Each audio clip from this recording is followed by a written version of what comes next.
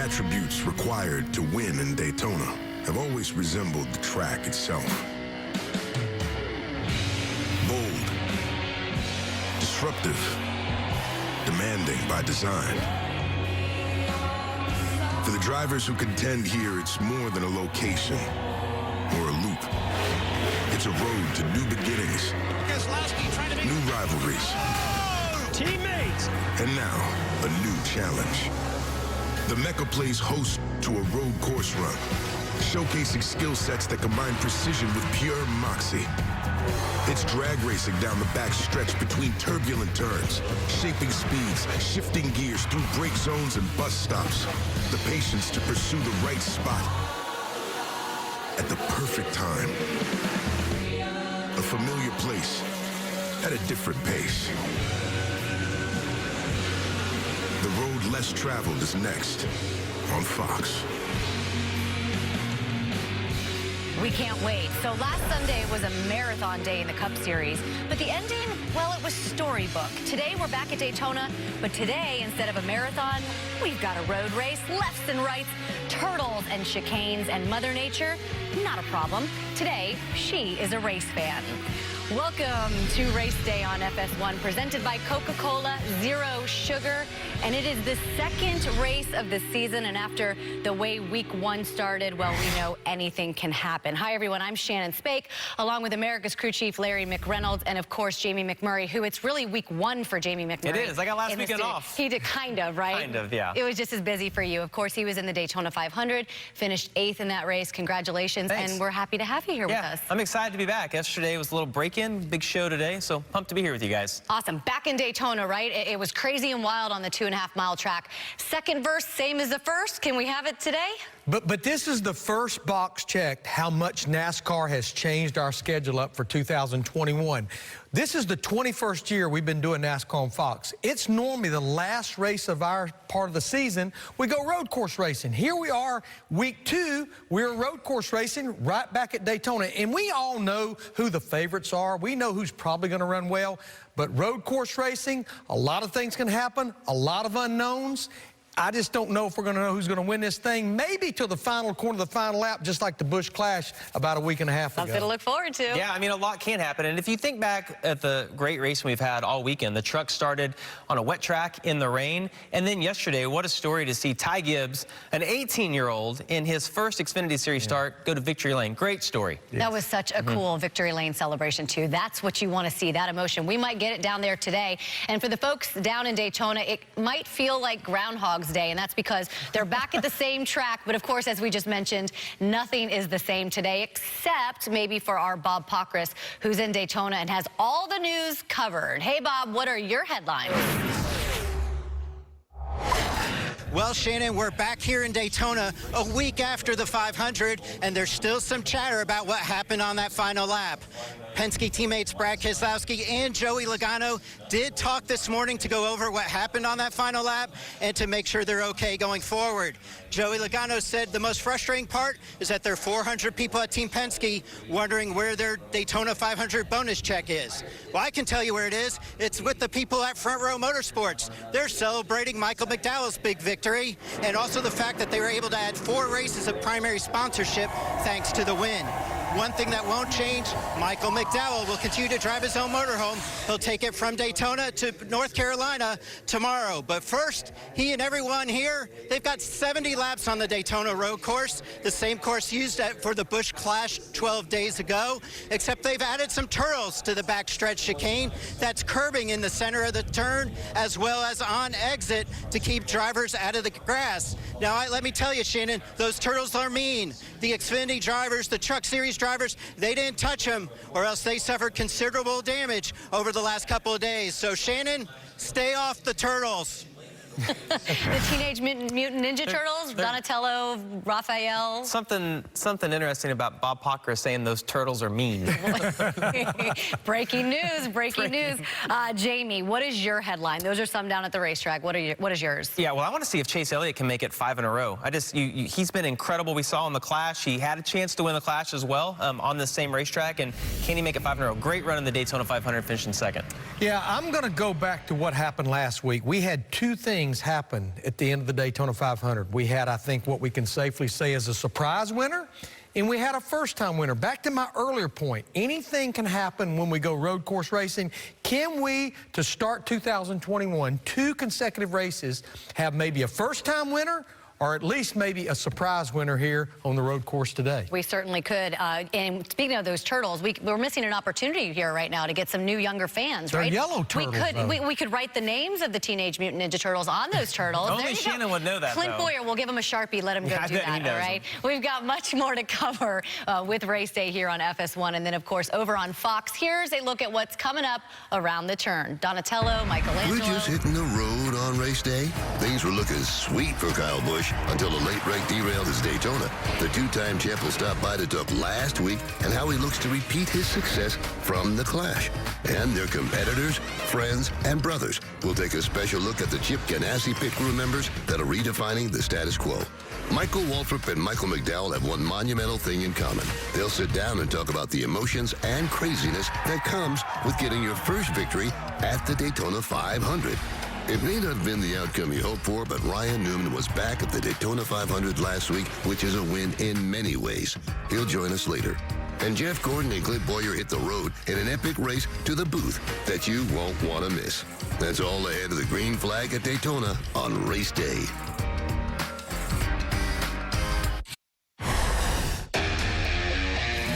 Expect the unexpected. It's the Busch Clash. Try to force a mistake is all Chase Elliott can do. He gets there. He's there. Elliott inside in the chicane. Ryan Blaney. Here comes Kyle Busch. And it's a drag race to the line. Kyle Busch is going to steal the Busch Clash. How about that? Last week was Kyle Busch's first win on a road course in a Cup car since Sonoma in 2015. Take a look right there. You see all of his finishes. He, of course, has 2 at Sonoma, 2 at Watkins Glen, and then he was able to do it in the Clash last week. Looking to add to that in just a few hours. Kyle Busch joining us now from Daytona. Hey, Kyle, thanks so much for taking a few minutes. I love the fact that there are blue skies behind you, first of all. But we did just mention your last points-paying road course race was in 2015. How would you assess your road course program right now with that 18 team? You know, it's a new program essentially with Ben Beshore being on board. We've got a whole new group here, but you know, as far as like winning it in 2015 and not winning since, there's been a lot of races at Watkins Glen I feel like I threw away, and chances that we had for shots of wins that just didn't materialize there. So, you know, Sonoma's a little bit more tricky for me. You know, I can run top 3. I think I finished second to Truex the last time we were there. So there's some good events on the road racing for me, and I feel like I'm a better road racer now, obviously, than what I was in the beginning of my Cup Series career. But there's also some other guys that have kind of jumped right in here that are really good right now as well, too, most notably Chase Elliott. So, Kyle, last year, getting that win late in the season, and we know it had to be tough on you and the 18 team, but you mentioned a new crew chief, Ben Beshore.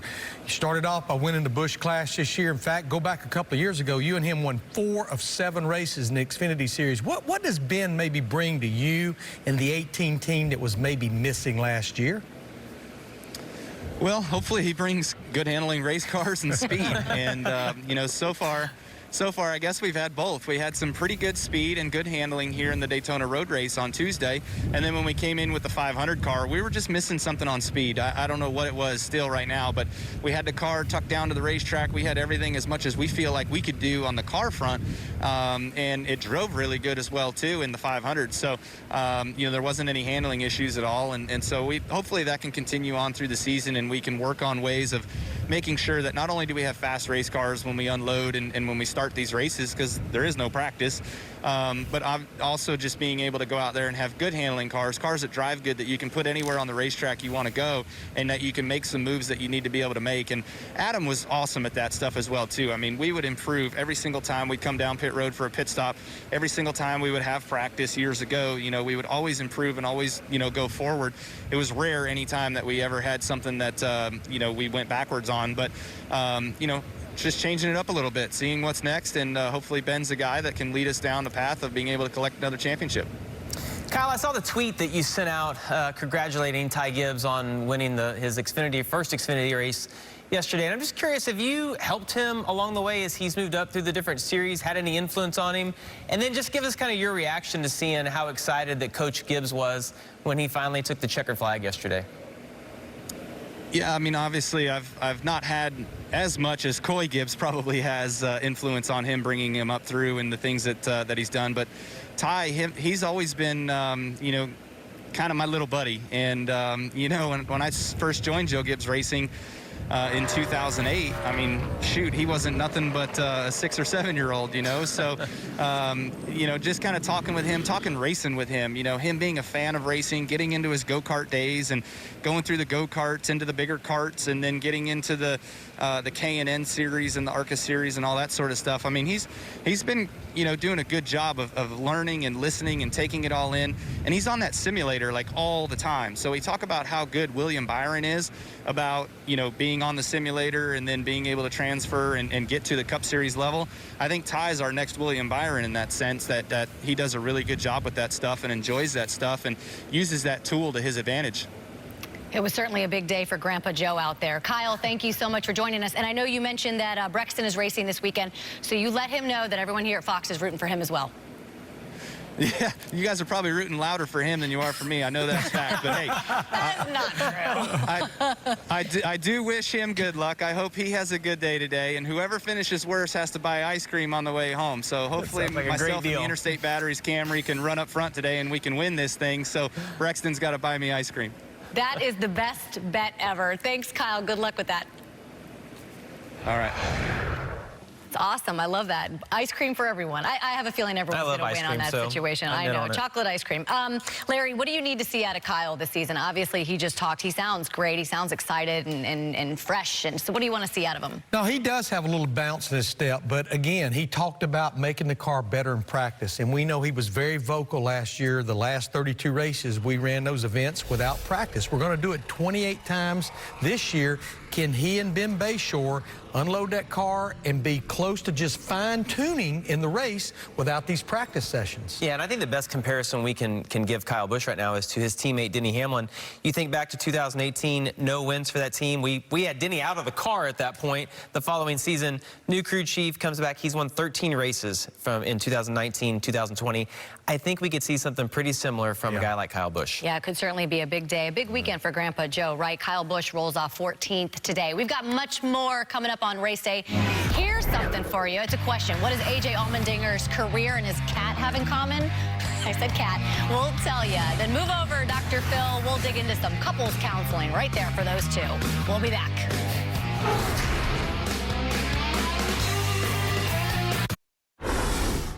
Welcome back to Race Day on FS1, presented by Coca-Cola Zero Sugar. So happy you're here with us today. One guy that's happy to be in the race today, A.J. Allmendinger, certainly one of the more unique drivers in the field. And his biggest fan is his furry little friend. Hi, I'm A.J. Allmendinger. I'm the dad of Mr. Tickles. We rescued him as a stray. Sometimes I feel as a stray. He definitely has 9 lives, and as of right now, I feel like I have 9 racing lives. The schedule this year, it looks totally different. We're not on a super speedway. We're on the road course. A.J. Allmendinger, he was known as a road racer, and A.J.'s a great road racer. Hey, it's great to have something where people look at you and say, you know, we want you to do this for sure for us. It's something that I've always enjoyed. It's been my background, you know, since I was 11 years old, was road course racing, and I love to do it. To be a road course racer is even more critical than it's ever been, and it seems like it's going to continually go that direction. Meow, Larry Mack. Call him Kitty Cat. I just wanted him to say meow. So Jamie's weird. a cat guy, so you're not going to hear the words kitty kitty in today's race, but you're going to hear stuff like chicane and the bus stop. But according to you, that's not the toughest spot on this track. Let's bring up our iRacing track map. Show me the trouble spots, Jamie. Yeah, well, everything you said is a trouble spot, but I think that turn 1 is the one that sticks out the most. You have that huge transition from the main oval to the road course. Right here, Kurt Busch started on the front row of the class. You see, he still hasn't let off the gas yet, and it's really hard to judge the breaking point on a restart because it's a different breaking point than what they have on their green lap. We're going to see right here the difference in speed and breaking points on a restart versus a green flag lap, and that makes it tough to judge for these guys. The other thing that you need to look at is the fact that you have such a runoff area in turn one, Larry. So if you do overshoot the corner, it's forgiving. Yeah, if I was one of the crew chiefs for these 40 drivers, I've got a lot of information in my data bank. I watched the Busch Clash, I watched the truck race, Xfinity Series race, and I know it can be inviting to drive it off in there and get all you can while you can. But if you go in there and you do what Kurt Busch did, or you spin out, or late exit of turn one, you're off in the grass, or you knock the nose of the fenders, we've taken 2 steps forward and 8 steps back. In like a lamb, out like a lion. 2 steps forward, 8 steps back. That's not good. That does not equate to good. A good day. So there is a good chance feelings are going to get hurt in Daytona today. After all, you do everything that you can to win the race. And last Sunday, well, the teammates of Joey Logano and Brad Keselowski weren't too happy with each other. Joey said being a teammate is like being in a marriage. You don't have to agree. You have to move on through the good and the bad. Love, some say, is eternal. Others say it's like a fiery, burning wreck on the last lap of the Daytona 500. Teammates! But either way, true love comes with its ups and downs. And relationships are often like a race. Parts of the race might be exhilarating. Parts might require you to trade some paint. Just know that for every feud, can't drive everybody else's car. It's just racing, things happen. there will be some amazing joy-filled finish lines and celebrations. Just maybe not for you two, since, you know, you guys keep wrecking each other. But for someone. Because remember, guys, Life is a team sport. Oh, we love these two. I don't know about Joey's marriage, Larry, but my marriage, when there's an argument, I say, yes, ma'am, you're right, and we just move on. That's not what I say. I tell Linda, if I agreed with you, that means we both would be wrong. That's not, Shannon, that's and not how it works in my that's house. why he sleeps here at FS1 during the NASCAR season. All right, let's get to Joey and Brad. Where does it go with these guys? Well, I'm going to go back to something Joey Logano said on this set earlier in the week on Race Hub. We do have one of the most unique sports that there happens to be. We have teammates, but we race against them. I go back to Robert Yates. One reason he was always reluctant to start a second team, he said, when they make victory lane big enough to put 2 cars in, I'll consider starting a second team. But the irony of this whole thing is when Roger Penske was thinking about hiring Joey Logano before 2013, Brad Keselowski was a guy standing there going, I want him to be my teammate, but we just have seen this relationship deteriorate ever so slightly over the last few years. You're just talking about 2 of the most competitive race car drivers in that garage area. Bob Pocker said that they did speak this weekend. Does this concern you at all? No, I don't care if Brad and Joey get along. I honestly, like, even as like a team owner, I would like for everybody to get along, but I don't think it matters.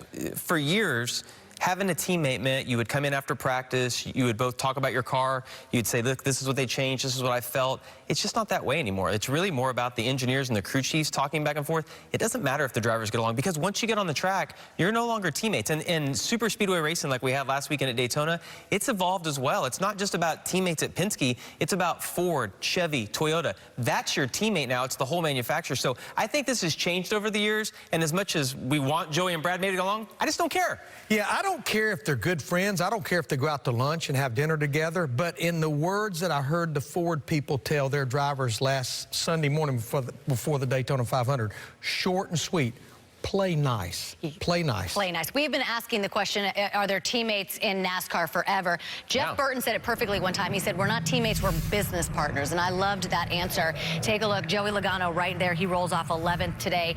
Brad Keselowski will roll off 15th. So there's a good chance early on this race we might see these 2 guys play nice, right? Play nice. Play nice. All right, straight ahead. Denny Hamlin, hey, he wants you to help him name his album and songs. We have a couple of ideas for you there, Denny, and we'll show you what they are. Plus, we're going to play a little game we like to call What Are the Chances? That's coming up next on FS1.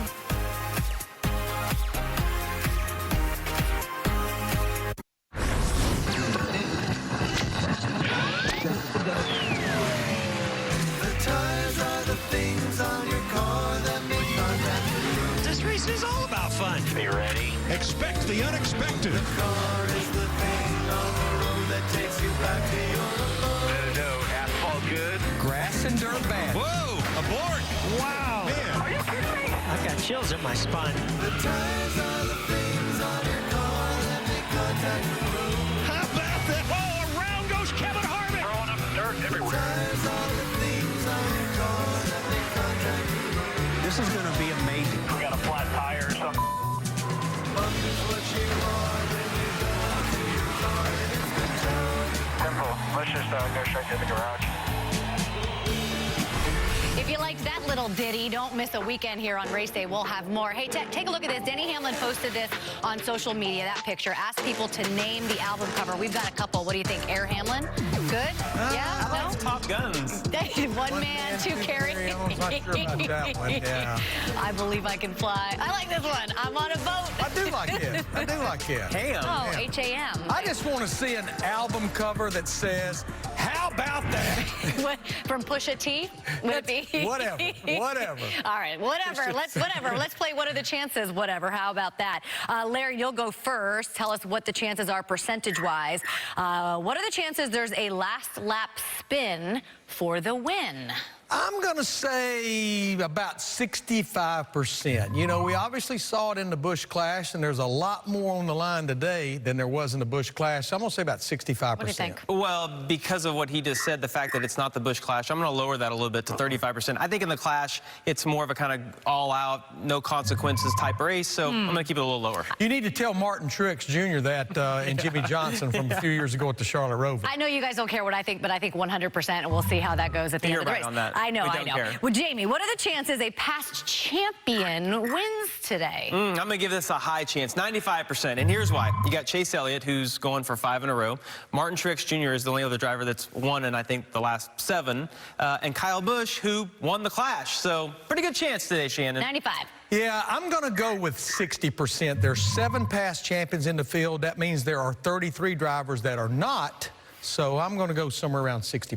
C7, 33, 6 back, 4 forward, yep, all that stuff. Sure. What are the chances that A.J. Allmendinger is in the top 10 at some point in the race before the end of stage 2? Yeah, that's a lot of racing, and he's going to have a fast race car. Nobody has more laps around this track than A.J. Allmendinger. The caveat is the way strategy will work, especially starting as a deep, but I'm still going to give her 80%. Yeah, and I'm going to give it even more. I'm going to go at 90% because of the fact there's a lot of racing.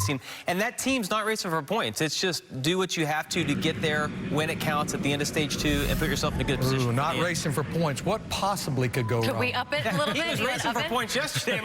Exactly. He had a fast car yesterday. All right, so there's no question that the drivers get the glory. They are the face of the team.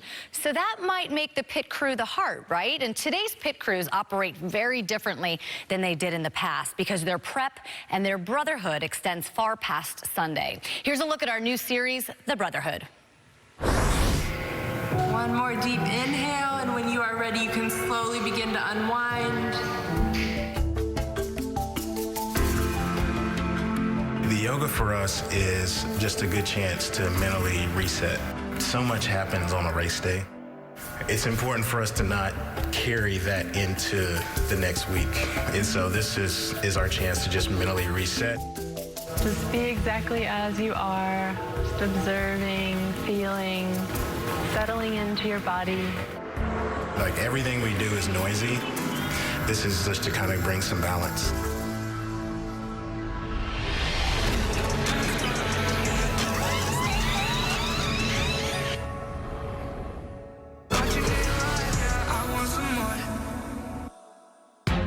We're going to just look at the dual stop. This 13.3 was the second fastest stop of Speed Weeks. You know, every Tuesday, we watch film together as a team, kind of clean up little details that come about during the race. Kimmerer, I'd just be a little careful on wrench toss. Oh, yeah, that one popped out. If the wrench goes back over the wall, then it's a penalty. So, you know, we just try to make sure that you're just taking care of those type of details. A lot of what I wanted to talk about today was professionalism and awareness. It's not easy to sit and tell somebody, hey, man, you had a really bad day. Marshall? Here we go, the big time stop. Oh, baby. We'll watch it. the right side was likely quite a bit lower than he anticipated, so the jack didn't get all the way under the car. By the time he hustled around to the left, the handle didn't get tight, so the car came down. Set the jack, be deliberate about it, especially first stop. The first stop will never win you the race. It can lose it for you. Stop 6, 7, make a much bigger difference. And we didn't get to get that. That's the bad thing about and that's the racing. Yeah. You might get one and that's it. Tire blew. They're going to put us on the hook. All it is making sure that mistakes don't compound on each other. Hey, this is my first stop on the wall Daytona, bro. All this is a learning experiment, and that right there alone, you know, when I see that, I know what to do. Cool. That's all I got, guys. Appreciate it, Rose. Hey, now let's go do some pit stops. My main focus is going to be jack placement, getting the peg so everybody can do their job. I think he's asking all the right questions, and I know the next race is going to be amazing for him. So Vegas, road course is going to be higher. Yeah. I'm confident it's leaving out of the film room.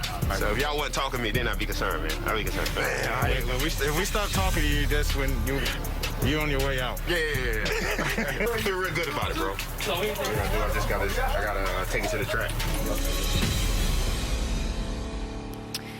You can check out part 3 in the series. It airs Wednesday night at 6 p.m. Eastern, Race Hub on FS1. And, of course, you can catch the entire series at NASCAR.com. I think that that's so cool to kind of pull back the curtain and see what these guys do. And there's so many parallels between what they do on pit road and, say, like basketball or football. Yeah, that's because they all came from those different sports. And I know all those guys pretty well, and they're very serious. They're also goofball all the time. I was shocked I didn't make the yoga video, Larry, because I was actually there just on the... You were? No, really? I wasn't there, no.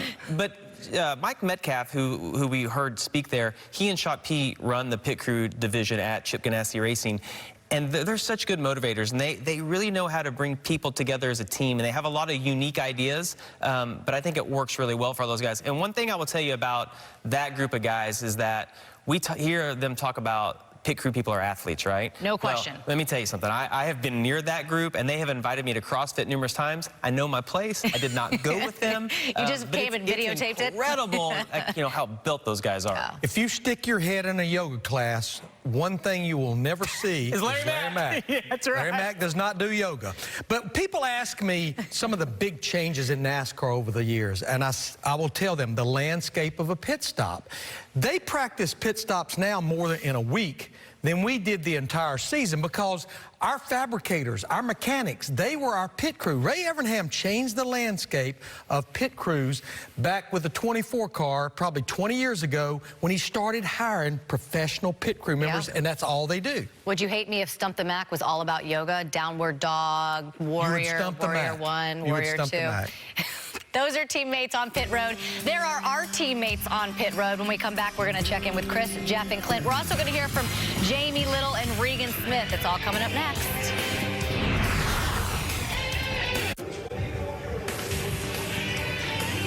Race day on FS1 continues live here in Daytona as we get you ready for the road course race. Coming up a little later on Fox, top of the hour. I'm Chris Myers. Thanks for joining us here trackside at the start of the grid. It's the place to be. It's where it all happens. Found a couple of drivers looking for a ride, and Jeff Gordon and Clint Boyer, you'll hear him on the broadcast. But in this broadcast of the road course here at Daytona, you're going to hear terms like bus stop and dogleg and horseshoe and turtles. Sounds more like a carnival than it does a race, but it'll make sense because you drivers have it figured out. And you're going to take us through a little bit what the driver sees and what those terms mean. And Clint, we'll start with you. I know brakes are a hot item. I think they are. It's going to be, if you're going to win this race, you're going to have to take care of your brakes. You're going to take a lap. This is a driver data. This is stuff that everybody, every team, every organization studies. One thing you're going to see here is the brake pressures at the bottom of your screen. Brake pressures are so important. You're going to taking care of your brakes. You see, the one thing that I like, Jeff, right here is through the infield. You see a lot of brake temperature. Brakes going up, up, up, up. Then you have that long straightaway to finally let these things cool off. Yeah, and here we come into one last braking zone, turn 6, and then you get this big launch onto the high banks here at Daytona. NASCAR turns 1 and 2 up through the gears, 2nd, 3rd, 4th gear, all the way up to over 190 miles per hour as you come into one of the biggest braking zones and passing zones. The bus stop, heavy on the brakes, left, right, left, back up into the banking here, and NASCAR turns 3 and 4. But Chris, it's not over. We got one more chance. Big dive bomb. We saw it in the Busch Clash for the win. One last chance in this chicane. Heavy braking zone. Always a good passing zone. And a great place for it to go wrong. That's all right. Kyle Busch survived the clash on this type of course. So nobody's won more road course races than you in NASCAR history. So like at home, some people are easier on the brakes than others to last. What about drivers in this race that have done it well? No doubt. You know, I think the best road racers, they know how to get some kind of clean air, maybe know when to back off a little bit and when to go for it. And if you look, actually, the car behind us, Chase Elliott, I think the best place you can cool these brakes and save these brakes is the opening on the grills. Let air get to those brakes and keep them cool. Yeah, but modulating, you got to do that with the pedal. Going in there, not slamming on the brakes. If you do that with these cars, they wheel hop. That rear end starts a hop. You slide to front wheels. We've seen a lot of that. Locking up those front wheels, flat spot in your tire could result in a flat tire. You got to take care of your brakes. Folks, what we're trying to say, your brakes are going to be an issue today. But flat spotting the tires is going to be another big issue. We saw it yesterday in the Xfinity race. Might have overheated brakes. Chase Elliott's won 4 road courses in a row. He won this race last year when it was run in August. More on that top of the hour with the race coverage, NASCAR on Fox. Right now, let's check in with our pit team, and we'll start with Jamie Little. Jamie? Well, with 5 road course wins, Chase Elliott is the winningest driver on this style of track in the field. And Chase, when it comes to this style of racing, you hear different approaches. Some say you have to be super aggressive. Others say you have to use finesse. What is your approach, and how does it work so well? Yeah, I guess just whatever you kind of need that day. I don't necessarily know that I sit down and have a super exact plan of how I want to attack the day. Just try to do what I need to do to go fast, and try to give good information to Alan and the guys about what I feel like the car needs to do that. And I feel like we just work really hard on putting emphasis on things that matter, and really just don't worry about things that don't. And we try to keep things really simple at the 9 team. So we're like I said, we try to be simple people, and we're not smart enough to do anything else. So we keep it simple and hope for the best. All right, keep it simple. I guess that's the key to winning here. He'll roll off from the pole once again. Regan Smith? Well, Jamie, undoubtedly one of the best road racers in the NASCAR circuit is Martin Truex Jr. So much success at all these road courses we're on. In particular, this Daytona road course, you have been fast. How much does that excite you about today? It definitely excites me. I think we've shown a lot of speed here. We just haven't been able to put it all together. So, after the disappointment of the clash last week, I've been kind of chomping at the bit, ready to get going in this one again. So, got another crack at it today, and hopefully we can, be mistake-free with our Bass Pro Camry and get it up front and stay there. Martin, I know you mentioned last week's disappointment in under yellow. I know you had a little bit of trouble getting the right course underway. Yes. So I'm going to give you this. I want you to put this on your dashboard today. If you win, I won't take all the credit, but I'm going to take some of it. So we'll make sure we tape this to the dashboard. So I noticed they put cones there. That was very helpful when watching it on TV. It's just one of the things, I'm all talking on the radio. I'm daydreaming about, okay, we can relax for a minute, talking about the car on the radio, trying to get ready for the stop. And I'm like, oh my God, I just drove by the chicane. That was the dumbest thing I think I've ever done in my entire career. So I appreciate the map. I don't need it, but I appreciate it. Thanks a lot. Shannon, I'm just looking out for him. He's going to have a good day today. Thank you, Regan. You got to send that map back so Larry McReynolds can put it in his folder. So last weekend, it was all about the Michaels, from Jordan to McDowell. So it's fitting that our Michael, Waltrip that is, continues the trend. Sitting down with his former driver to talk about the big win. Here's Michael and Michael.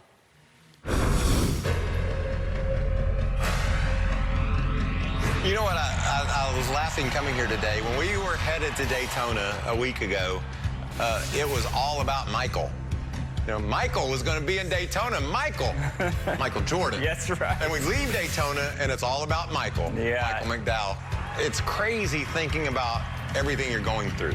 It's been overwhelming this week. You know when you drive down here that you hope you have a shot at it. So much has to go just right to get into that position, and I think that there was a lot of those weekends where you're just like, man, what am I doing here? For me, it was always about, yeah, but if you keep doing this, one day you'll get a shot. You know, I never would have thought of in the Daytona 500 and to be a Daytona 500 champion, so it hasn't all sunk in. Showtime at Daytona now. All the marbles on the table. I've talked to many of your competitors, and I'll tell you what one of your friends said. Michael McDowell is the nicest guy when he's not in the car. And that person was Joey Logano. Do you agree with Joey's surmise? Yeah, I do, you know. White flag. I'm paid to drive a race car, and I drive my guts out. The run's on top. Oh! Around they go in a hard crash. Michael McDowell has won the Daytona 500. I can't believe it. I can't believe it, man. Trophies are awesome, and you know, to have the Harley J. Earl in my house, that's amazing. But those friendships will last forever. I love you. It just means so much. You know, my family means so much to me. I gotta keep it together. If they were there, I don't think I'd have been able to keep it together. I know I wouldn't have, because as soon as I called them on FaceTime, I just started losing it. You know, my son, he's old enough to get it. Daddy, how come Keelan's daddy wins every weekend? Yeah. How come Brexton's daddy's always in victory lane? Well, when are you going to get to victory lane? And it's one of those opportunities where I've had before this to tell my kids, life's not always fair. You just don't know if you ever get a shot again. But you're going to fight hard. Even if I hadn't won the race, it's still a privilege to be one of 40 every weekend. And so when I saw my son afterwards, I said, buddy, we won. What do you think? He's like, don't give up. Daytona 500, are you kidding me?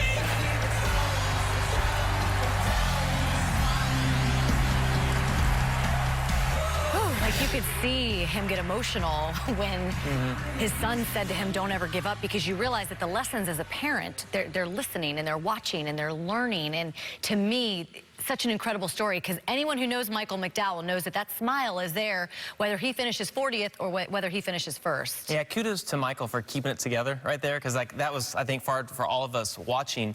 And the thing that resonated with me listening to that piece is he talked about his oldest son, Trey, saying, you know, Dad, why is Keelan's dad and Brexton's dad always winning? Why aren't you?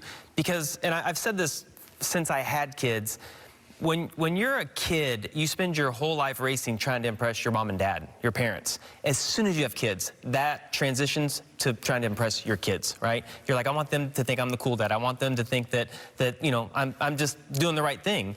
And then the fact, you know, and Shannon, you led to this, that we try to lead by example, and never giving up is something that everyone tells their kids. And for him to kind of prove that, you know, to his kid, it's so cool that Trey said that to him. Yeah, and because of the way the field is set, he's going to have a great look at the green flag waving, because he's going to start right up there on the front row besides Chase Elliott. So great starting spot, and he's a good road racer. He finished 10th at this road course race back in August. But I want to say Michael Waltrip did a really nice job with that, and I thought Michael was the perfect guy to do that interview, because they can relate so much.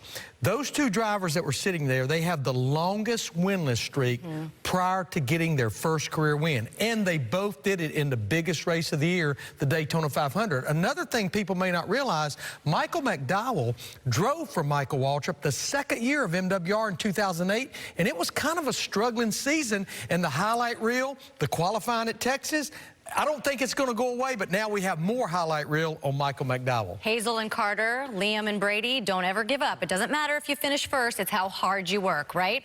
That's our advice. Coming up, a chance to win $10,000 of Clint Boyer's money. We'll tell you how you can do it when we get back.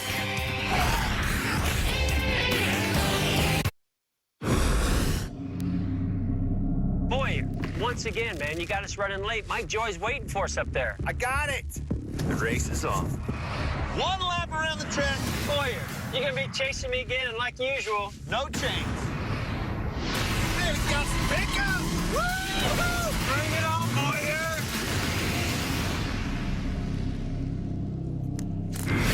Do you see those guys? I saw them doing that live, so I can't. I have a saying.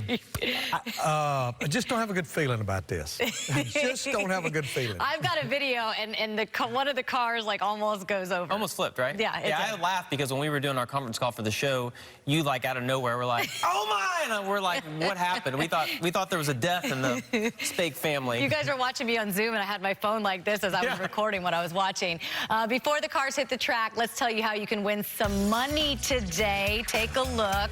You can enter Clint's Fox Bet Super Sticks Stage 2 contest for your chance to win $10,000 of Clint Boyer's money. All you have to do is download the app and answer 6 questions about Stage 2 for your shot to win. It's free to play. Don't miss out, and play while there's still time to do so. So we're going to help the folks at home out. You ready? Okay. You want to help them out? I got a couple questions. I am. These they're ready for these questions, folks. That sure so is it's not nice like of stumping Clint back. to put his money up like that. Would you rather have Jeff Gordon's money? I think Jeff has a lot more. I think I would. I'll take either one of them. Either one of them, all of it, $10,000. Not discriminate on that. So Larry, how old will the winner of Stage 2 be? Oh, so considering there's a couple of 40-year-olds that I think will run well, it makes me where I don't have to do the math like you had me doing yesterday. How many turns will there be in the Xfinity Series race? But Martin Truex Jr. is 40, Denny Hamlin's 40, so 37 or older. There you go, 37 or older. I like that. Question 2 there, Jamie. Which of these drivers, we'll pop them up here in a second, will have the fastest lap by the end of Stage 2? Well, Shannon, if you'll pay attention for like the next 5 minutes of this show, there's going to be a common theme here of a name that I'm going to say. And I'm going to take Chase Elliott right here. You're giving away the lead right there. Did you watch the Xfinity show yesterday? Allmendinger and Cindric. All right, question 3, Larry. Which manufacturer will win Stage 2? Well, I'm going to keep my theme going. The 2 drivers that are 40 years old, Denny Hamlin, Martin Truex Jr., they do drive a Toyota, so Toyota. There you go.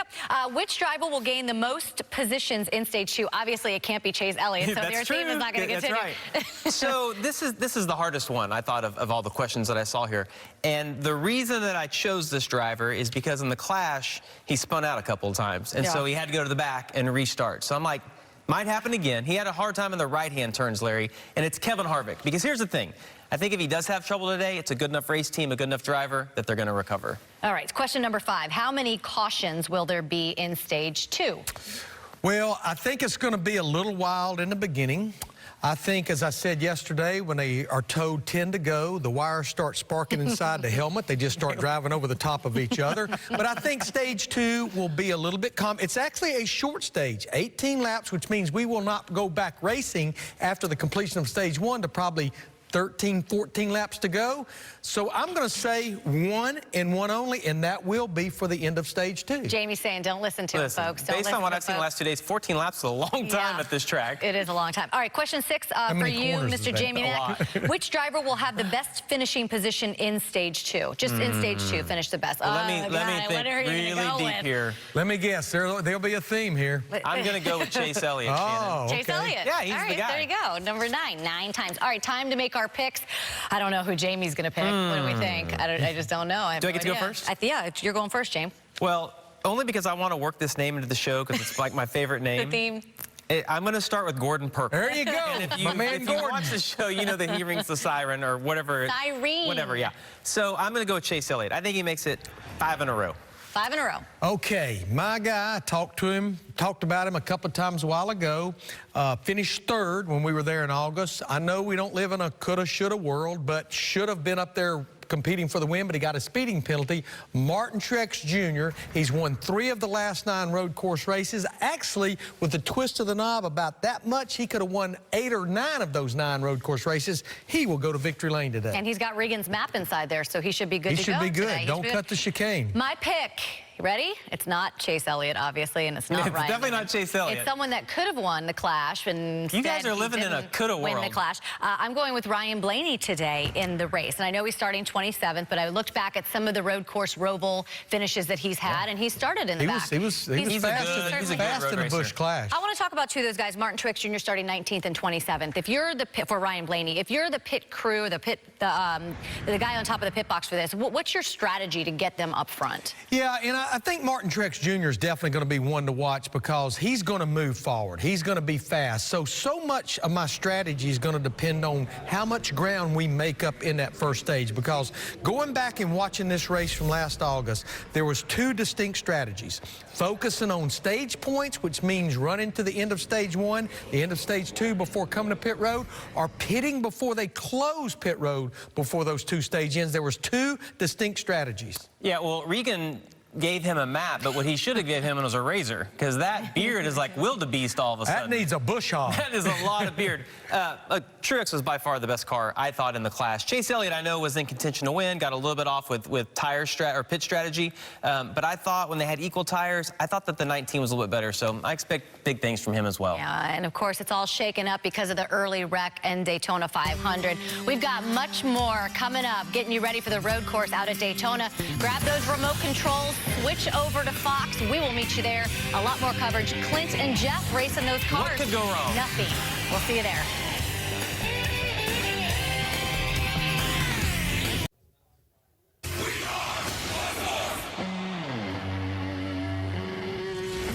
The attributes required to win in Daytona have always resembled the track itself. Bold, disruptive, demanding by design. For the drivers who contend here, it's more than a location or a loop. It's a road to new beginnings, new rivalries, teammates, and now a new challenge. The Mecca plays host to a road course run, showcasing skill sets that combine precision with pure moxie. It's drag racing down the back stretch between turbulent turns, shaping speeds, shifting gears through brake zones and bus stops. The patience to pursue the right spot at the perfect time. A familiar place at a different pace. The road less traveled is next on Fox. We welcome you live at a beautiful day to go racing in Daytona, Florida. Race day coming to you from the track. Daytona 500. This will be about half the miles on this road course that you'll see today. And there is the winner, the upset winner, Michael McDowell in his Ford of the Daytona 500. But how will he do today on the road course? Temperature in the 60s. There is no rain in the forecast, as race day presented by Coca-Cola Zero Sugar. And we're on scene. We're actually on the track. You can see the cars behind us. This is the place to be. Nothing like being here at the racetrack. And we have the Hall of Famer, Jeff Gordon, the driver next door, Clint Boyer. I'm Chris Myers. This is the first of 7 road courses on the schedule this year, the most ever that they're going to have on their schedule. And you've won. You were the king of the road courses more than anybody else. In fact, our road scholar, we'll call you. All right. So how about the drivers today? And we see the cars lining up. I would assume the defending Cup champion, Chase Elliott, probably the favorite coming in since he's been on a hot streak with road courses. He really has, Chris. And I mean, he's the current road course king. He's already won 4 in a row of the last road course. He's going for 5 in a row today. And he's going to be starting on the pole position because of that great finish in the Daytona 500. He has an excellent shot at actually getting that 5th in a row and going on to do a lot more on the road courses with all of them, like you mentioned, this year. Wait a minute, Jeff. You can't ever outrun old Momentum. Michael McDowell. He's starting up front. He's the Daytona 500 winner and a handful of momentum on his side. Look out for this. And guy. a heck of a road course race. That's right. Yeah, and some other guys to watch, Kyle Busch, Martin Truex, guys who have done well on the road course. You even won on a road course. What do you mean? A lot more. We kid, we care. A lot more coming up. You're going to hear from Charlotte as the crew there is ready to take it over. But first, here's what's around the turns. We're live in Daytona. Still ahead, we'll hear from Ryan Newman as he gets ready to make his second official run on Daytona's road course today. Then Michael McDowell sits with our Michael to express what it meant to have his name etched in history as a Daytona 500 winner. Michael, check out the hardware they gave me. I know, I got 2 of those. Just before we put it out on some unexpected moves with Jeff and Clint. That and more as we get you to Green Flag.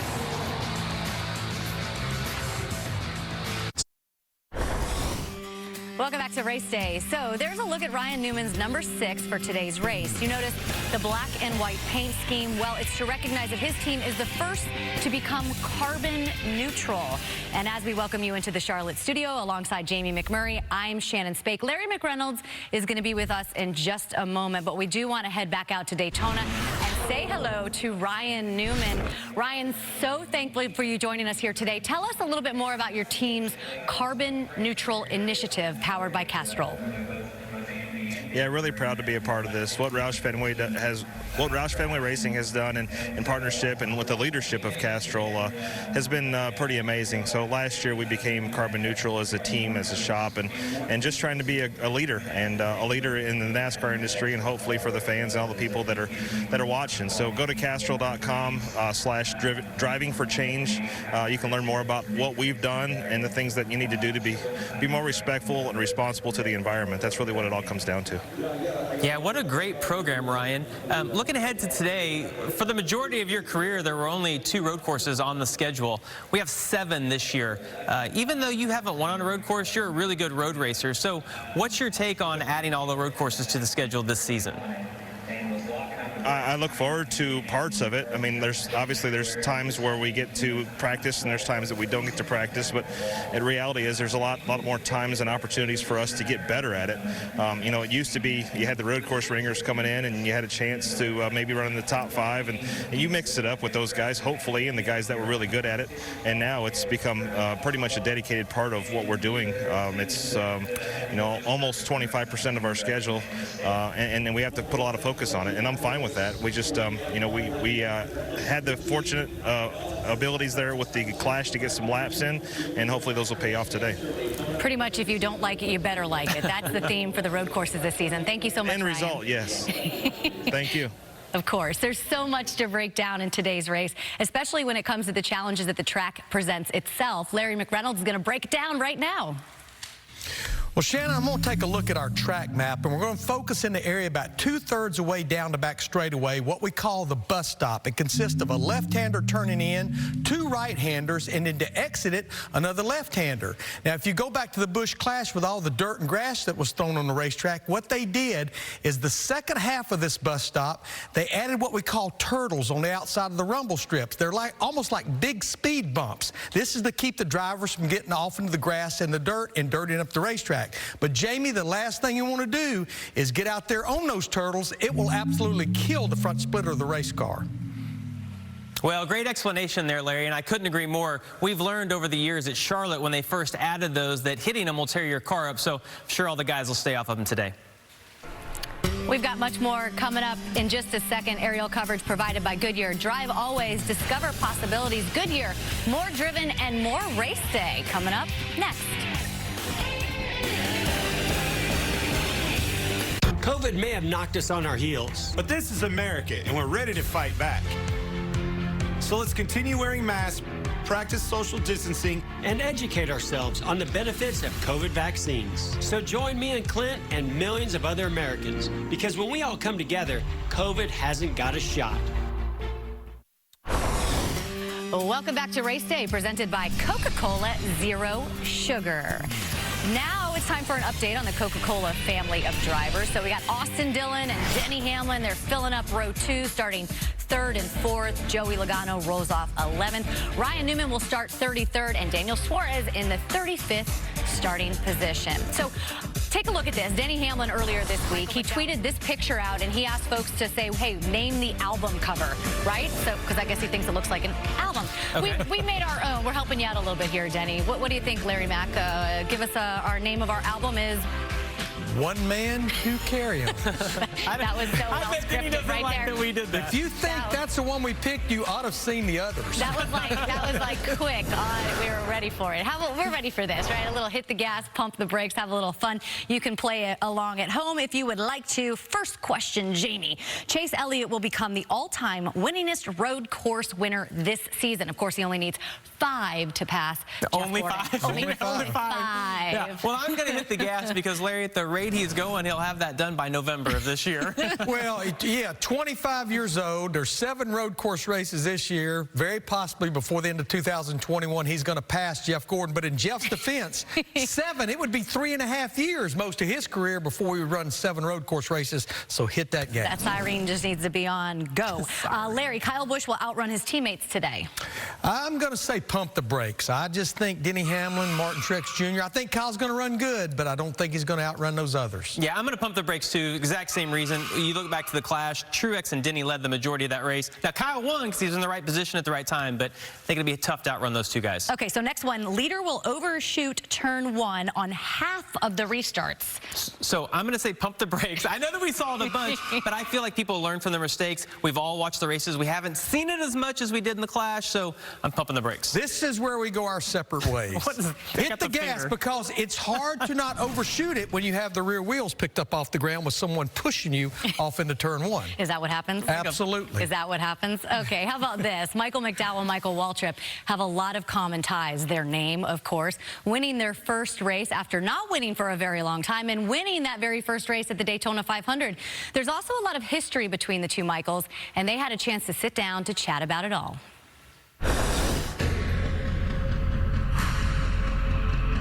You know what, I was laughing coming here today. When we were headed to Daytona a week ago, it was all about Michael. You know, Michael was going to be in Daytona. Michael Jordan. That's right. And we leave Daytona, and it's all about Michael. Yeah. Michael McDowell. It's crazy thinking about everything you're going through.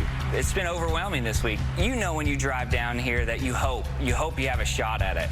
So much has to go just right to get into that position, and I think that there was a lot of those weekends where you're just like, man, what am I doing here? For me, it was always about, yeah, but if you keep doing this, one day you'll get a shot. You know, I never would have thought of in the Daytona 500 and to be a Daytona 500 champion, so it hasn't all sunk in. Showtime at Daytona now. All the marbles on the table. I've talked to many of your competitors, and I'll tell you what one of your friends said. Michael McDowell is the nicest guy when he's not in the car. And that person was Joey Logano. Do you agree with Joey's surmise? Yeah, I do. You know, white flag.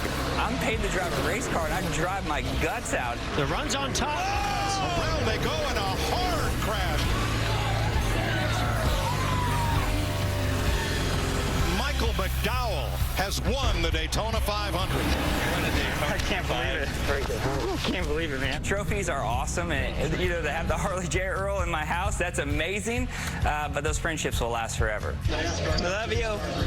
It just means so much. You know, my family means so much to me. I gotta keep it together. If they were there, I don't think I'd have been able to keep it together. I know I wouldn't have, because as soon as I called them on FaceTime, I just started losing it. You know, my son, he's old enough to get it. Daddy, how come Keelan's daddy wins every weekend? Yeah. How come Brexton's daddy's always in victory lane? Well, when are you going to get to victory lane? And it's one of those opportunities where I've had before this to tell my kids, life's not always fair. You just don't know if you ever get a shot again. But you're going to fight hard. Even if I hadn't won the race, it's still a privilege to be one of 40 every weekend. And so when I saw my son afterwards, I said, buddy, we won. What do you think? He's like, don't give up. Daytona 500, are you kidding me?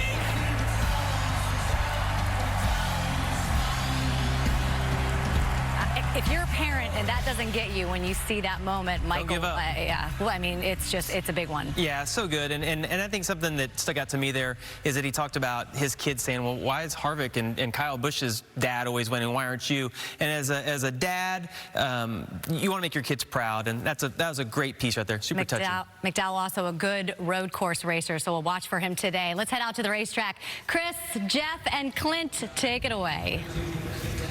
All right, thank you, Shannon. There's Brad Keselowski, the only previous Cup champion in this race who has yet to win a road course race in his career, and his Penske Ford teammate Joey Logano. He has won, of course, at Daytona 500. Those two tangled last week with a chance for both of them to win the Daytona 500. Clint Boyer, people want to know who's at fault here. Your teammates, come on. I'm going to tell you, neither one of them, in my opinion. Going for the biggest race of your career, the Daytona 500. Made the move with a big run. Joey made the block. End of the day, that's what happened. Had Joey not put the block on, he still has a shot at winning this race. I think that you're going to look at that a different way if you know, the next time you have that chance. Well, obviously they wrecked, but come on, Jeff. You telling me you wouldn't have made that block? It is you telling me you wouldn't have made that run? I might have. Easy, though, but do you put the team ahead of yourself individually?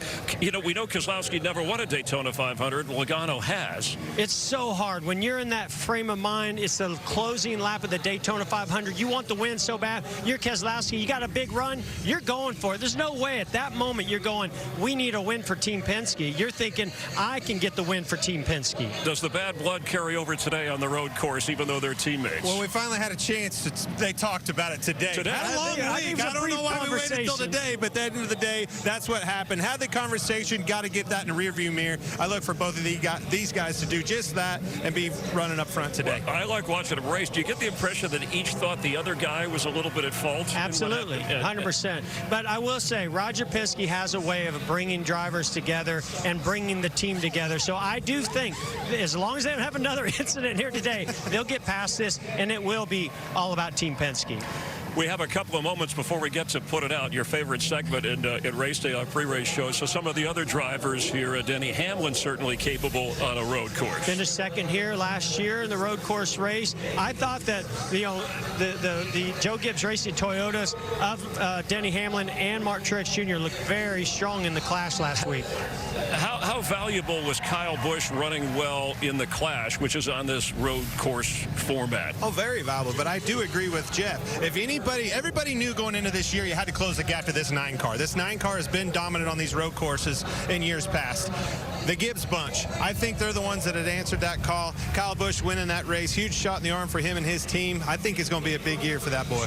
And how about Kevin Harvick? This road course has not treated this guy kindly. Here's a guy that won 9 races last year, past champion. I mean, he just has dominated the sport, but boy, it's been everything but that here at this Daytona road course. Yeah, Harvick in the second race of this entire season. Last year won more races during the regular season. You know, Bowman and Eric Jones, guys that might maybe not be favorites, but have a good shot of showing up well here today. Oh, I think so, definitely. And I just talked about the 9 car. By the way, that's a 9 car teammate. You're looking at the data. If I'm Alex Bowman, I'm going to put on the show, and that's how I'm going to do it. I'm going to pay big time attention to what that 9 car is doing on this racetrack. You think you're having fun now, standing out here on the track. He just said he wished he was racing because the weather's so good in the cars. But let's go to Put It Out, and each week you can hashtag at Race Day and Fox NASCAR FS1 to send in yours. And this is throwing caution to the wind, Jeff. Yeah, we're going to go to Lancaster Speedway, Lancaster, New York. And driver Jim Bryan gets turned into the wall of the pit lane and flips upside down. Put it out. Luckily, Jim was okay. Here it is again because it's so good. Everybody okay? That was a perfect flip. What do you mean is everybody okay? I'm just assuming. All right, I'm going to go a little bit different here since, you know, I'm used to the push mower, but how about lawnmower racing? This is from 2016 in Morton, Washington. This looks like some of my family members, my brothers working there. Lawnmower. It goes through the hay, into the fence. How do you get that driver to calm down? Get off the gas, boy. And put it out. Put it out. Get him out. Get him out. Hold on, folks. Let's saving the best for last. Our very own, Chris, Jeff Gordon and Bugs Bunny. I said Bugs Bunny. Teeing it up, 2002 golf cart race. Watch this. Gordon's on the pole, coming off at 2. Wait a minute. Where'd you go, Jeff? You threw yourself off the golf cart. Poor old Bugs come off at 2. No driver. Put it out. I can't believe you bailed on Bugs. Listen. How do you throw yourself off a golf cart? Took the governors off that thing. I went in the corner so fast and turned the wheel. Boom.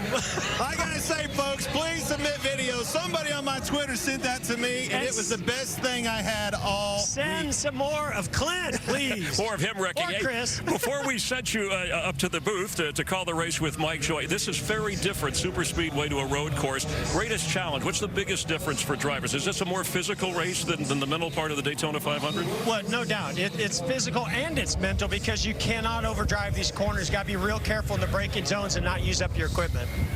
love this racetrack. I really do. Always produces great racing, whether it's a marathon 24-hour Rolex race, whether it was that short Busch Clash, and it's certainly going to pay out for us today. Love this racetrack. Well, we appreciate you coming down here and chatting on race day, the pre-race show on Fox. Counting it down to the start of the race. You got to get up there and join Mike Joy. You got a long road ahead. I hope you guys make it in time. We ran a little long with you. We got it. You we sure? can make up. You're okay? Don't worry about it. All right, I'll be tap dancing here in the meantime. Stay with us. You're watching Race Day live from Daytona. We go from a super speedway to a road course. Challenging for these drivers and challenging for Clint and Jeff. They got to get up to the booth. It's a long way to go. I hope they make it. Stay with us. I hope you will.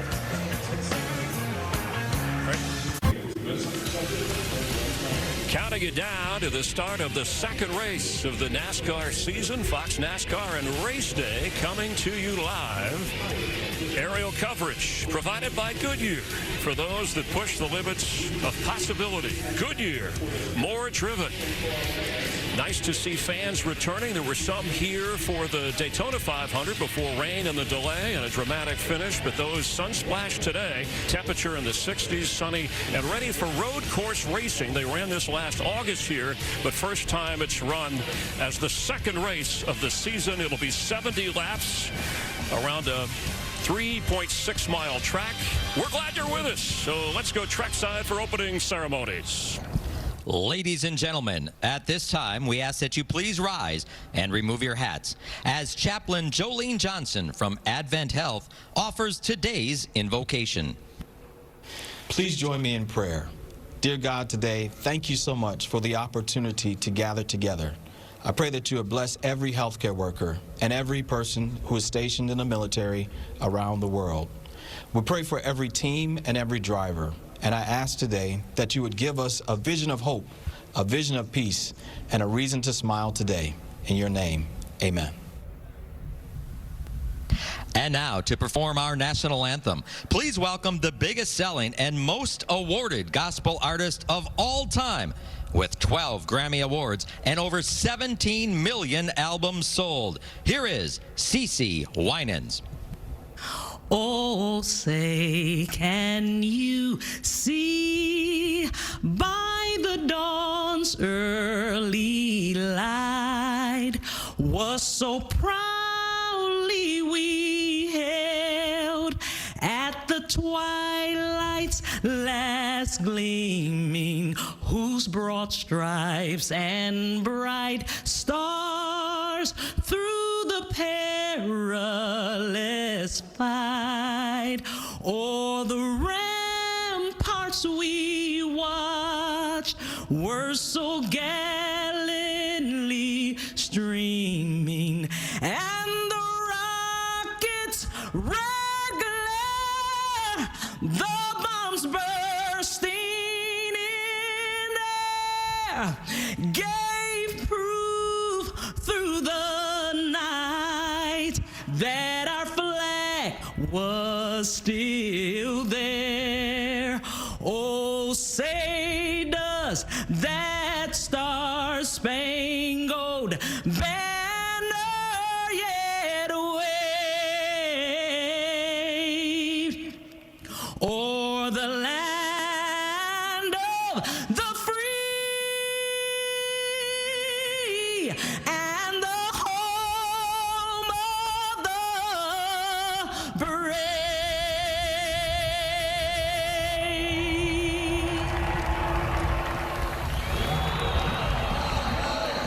The drivers are ready. The fans are excited. Does Chase Elliott keep his road streak intact? Does McDowell go back-to-back? You're watching live on Fox. Boyer, once again, man, you got a slate. Mike Joy's waiting for us up there. Wait a minute, Jack. I got it. Say a little race. Oh, you're on. Let's do it. We're going to settle this once and for all. One lap around the track to the booth. It's a race. Boyer, you're going to be chasing me again like usual. No chance. Oh, yeah!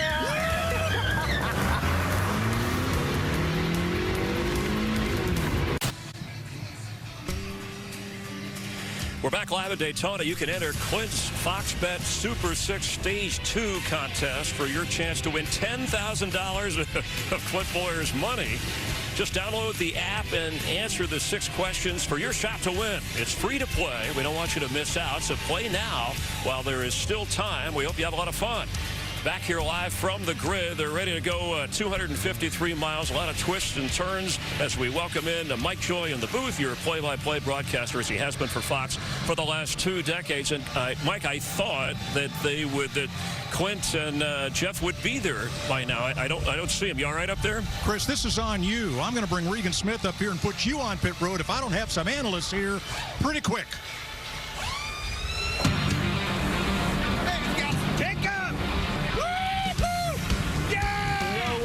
This guy beat me. No way. Gonna run me wide right again. Whoa! Oh, watch this dive bomb, Boyer. Dive bomb. Whoa! That's my smoke screen. Pretty narrow right here, boys.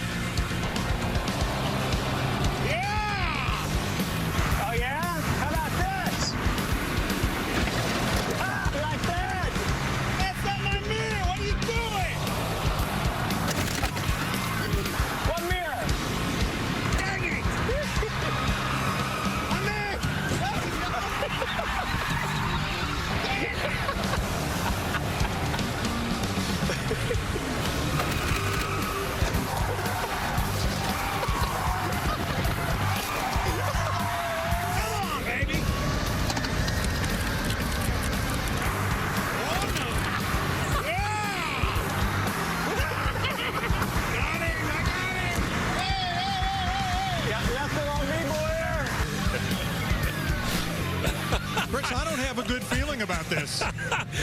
No wonder they didn't make it to the booth. I think they saw the Days of Thunder movie just a few too many times, Mike. They want to live it again. But once a driver, always a driver, even on their way to the booth. Yeah, let's see. It was the Radiator, wasn't it? Yeah, it must have been the Radiator. I don't know who won. Maybe they'll tell you. Hopefully they'll make it to you when we start the actual race. Right now, let's stay down here for more pre-race ceremony. Race fans, here to say the most famous words in motorsports. From the Netflix's The Crew, actor and comedian Kevin James.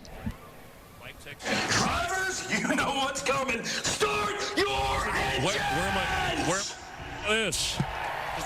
You're leading the brake.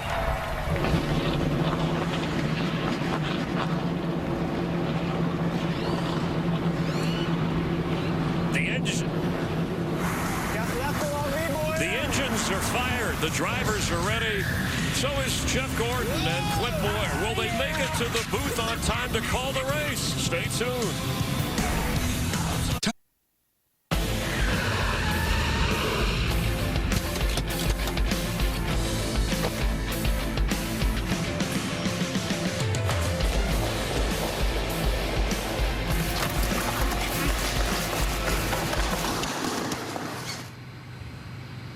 Playing catch up again, Boyer. No way. Too close to call. Too close to call? What is this, Days of Thunder?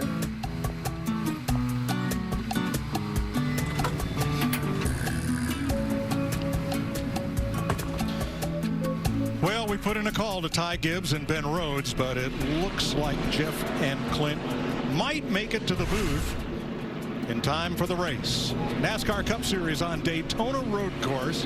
So while we await our expert analysts, let's take a look at this 14-turn road course. They'll run almost 1,000 corners, including the bus stop. It's not a chicane, but this is here on the front straightaway. 3.61 miles per lap, 14 corners, almost 1,000 turns total.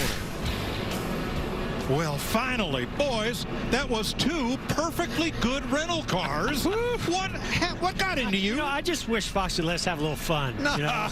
Hey, clearly, I was the winner, right, Mike? No, clearly. No, you saw who got to the elevator first. I only right? saw you get into the elevator. I didn't see you pull up. So we're going to call this a draw, and I hope that's the end of this. Look how far behind he gets right here, Mike. I mean, come on. He's a professional race car driver. He's still wrecking, finally. is the caution. I was one-handed. I had a headlight in my hand. What did you expect? How'd that get there? Well, a little bit of story behind that. Yeah, minor magic. details. You know, folks, we wanted to auction those 2 cars off for charity, but one of them caught fire. There's not enough left. But tell you what, how about we sign some of the pieces and we'll autograph those? We'll auction those. We're going to be here a while if we're going to do that. They're a lot still of pieces. laying out on the track. All right, speaking of a lot of pieces, we've had a truck race and we've had an Xfinity race on this road course this weekend, and we've had a whole lot of casual contact. Yeah, we're going to see plenty more of that. It all could happen right in turn 1, Mike, at the start. We've seen these guys go 3-4 wide, especially on the restarts as this race starts to wind down. All those heavy braking zones, tough on the brakes, but also opportunity. Clint, the Clash. We had drivers run out of brakes in the Clash. That was a short race. Oh, I think you're going to hear a lot of brake conversation today, but I love this racetrack, Mike. The infield of this place is such a tight technical thing, and then you get up on the big racetrack itself, a lot of speed going into the bus stop. That last chicane saw a dive bomb in the Busch Clash. Oh, sparks will fly just like it did in that Clash. I'm looking forward to it. Good. I'm glad I got your game faces back on because it's time to go to work here. Tell you what, boys, let's dial up Michael McDowell. Let's see if we can get him here. Hey, Michael, it's Boyer up in the booth. You got us? Good, so it should be okay. Let's get a read there. Oh, he was getting his. Let's see. Hey, Michael McDowell, Boyer up in the booth. You got us? Yeah, I got you, Boyer. Hey, about that bling. Got that ring last week. Daytona 500 champion. It's yours. Congratulations. Such a cool week for you. Yeah, it's truly been unbelievable. Man, I cannot believe that we're Daytona 500 champions. Just so thankful. Thankful to God, thankful to my team. What an amazing week. And I get to come here to a road course. So definitely way better than coming to Michigan for us. So hopefully we'll have another good solid run and have some fun out there today. And I don't have to start 30th, so that's nice. Well, man, certainly a big win for you. Everybody, everybody, and I speak for everybody, was excited to see you win that big Great American race. Congratulations. Good luck today. See what you got. Thank you. Appreciate it, guys. All right, we'll take a look at today's starting grid, sponsored by Tubi. Chase Elliott, Michael McDowell will share the front row. There's a couple of road course veterans for you. Austin Dillon, Denny Hamlin has a road course win. Kevin Harvick won twice on the left and rights. And Ryan Preece, Corey LaJoie, Kyle Larson are your first 4 rows. Yeah, in row 5, we got Ross Chastain starting 9th on the outside. Bubba Wallace starting 10th, looking for his first top 20 on a road course. Row 6, Joey Logano, 1 road course win at Watkins Glen 2015, and outside of him, Christopher Bell in 12th. Row 7 got Cole Custer and Kyle Busch, 4-time road course winner, plus the Clash last week. And row 8, Brad Keselowski, hard to believe this, finished second 3 times on a road course, but yet to win. On the outside of him, Ricky Stenhouse Jr. Row 9, Kurt Busch, Chase Briscoe in my old 14 ride. Let's see what he's got today. Right behind them, this is a good one. Martin Truex, he was really fast at the Clash. Be looking to keep an eye on him. Justin Haley on the outside. Row 11, Cody Ware, William Byron. William Byron, his teammate's going to be hard to beat. You know he's been studying his notes. Row 12, Josh Bilicki, Tyler Reddick. Tyler Reddick, boy, he was going for it on some restarts. Always fun to watch. Looking a little further back now, Ryan Blaney. His early exit from the 500 puts him deep in the field. It sure does, Mike. And this is a guy that's been really, really strong on road course. Matter of fact, he was coming down to that last chicane in the Clash last week. Going to win this race, I thought, until he and Chase Elliott made contact. So look for him to come up through the field. And Clint, A.J. Allmendinger from the 17th row in a one-off ride here. He's a road course specialist. Really got my eye on him today. Obviously, you said specialist, and that's for good reason. Extremely fast on road courses. Had a struggle, had a rough race yesterday in the Xfinity race. Looking forward to him to be able to shine in this 16 race car. Awesome opportunity for that group. Timmy Hill running all 3 NASCAR National Series races this weekend.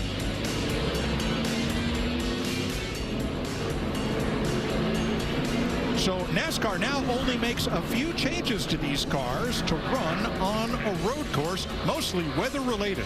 Here's Larry McReynolds. On a road course, whenever we go to wet weather or rain conditions, the teams install rain tires. They're simply treaded tires just like on your passenger car. There are 3 other things that NASCAR mandates when we're under these wet weather conditions. One is a defogger. It's a blower on the top side of the dash. It draws air from under the dash that keeps the inside of the windshield clear. The second item is a windshield wiper, a single windshield wiper. It's essentially just like the one on your passenger car as well. And the third item is a blinking red running light. It's up in the upper left-hand corner of the back window. It's not a brake light. It's a running light that has to blink the entire time we're in wet weather conditions. Thanks, Larry, with our Ford Performance virtual car. Chase Elliott, Michael McDowell. It's been more than 2 years since anybody but Chase Elliott won a road course race at NASCAR's highest division. Let's go down to pit road. Regan Smith, and first, Jamie Little. Well, Mike, Kyle Busch won the Clash here 2 weeks ago on this very road course. But this race today is longer, twice as long. I talked to his crew chief, Ben Bayshore. He said we needed to be better. We needed more speed, and we needed to take care of our brakes better and do something to help them in today's race. So they leaned on the 19, their teammate, Martin Truex Jr., for the setup notes. I talked to Kyle. He said, I'm taking it easy at the start of this race. He's starting 14th. It's all about brakes. That'll be on his mind, start to finish. Regan Smith? Well, Jamie, you mentioned Martin Truex Jr., always a threat to win when we come to the road courses, including the past 2 trips to this Daytona road course. Nearly won a week ago during the Clash. That car, though, unfortunately ended up crashed. The good news is they didn't plan to bring that race car back. They built a brand new race car for this race. Very similar setup, has this race team feeling very confident. The biggest thing to look out for, not getting damaged when they come from their 19th place starting spot. That's the only concerns they have today as they try to get Martin his 5th win on a road course. Mike? Thanks, Regan. Ready to race in Daytona. 3 stages. Stage breaks at laps 16 and 34. Let's listen in on Michael McDowell's team. All right, boys, let's have some fun today. So proud of you guys. I hope you all had a great week. Got to enjoy it as much as I did. Really appreciate you all being a part of it.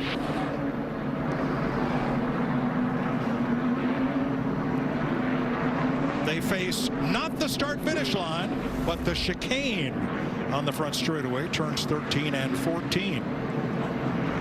And then they'll be looking at the green flag. 70 laps is the distance. There are the stage breaks, 45 miles an hour pit road speed. And the Toyota Camry TRD pace car heads for pit road. We'll listen to Michael McDowell's spotter, Clayton Hughes. Here we go, green flag.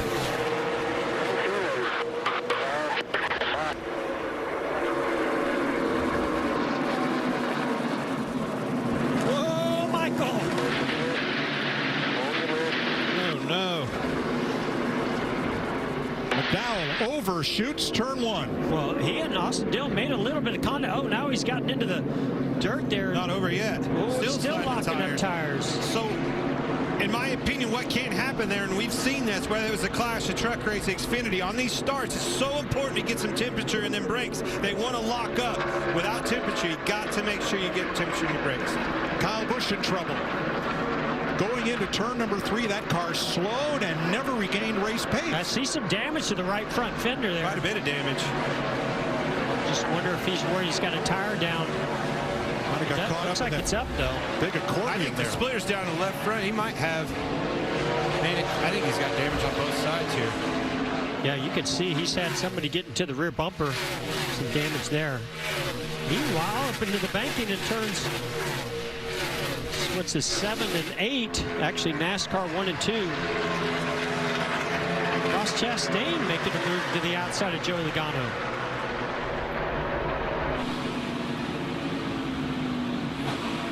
And into the bus stop. Back out to the east banking.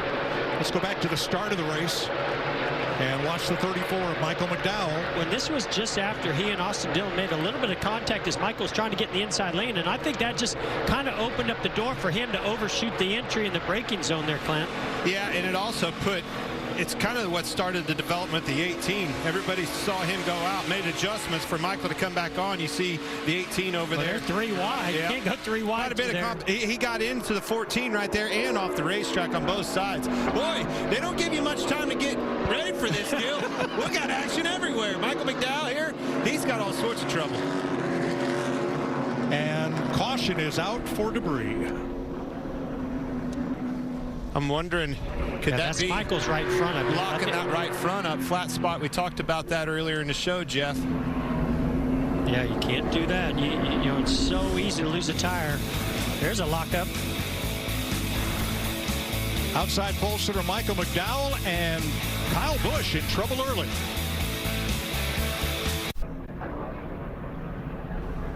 The NASCAR Cup Series on Fox is sponsored by Ford. Built Ford proud. And by Credit One Bank, the official credit card of NASCAR. 70 laps, the total race distance, 1 lap complete, and we're under caution. Look at the damage to the right front on Kyle Busch. There is left rear damage on the 14 of Chase Briscoe. Watch Busch off to the right. Coming out of turn 2 here. In the grass back on. More importantly, folded that front end under. Yeah, that splitter just digs that dirt and mud up, and all it takes is one wheel off in the wrong place, just like you see how much mud it flings in the air. That's also just pushing and caving in that splitter on that right front tire, and then the tire started locking up. And you never know. Every now and then you can get lucky with that, Mike. You've seen the 18 won the race, or excuse me, Gibbs won the race yesterday going through the grass in the in turn 1. Obviously, Kyle did. Jamie. So much for Kyle Busch trying to take it easy on those opening laps. As you saw there, the damage on the right front, they're trying to clear that. There was concern about the radiator, but Kyle said the water temps right now are consistent. They are on the fix-it clock right now, Regan. Michael McDowell, we saw him go straight in that first corner. They actually believe that tire was down before he even got to the corner. He felt something on the pace laps, didn't report it to the team. He thought it was just something normal. Unfortunately, it was not. The biggest challenge for these guys as you see him working on the right side still. The splitter is completely gone on the right front of that race car. That's going to take downforce away and make it significantly harder to drive the rest of the day.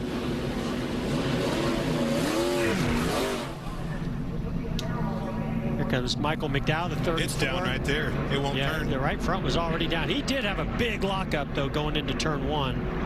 And basically a similar thing as to Kyle Busch, but it just didn't crush the fender end. It's just that tire was already down. Yeah, you can see it's down right there. But that's humbling sport, isn't it? That splitter is like a shovel when it gets to the dirt. Let's take a look at the braking zones here at Daytona. The high-speed braking zones in red, the moderate speed in yellow here. And even though turn 1 isn't a high-speed braking zone on the starts, it's still cold brakes, cold tires. Seems like it pulls everybody in to lock tires up on even the initial starts. The bus stop, though, that's one where you really have to get that car slowed down from over 190 miles per hour. So let's check with our crew chief, Larry McReynolds. Well, you heard Jamie Little talking about the concern that Kyle Busch and his 18 team had as far as brakes, because those two places entering the chicane and the bus stop, 180 miles per hour down to 50 miles per hour. So how do they cool them? You have the plenum in the left front and the right front right there that the air goes through. And it goes through these 3 hoses right here, and it pumps air onto the brakes. There's also blowers in there. You see the arrows there. That's a blower right there that's also forcing air. Everything you can do to cool these brakes, you're going to have to do. I think that's one of the issues that they saw in the Busch Clash. I think it's important for everybody to understand why we're all of a sudden talking about brakes. This isn't something new. What is new for this year on these road courses is the downforce package. You're going faster. Jeff, you said upwards of, we saw 199 miles an hour on that back straightaway. Asking a lot out of these cars. With less downforce means you can't slow them down. Obviously going through the corner slower, so you got to be slower, harder on the brakes. Now you still have time to enter Clint's new Stage 2 contest. Oh, here's your chance to win $10,000 guaranteed. Just download the Fox Bet Super 6 app for free. Answer 6 questions about Stage 2 for your shot to win Clint's money. I like that guaranteed part, Mike. Take Clint's money. Guaranteed. Gave it away last week. But divided among all eligible winners. I don't like that third chin on that illustration right there. Can't be me. Chase Elliott is your leader over Austin Dillon and Denny Hamlin. We'll listen to Chase's spot ready to hunt. Green flag.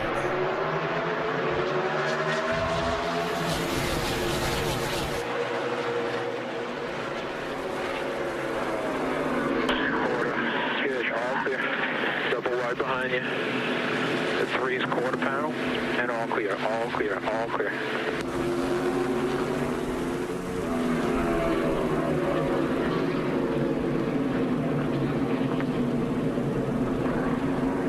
That's certainly what you like to hear on a racetrack like this, isn't it, Jeff? All clear, all clear. This could be pretty dangerous for this field to have Chase Elliott starting from the pole position on a road course. It just shows you how important it is to pounce on these restarts and take advantage of the opportunity. Everybody's close. It is definitely the best opportunity, but it's also an opportunity to get your stuff tore up. Chase Elliott, NASCAR's current road course ace and 2020 Series champ. You know, looking at the driver data and things like that, Jeff, you talk about road course ace. When I look at his laps and what he does, what he accomplishes, it's under braking. We keep talking about braking, but his speed that he's able to keep, the momentum, he is very, very good on braking. And that's the key to road courses, right? Is being able to get as deep into the braking zone, get the car slowed down a shorter period of time, but also take care of your equipment in the meantime. There's his telemetry on the lower left. That yellow nut, that's his steering wheel angle as he gets up to 180 miles an hour and then hard on the brakes for the front stretch chicane. We saw over 800, 900 pounds of pressure being put through that brake pedal to get that car slowed down. The other aspect of brakes is the length of this race. Obviously, in that Clash, a lot shorter race, saw shorter runs. These long runs like this, you're gonna have to be easy on them. Got a lot of wheel lock up in turn 1. See Corey LaJoie here. Nice finish from the Daytona 500. Gave him a good starting position in this week's race. Trying to make something out of it.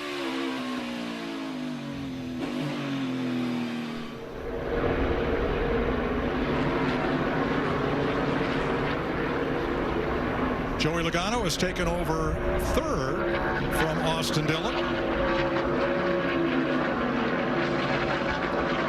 Up into turn 5, that's the West Horseshoe. And it really isn't a 180, is it, Jeff? Well, it doesn't feel like it. When you look at it overhead, it is, but it does have a late apex. When you're driving it, and you can see here, as you're driving this corner, you kind of carry more speed into the entry, do a late apex, get a straight shot off before you go to that braking zone in turn 6. The exit of that corner is very tricky. Jamie? Talked to the 22 at Joey Logano before he got in the car, and he told me he's going to be super aggressive early here. He said if we're going to compete with that 9 of Chase Elliott, we need to make our moves early. He started 11th. He's up to 3rd right now. Really good short run speed. They hope that they had better long run speed for this race today. Now look at the bus stop right there and there where they have added these turtles curbing to the 3rd and 4th portions of the bus stop so the drivers didn't get off in the dirt and tear all that up and cause needless cautions. Well, I can promise you it's going to work. Those things do some damage. 6th place, Chastain and Kyle Larson. Kyle Larson did a great job getting a wide entry into that chicane to get that run to the inside here. Ross Chastain. Oh. Now that is at the chicane, and there are a lot of cars taking evasive action there. McDowell, one of them, Anthony Alfredo. Chase Briscoe. And I think Briscoe was the first. Was he the first to spin, or was he the last to spin there? No caution. We stay green. regroup, just be smooth. I was just going to, he took the words right out of my mouth. Right. He's got a long way to go here. You know, plenty of laps. A little hot this and hard to go a lap down here before this, the end of this stage ends. 5 of 16 laps complete. And here is Chase Briscoe.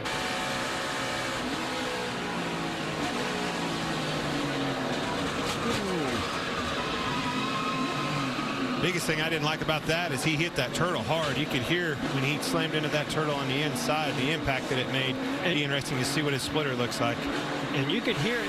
He realized that, I think that was Bubba Wallace possibly, to the outside. Yeah, just wasn't going to give him the room. And as soon as he realized that, he got on the brakes just a little bit harder, and boom, immediately the wheel hop started. Did you hear it? You can hear the wheel hop, ladies and gentlemen. You hear us talk about that a lot. You could actually hear it inside the car.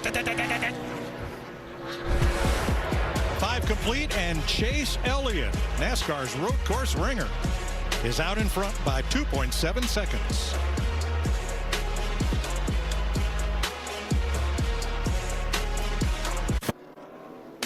NASCAR Cup Racing on Fox is sponsored by Progressive Insurance. Save when you bundle auto, home, or motorcycle insurance.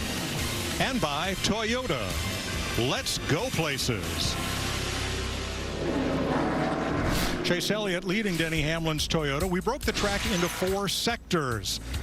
Section 1 into the infield. Alan Johnson wrote a book in 1969, Driving in Competition. He says the most important corner is the one that leads onto the longest straightaway for any road course. And here that would be turn 6, leading out around the West Banking and all the way to the bus stop. And into one of the biggest braking zones also, Mike. And here it breaks down those top 5 fastest in that sector 3. You see why Chase Elliott's out in front and pulling away, because he's really fast by about 3/10 in that sector.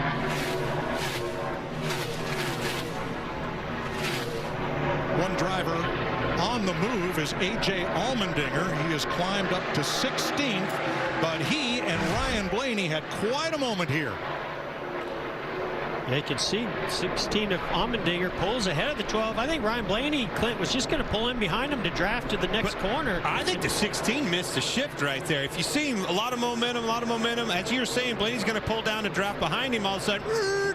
And that's where you would probably shift into 4th if I had to imagine.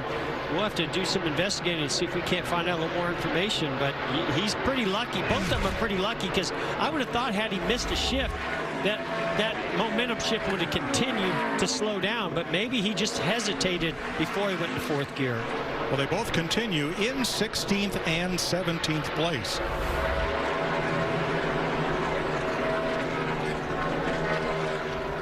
Chase Elliott now up by 4.9 on Denny Hamlin. Chevy, Toyota, Ford in that order in the top 3 spots. Regan? Well, Denny Hamlin, the report from the team crew chief Chris Gabehart to him just a moment ago. You're losing all of your time from the start-finish line to turn 5, nearly 7/10 of a second. Very detailed information. They've got this information on the pit boxes. They can give it directly to the driver. Such a big help on these road courses. I've asked that a lot. You know, if you guys see anything, I'll tell them before the race. If you see me off, don't let me make that mistake all race long. Let me try to adjust it and address it so I can find some speed in those sectors, those areas that we're talking about. Yeah, there's nothing better than having some kind of accurate information that can tell you where you need to pick up the pace. And then you might go try to attack that area and go, guys, I don't have a car that can do that, so you're going to have to help me out. Kyle Larson in 5th. Logano was 3rd. Austin Dillon 4th. And here's Kyle Busch. He's up 14 positions after.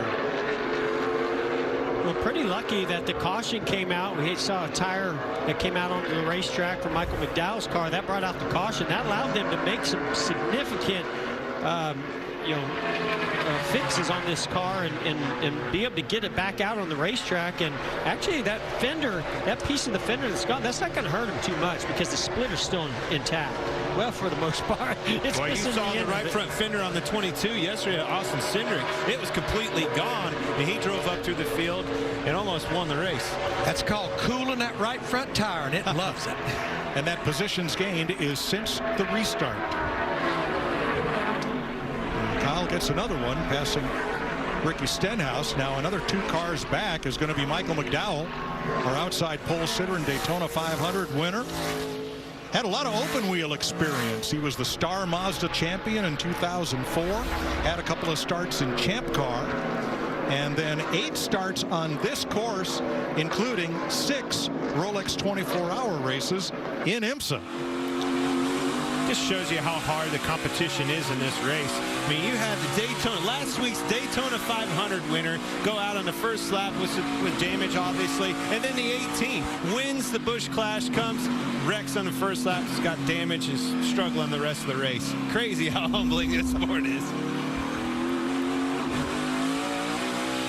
You know, I've been watching Austin Dillon in that 3 car. He started up there in the 3rd position. Remember, Austin did not run the race in August here. Kaz Grala drove the 3 car because Austin had tested positive for COVID. Austin has never had a top 15 finish in a cup race on a road course. Here he's sitting there running inside the top 5. Here's the guy I'm looking at, Larry, is Mark Truex Jr. that just blew by Kyle Larson. Man, this car is on a run. Coming from 19th, just went into 5th. Working lap 10 of 16 in stage 1 at Daytona. We'll take you Fox side by side so you don't miss a minute. Fender bender, take 1. Tonight's matchup, me versus an ugly fender bender. If I can eke out a win, it's going to be a miracle, baby. Mr. Vitale, it wouldn't be a miracle because Geico gives you a team of experts to help manage your claim. It's going to be a nail biter. No, the Geico team is there for you 24/7. Geico is awesome, baby. Too much? I think we got it. Yeah. Thanks. Thank you. Yeah. Geico. Great service without all the drama. I am chaos in a good way. I am everything you want to see at once. Coming at you like a comet on fire. I am bumping, banging, and battling to the finish. It is all on the line. Because if you can conquer this series, you can conquer anything. That was some intense racing. I am the NASCAR Camping World Truck Series. I am NASCAR. We're taking trucks to places they've never been before, so they can be trusted like never before. By redefining quality and luxury, taking safety to new heights, earning award-winning driver appeal, and by doing what's never been done before, being named Motor Trend's Truck of the Year 3 years in a row. Now get $6,300 in total values plus $500 bonus cash on the 2021 Ram 1500. Mike shopped for the lowest mortgage rate and chose AmeriSave. A choice he'll never regret. Unlike using Perm Plus, a shampoo which attracts cats. Lots and lots of cats. Visit Amerisave.com now. Lower mortgage rates mean higher savings. Explore from anywhere. Work from anywhere. Recharge from anywhere. Anywhere is possible when your vehicle is serviced with Jiffy Lube. Your skilled technicians are here to help keep you and your vehicle moving forward. Anywhere is possible with Jiffy Lube. From WWE Thunderdome, who will survive the career-altering Elimination Chamber and go on to battle the head of the table, Roman Reigns, for the Universal title? It's an all-new Friday Night SmackDown, live at 8 Eastern, 7 Central on Fox. Pop trivia knowledge. Halle Berry was named after a department store. It's a fact. Will earn these teams a spin on TV's biggest slot machine. $50,000! Cherry's Wild. The special television event premieres tonight on Fox. I am a driver with a dream. I am the NASCAR Xfinity Series. I am NASCAR. Brad Keselowski locked it up in the front stretch chicane. He's got a flat. He comes in for tires. Matt DiBenedetto with trouble. And Eric Jones has made a pit stop with a cut tire as well. Let's see what happened to Brad Keselowski. He's behind Ross Chastain coming into this hard braking chicane. Ooh, man, it's like the car just didn't slow down. I don't know if he started locking up right away or if it was a brake issue there, Clint. Ross Chastain was actually surprised him a little bit on how quick he got on the gas and almost run him over. Had to lock the brakes up. The left front was down on Keselowski's car. Well, he locked it up for a long time. True. And we're under caution.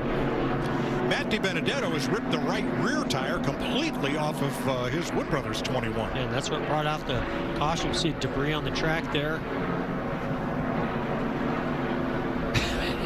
You know, these road course races, they just don't disappoint. They just all kinds of chaos and action happening all over the track. Just got the word from Los Angeles. No more rental cars for you two. You're going to be chauffeured from here on out. Mine was in Jeff's name. Oh, I think that's fixable, Mike. A little too realistic, fellas. Jeff, yours caught on fire. It literally caught on fire. I don't know if I've ever had that much fun doing a spot shoot. Hey, these guys are doing a good job of tearing stuff up. That car right there is tore up. I can see him in there. Yeah, he cut down a right rear and had to ride it all the way around to pit road. And that flailing tire it certainly did the damage. Yeah, you know, NASCAR's going to make you do a lot of repairs there to make sure that.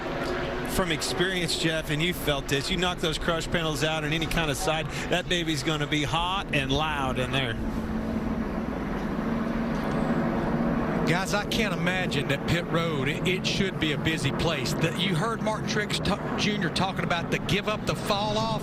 They had fallen off since the start of the race somewhere around 4 to 4.5 seconds to give up. So I do think they will all be here. Yeah, Larry, and I think our leader, Chase Elliott, I think he used up his equipment there because we saw some cars like Martin Truex Jr. further back that were gaining on him. And here they come to pit road. Almost everybody. Jamie. Joey Logano in the 22 made up some good ground. He told me it's all about keeping those tires in the back with good grip, taking care of those tires, and he said he's already struggling for rear grip. They're going to make an air pressure adjustment. He's a little tight. The 3 of Austin Dillon doing a nice job keeping it in the top 5. Air pressure adjustment and track bar for him. Regan. 19 of Martin Truex Jr. still has yet to hit the bus stop chicane like he wants to. Feels like he's got a lot of room to gain speed over there. Fast race car right now, though. And on the right, the 9 of Chase Elliott, your leader. That race car needs a little bit of drive off. It means when he hits the gas, the rear tires spin too much. So here's your Ram race off pit road. Elliott, Hamlin, Logano hold their positions. Oh, there's a loose wheel out in the ball field. To the left of pit road. Kurt Busch picks up 2. So does Kevin Harvick. And how about Cody Ware? Fuel only. Vaulting him up into the top 10. Now Christopher Bell did not stop. Along with James Davison and others. Low rider, rides a little slower. Welcome back to Daytona. Ross Chastain avoids the tire rolling out onto pit road. That came from the 24 of William Byron. The 8 of Tyler Reddick also had an uncontrolled tire, so they will restart tail end of the field. Now Christopher Bell did not pit, so he's going to restart on the front row on worn tires next to Chase Elliott on new tires. Front row. So Mike, actually Brad Keselowski's up there. It worked out perfect for him. He was on pit road getting those 4 tires before pit road was closed, so he's up there on the front row. And here we go. So important to not overdrive this first corner for Christopher Bell. Green flag. It's so hard not to do it, Clint, because he's got fresh tires and Chase Elliott right behind him.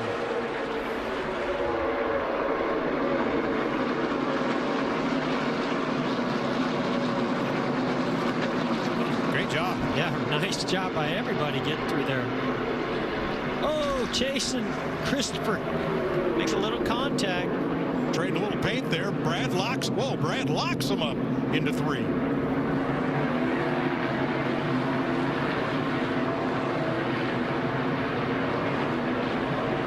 Race is Brad's off in the grass. It's gonna. Man, that was so close. Payback coming. He will show his displeasure here. Man, you don't know how many sets of tires the 2's going to have left after all these lockups. I think that was very wise of Christopher Bell to take a wide entry into turn 5 there and leave plenty of room on the inside. Yeah, you're setting up for the kink. You need to be as wide there as you possibly can, but you got to leave a little room for somebody who's outside of you, like Brad Keselowski was. So lucky that didn't dig in like the 18, like so many cars we've seen all week long. That was lucky right there. Very high-speed part of the track as well. Also lucky that his teammate Joey Logano was a little closer to Christopher Bell. The race is at 6th, entering the bus stop. Here they come side by side. Kurt Busch getting to the outside. He's made a couple of passes right in that area, and Busch gets up to 6th. Saw Brad Keselowski get onto one of those turtles and jump the right sides right up in the air.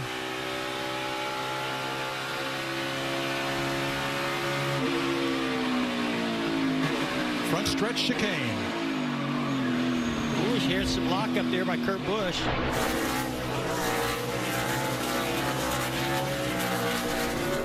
And Hamlin looking at his new Joe Gibbs teammate, Christopher Bell, for 4th.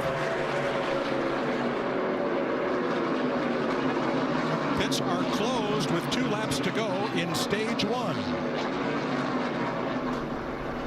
Better through the right, slight tire rub. Not sure which one of the rights it is in the class. Not bad though. Calvin, just manage your lead. Take your other tire, please. And this battle continues on the racetrack between teammates. You saw what happened at the end of the Daytona 500. A lot of lockup, really worried about the tires, front tires of the Brad off the track again, same spot.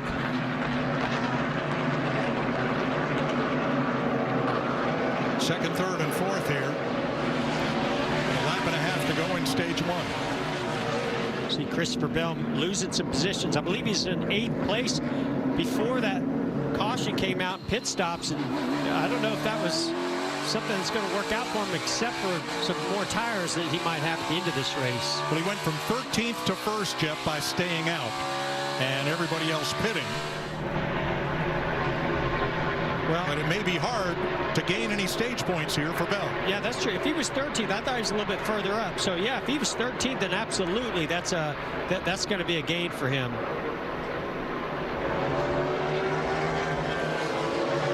Martin Truex in 9th, right behind him, and Kevin Harvick in 10th. When you pop that right front up and over that turtle, what does that do? Well, it upsets your car, but moreover, you can see right there, you're kind of following suit of the car in front of you. Pretty blind, hard to see those turtles, and that was a perfect example of what I'm talking about. The 20 car, Christopher Bell, hit it, and following perfect suit right behind him, Truex hits it as well. And that was just a picture-perfect way to pass in that chicane by Martin Truex Jr. and Christopher Bell.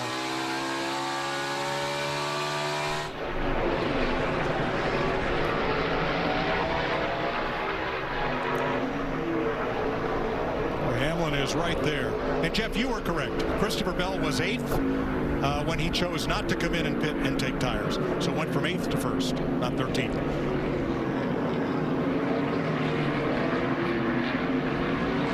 Tell you what, Brad's so elbows are up today. He's got a little chip on his shoulder, I believe. Well, of all the drivers in this race that have a NASCAR Cup championship, only one has not run on a road course, and that's driver number 2, Brad Keselowski. And it hasn't been from a lack of effort or some good runs. He's finished 2nd, I believe, 3 times on road courses. Denny Hamlin making that move on Brad.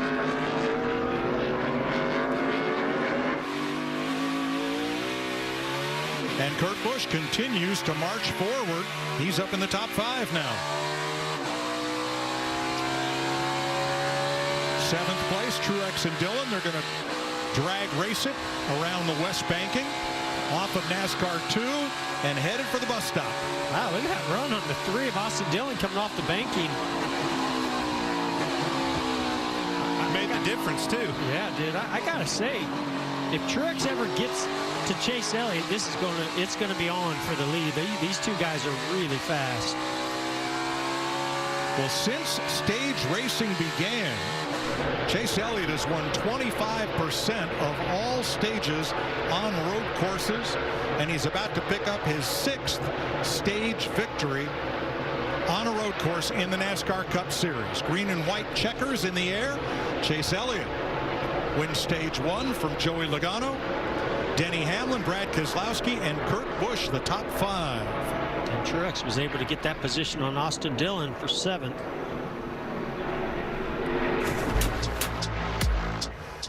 Chase Elliott picking up right where he left off on the road courses. Your Stage 1 winner.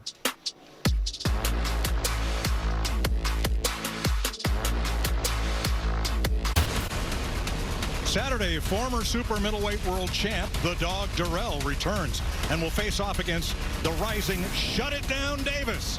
Is that anything like Put It Out? Don't miss the action Saturday on Fox and on the Fox Sports app.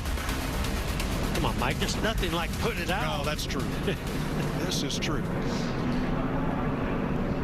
Larry thinks there won't be many takers up front as the pits are now open. There's your Stage 1 winner, Chase Elliott. Brad Keselowski, all those lockups, he's got to come because Kyle Larson, you know Christopher Bell's coming. Jamie? And Jeff, you're exactly right. We saw him lock it up at least 3 times. Now, he pitted on lap 11 because he had a flat from locking it up. So he's coming in for tires. They looked at that splitter, and Jeremy Bullins, his crew chief, said it looks good. So no damage to fix there. Regan? Well, Kyle Larson in the 5 car, a very good run so far for him. This is his first time in a stock car on this racetrack, so he's been trying to learn as he's been going. Right now, things are going good inside of his car.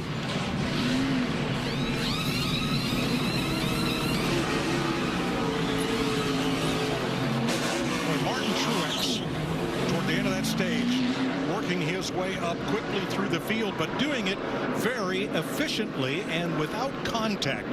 Look at this pass in the chicane on Austin Dillon. Yeah, you can see he's, 2 car lengths back.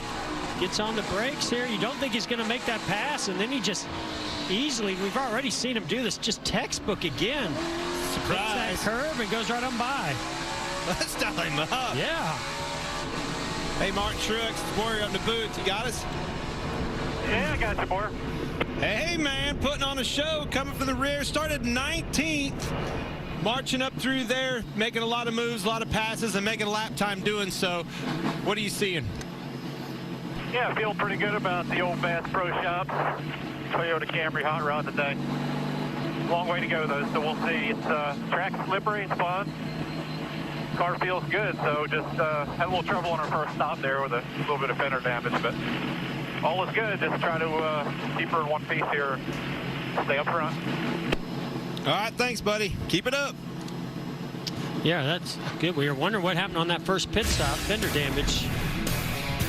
So Martin Truex Jr. will restart 5th for stage number 2.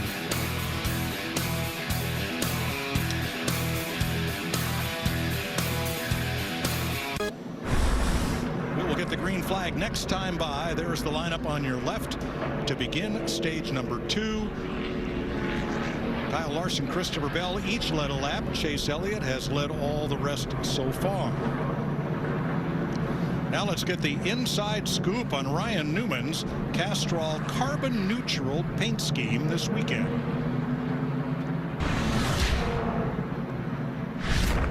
Hi, this is Ryan Newman, and I'm excited to announce that Roush Fenway Racing has become the first carbon-neutral NASCAR team powered by Castrol. The partnership designed to help the team better manage its greenhouse gas emissions by tracking, quantifying, and reducing those emissions, and offsetting the balance with high-quality carbon offsets. And to celebrate reaching our carbon-neutral goal, check out my special paint scheme today. Looks vast, right? That's a great initiative. For more on Castrol's carbon neutral program, go to castrol.com/driving-for-change. Want to send our sympathies out to all of those affected by the storms across America, especially those people in Texas struggling for water and for power. A great thing was done by Ford CEO Jim Farley. That new F-150, some of those have optional generators built into the truck. He told all the dealers in Texas, get those trucks out to customers as loaners that have lost their power, and don't worry about it. We'll make you whole on them. What a wonderful gesture. Very cool. Very cool. Boy, there's a big need for that. Let's check in with Jamie. Well, Ryan Blaney making his 200th start today. Started back in 27th. He hasn't made up much ground. He's 23rd right now. His crew chief, Todd Gordon, told me they wanted to be cautiously aggressive today. Not aggressive like we saw him in the Clash. Take care of your equipment early. They're doing exactly what they set out to do. He said he's lacking turn and drive off. So they tried to fix that on this last stop. So a little different strategy for that Team Penske car. We got the thoughts from a number of drivers on road course racings in Daytona. Usually it was like, all right, let's get through Daytona, and then your season kind of starts. But having the road course right after is going to be another toss-up. The unknowns of it last time was the craziest thing. Having no practice laps, no qualifying laps, and then just hitting the race was difficult, but at the same time, it was really rewarding whenever you could go out there and run well. In road course stuff is very, very important to be disciplined. Makes you want to roll your sleeves up and get after it. So let's get after it to begin stage number 2. 1 penalty on those pit stops. Ty Dillon's team over the wall too soon. Number 96 will restart in the back. Quinn Houff is in the garage. The 39 remaining cars are all on the lead lap as we get ready for stage 2.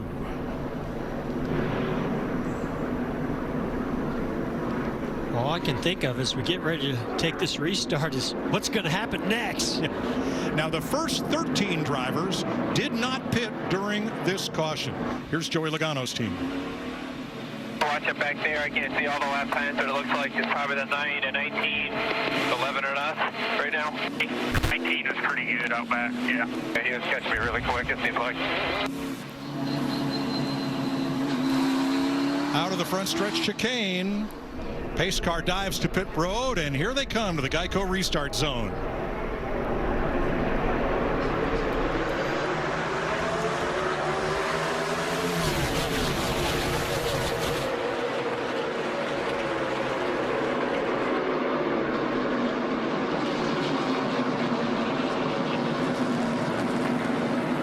Wide for Kyle Larson, trying to make some ground on the outside. And does. Slight little bobble from his teammate Alex Bowman just ahead of him in the 48. There goes Larson now to the outside.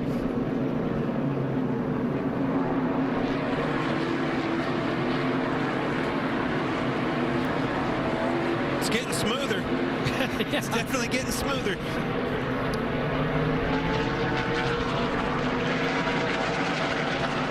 know why everybody's talking about the 19 on the radio? Because they can't even see the 9. Chase Elliott's led every green flag lap today, and again is pulling away as second is the battle here. I think that the important thing there with the 19, and you're hearing the competition as you're talking about, Mike, is he's able to make those lap times that we're seeing, passing cars, making moves. That says a lot about the speed in his car.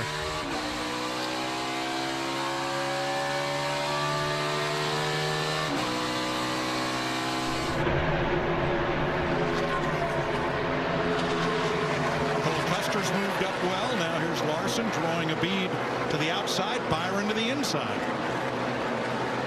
Into the bus stop. So hard to run side by side. You really got to get that figured out as you get into that bus stop. You saw there William Byron had a run on his teammate Kyle Larson. Thought twice about it once they got to that first left-hander. And you said get it figured out. You're running 190 mile an hour back there, Mike. There's a lot to get figured out in a quick amount of time. Look who's right in front of that group, but A.J. Allmendinger has worked his way up to 6th place. Jamie?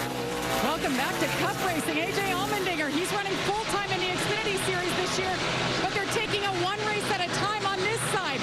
But the goal was that they can run top 10 today. They're going to look at adding some more races for A.J. Allmendinger. Guys, he started 34th. He's already up to 6th. And Clint and I were talking about it when we were down on pit road. What do we think, about Allmendinger and Kaulig Racing, this RCR chassis and probably body? I got to tell you, has surprised the heck out of me. This is a great run by that team. Well, Brett Griffin is his spotter. Listen in. You get your belt, your pants all held up and all that good stuff. Got me an $8 belt at the Dollar General, and I don't know, it's kind of working. How can you get an $8 belt at a Dollar General? It's a Dollar General. It ain't an $8 General. He'll be appearing here all weekend. Hey, folks. he probably need an $8 belt because he's had too many $8 beers. Yeah, that was actually team president Chris Rice. Nobody enjoys life more than Chris Rice. He has fun no matter what he's doing. Thanks, Larry. And back to what you were talking about with AJ, Jeff, I think this is a wonderful opportunity to utilize him. If I'm RCR, we all know that they have an alliance there. I'm going to use him as much as I can to test for my organization going forward into these road courses. Teammates, Buescher and Newman, who on the outside has to give way to those two cars on the inside for the bus stop. Well, they didn't have to give way, but it was the right thing to do. Yes. Yes. Check and see how Kevin Harvick's doing. Not necessarily I don't know how he feels about this racetrack, but after the way the last couple road course races have gone for him at this track, I would imagine probably not his favorite place. But certainly hasn't been good to him. But you know, this guy, he's one of those that he gets focused on something, he takes on a challenge head on and is able to conquer it. So see how he makes improvements on basically what's happened the last couple times. He's racing right where he restarted, 15th.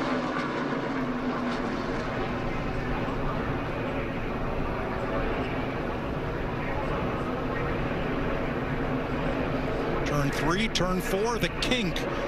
Just a slight left-hander there. Tough place to pass, but a good place to set up a pass where the leader is now at turn 5.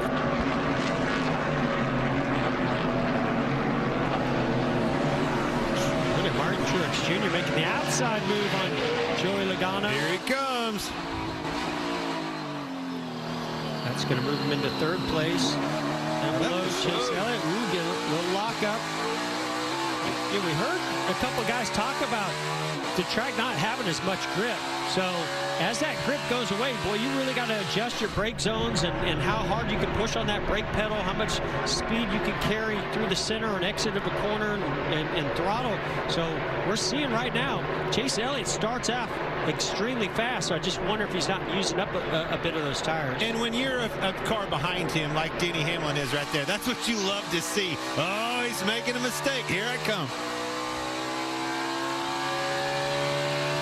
It makes me think also, Clint, about the high-speed brake zones. I mean, right here, riding on board Martin Truex Jr., you're talking about, what, 160, 70 miles per hour coming into this chicane?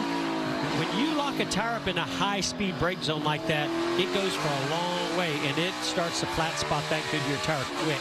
Now the top 6 have all won on road courses. We saw Chase Elliott lock that right front up into turn number 1 on the replay. Regan, what are you seeing for tire wear on these cars? Well, Mike, I think the biggest concern has actually been the rear tire wear on these race cars. The inside edge of the rear tires is a lot more worn out than what it was the other night during the clash. These guys are really struggling to hook the tires, slip and slide. And after about lap 10, the radios light up with guys complaining about the rear tires. I'll bet.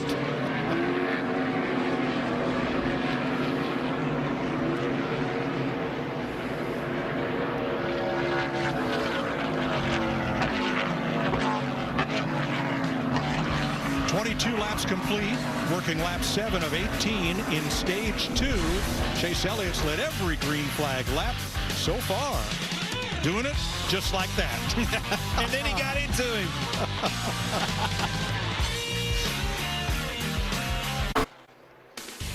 The NASCAR Cup Series on Fox is sponsored by Credit One Bank, the official credit card of NASCAR. Chase Elliott coming around to complete lap 24 from our aerial coverage provided by Goodyear. For those who push the limits of possibility, Goodyear, more driven. Denny Hamlin second, Martin Truex, Joey Logano, and A.J. Allmendinger. Your top 5 right now. Let's check in on our Win Clint's Cash contest and see who's the driver most likely to gain the most positions in this stage. It's going to be interesting how that's changed within this stage. Remember, it's stage 2. We know Martin Truex has come up through the field, but he's already there to the start of this. What do you think there, Jeff? Yeah, I mean, that's a tie. There's no tie in racing. Did you see that option? I thought we'd be looking at Blaney for that one, but well, right now Blaney is +3 and Harvick is +4. But we still got a ways to go. Watch the 2, Brad Keselowski, having an eventful day. Oh man, You know, that wasn't a lockup that time. I'm wondering if he's experienced a brake fade already. I swear. That's the second time in that bus stop already. I swear the last issue he had was something that had to do with some brake fade also. Guys, he missed it twice in the race in August back there on the bus stop. I'd be backing up my braking. Maybe Regan needs to give him one of those maps. Teammates tightening it up for second place here. The Joe Gibbs Toyotas of Hamlin and Truex. Into the backstretch.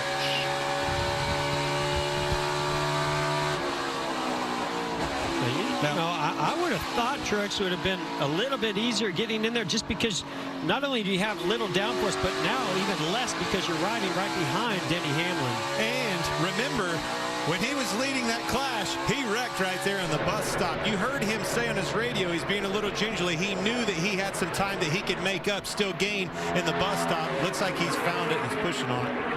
In 1981 in Formula One, Spa, Belgium, they needed to add a chicane just before the pit entrance. And Spa, the circuit, was public roads. There happened to be a bus stop right there, so they made that the chicane. That's where the term comes from. Daytona's had a chicane on the backstretch since '73 as the pass is made for second by Truex. In 1985, they lengthened the chicane and turned it into a bus stop. There's also one at Watkins Glen. Are you kidding me? See what I'm talking about? That's what I'm talking about, Boyer. When you're up here, you learn so much from this guy. If this is what it's going to take, if I have to learn all of this and read about this, we're in big trouble. Why do you need to learn it? He has it all right up here, right up top there. I had a lot of help on that one. Frank Wilson for Fox and Bob Varsha, longtime voice of Formula One, on the details there. A.J. Allmendinger running fifth and wanting fourth. That's Joey Logano's position. Man, what a great run by A.J. Allmendinger. I knew he's a great road racer. I just wasn't sure, you know, if Colin could get him a race car and be able to have the pit stops to be able to keep up with some of the best teams in the Cup Series. Well, you know, that group does such a good job on Saturdays in the Xfinity Series, always up front and competing for wins on these road courses. Now, of all the drivers that stopped during the caution at lap 17, Kyle Larson has advanced the most. He is in 7th place behind Kurt Busch. There's Larson in the number 5. Mike, it's like they paid dividends for a few laps, and then everything kind of evened out with the fresh tires versus those little bit older tires.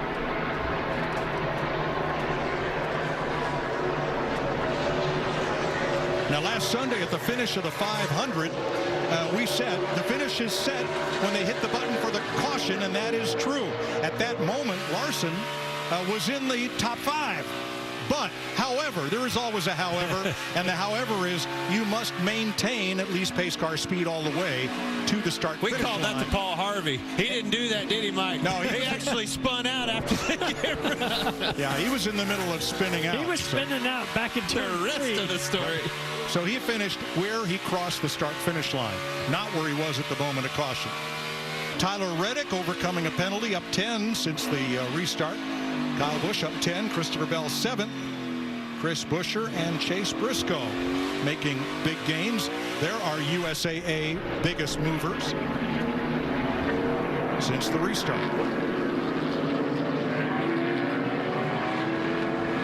Yeah, it's a great shot right there. You can see just everybody getting over, you know, the laps on this racetrack. But look at them off the racetrack. They flirt with that dirt, and it keeps getting wore out more and more and more. It becomes the necessary line. Yeah, you want to straighten it out as much as you can. Ooh, we got Newman and 14 and Chase Briscoe. You can see a little bit of damage to the right side of Briscoe, probably from that spin he had the chicane earlier.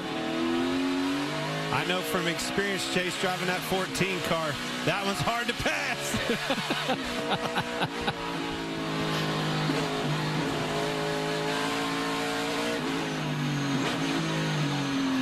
Chase is probably going to come on the radio and say, hey, can somebody tell Newman that Boyer's not in this car anymore?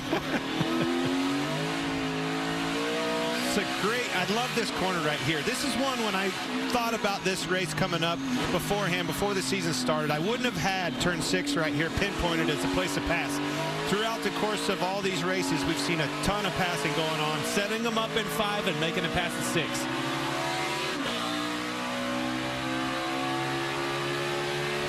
Oh, heavy damage. Ross Chastain. is going to put us under caution for the 4th time today. That's coming out of turn 6 as you go up onto the banking in NASCAR turns 1 and 2. And he fought the wall, and the wall won. Every time. Bet his heart rate went up too. Here's our Advent Health onboard camera. Still there. Clear. Thinking there was a crossover right here. Quarter. I'm thinking there was some help with that I one, believe Jeff. you're right. Chastain was 20th. And yes, it appears those cars were close enough for there to have been contact. Yeah, when it jumps sideways that quick, that's usually the case. Might be some red paint on the front of that machine. Right about there. You know, right edge of the what I saw there, Jeff, is you could see him on the outside, probably did the crossover, got a run back on him, being able to put the power down and got into the back of him. I don't know. It's always interesting to look back and see what all brought maybe into that. you're right. I think he was trying to make the crossover, get to the inside. Maybe it just wasn't quite enough room. They made contact. And now he's got a problem because he needs to get back to pit road as quickly as he can, but he can't get back too quickly or that tire's going to come apart and tear the car Yeah, apart. the damage you have right now might be repairable. If you come back and shred that tire and rip the fenders off of it, then you're done. Tyler Reddick has stopped just past start finish here. And Chastain has made it back to his pits without further damage. Push truck is coming out to Reddick's aid, but he is pulled away.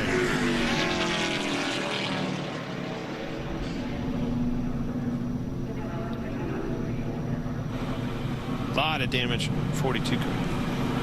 But how strong are these cars that he made it all the way back around after a hit like that? Yeah, but you saw the wheel shaking in his hands. Its suspension's damaged big time. So how do you make the best NASCAR season ever even better? Grab the Fox Sports app. Exclusive content, in-car cameras. Follow news and social feeds for your favorite drivers. Download the Fox Sports app, the go-to app for NASCAR fans, all season long. And you get all the wisdom of Bob Pockrass right there. I actually downloaded it yesterday and watched the Xfinity race on my cell phone. That happened yesterday. I got a gold star for you right here. Notable changes this year. We go from 2 to 7 road race courses, including that one, Austin, Texas. 8 of the races will have practice and qualifying. Huge increase over last year. And the All-Star race moves from Charlotte to Texas Motor Speedway. And what about this? We're going to get dirty in Bristol. Real dirty. Woo-hoo!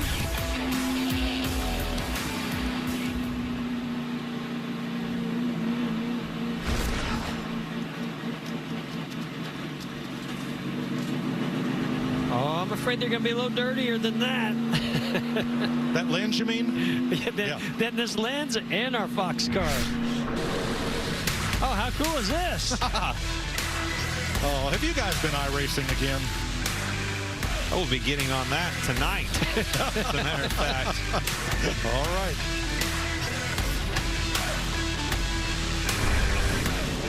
All right, Larry, we're 11 laps into this 18-lap stage. What do you want to do here? Yeah, I would come and get 4 tires. 11 laps is a lot of laps, and we're going to go back racing with probably about 5-6 laps left in this stage. So I'll be shocked if they don't hit pit road and get 4 fresh tires. You could make it on 1 stop from here to the end of the race.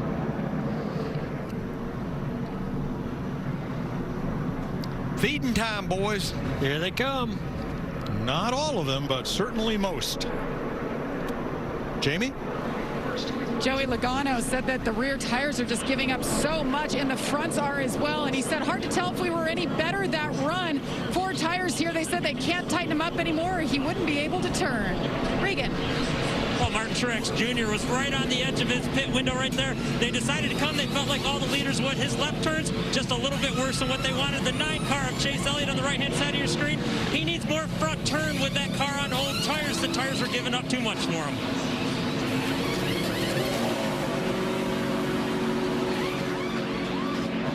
There's your Ram race off pit road. Denny Hamlin is first out. He picks up 2 spots. Some issues for our leader, Chase Elliott. Lost 5 spots, and some cars stayed out that are going to make this really interesting. 5 of them, Jeff, led by A.J. Allmendinger. He is the new leader, ahead of Kyle Larson, Kevin Harvick, Brad Keselowski, and Michael McDowell. They chose not to pit under this caution. Welcome back to the Daytona Road Course race on Fox, brought to you by NASCAR's premier partners.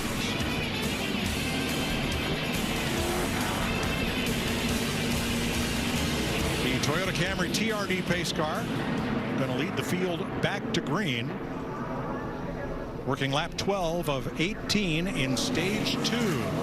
The O'Reilly Auto Parts 253. And here they come. A.J. Allmendinger, Kyle Larson, Kevin Harvick, Brad Keselowski, and we're going to listen to Allmendinger's spotter, Brett Griffin. Clear by half, clear by 1, clear by 1, clear by 1, clear by 1, clear by 1. All clear, man, all clear on the exit. 2 right behind you, no pressure. Clear by 2. Great, restart there. 1 back, half back, quarter back, looking left, outside bumper. Barely bumper, back to clear, trying to cross you over. All clear, man. All clear by 1. Good by 1.5. Good by 2. Still 2.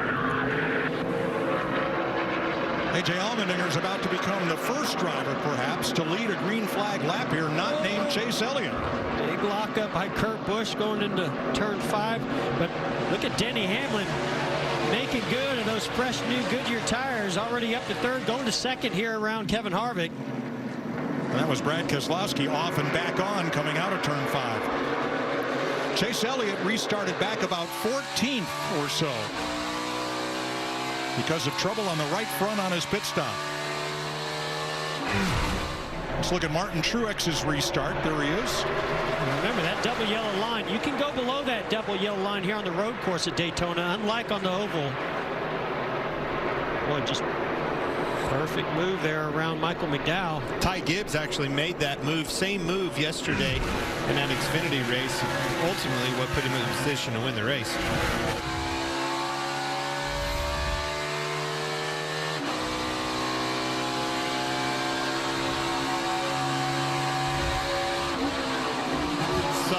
Thinking about a dive bomb, a lot better of it, didn't he? Kyle Larson won the 24-hour Rolex race here in 2015 with Jamie McMurray, Scott Dixon, and Tony Kanaan.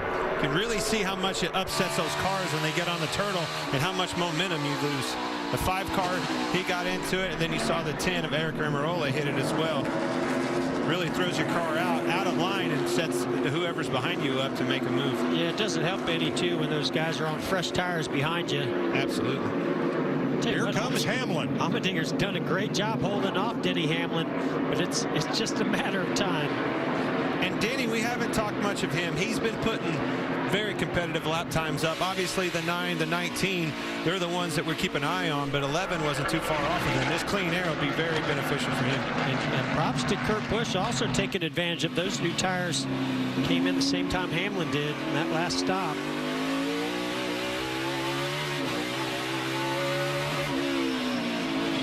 Allmendinger going to squeeze Kurt Busch to the outside.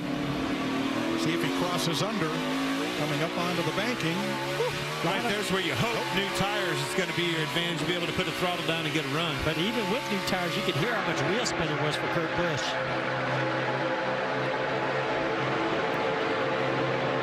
Teammates. Rick Hendrick Chevrolet's 9th and 10th.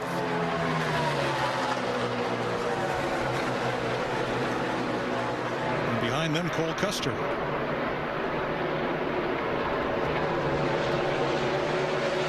Whose required windshield wiper has gone awry. I mean, it has become pretty overcast, and there might be some rain in the area, but let's hope he doesn't have to use that. It won't do him any good. No. Somebody's going to claim the Arrow is better when it's that way.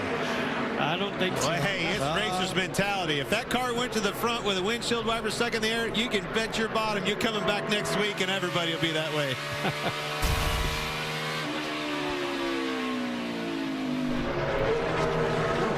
Bubba Wallace with some big damage coming to pit road. Slid a tire. I saw the smoke go up. Big lockup. But he also already has some damage in the left front. Absolutely. A lot of damage. Reminds me a lot of what happened to Kyle Busch earlier in this race.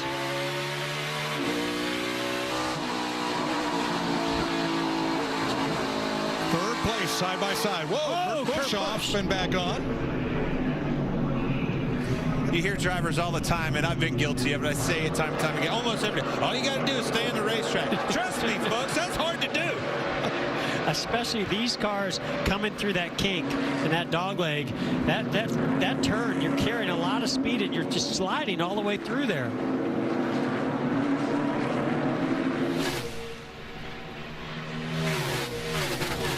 And Chase Elliott up to 8th. Okay, 7th. Teammate William Byron.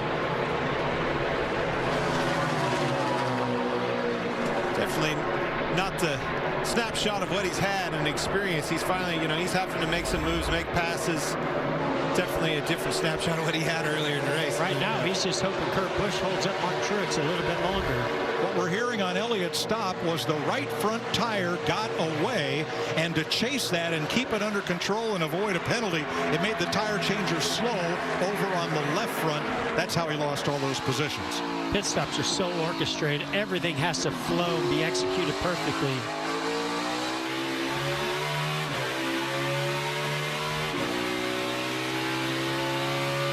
Saw Martin setting up the one car of Kurt Busch. That setup in those chicanes, holding it out, setting yourself up to be able to put the power down and beat them off. The other thing is putting pressure on getting into the corner. They're going to cut the corner off. That enables you to set up and get a position and pull off the corner. Martin's car's so good in the brake zones. Look, goes to the outside of Kurt Busch. Probably not going to complete it here. Maybe do the crossover. Joey Logano doesn't have something to say with that.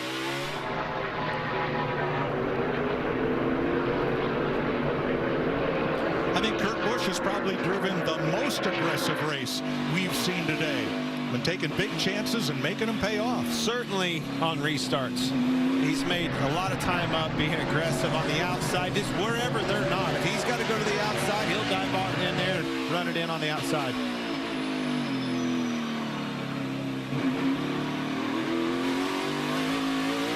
This is where Martin's so strong. He's able to cut the corner there and really accelerate off the corner. He's going to get to the inside of Kurt Busch here. Now can he complete the pass as they get to the bus stop? And you've been in my ear this whole race is how much he's so fast off of turn 6, how he's able to do that. Almost to the fact where you think he's got a different gear in his car. But then he loses so much speed as he goes to 4th gear. It's like they've got something geared, but it doesn't pay off when he goes to 4th gear, because you see right there, Kurt Busch was able to drive back by him. That was a massive difference right there. It's almost like he had trouble. We saw it earlier with A.J. Allmendinger, whether you miss a shift or hit the chip, any little thing right there disrupts all of your momentum, enables them to just... Oh, lock up. Let's go see if he's... Oh, makes contact. Don't you just love it? But see, he hit the curb right there. Watch, He hit the curb, exiting that corner, enabled the 22 to get underneath of him. We're going to see a frustrated Martin Truex Jr. because he's looking in his mirror also, and he knows Chase Elliott's coming. So locks the left front tire. That's a big lockup. Yeah, it is. Does a good job not making more contact than that, but there's that contact with the inside curb you mentioned.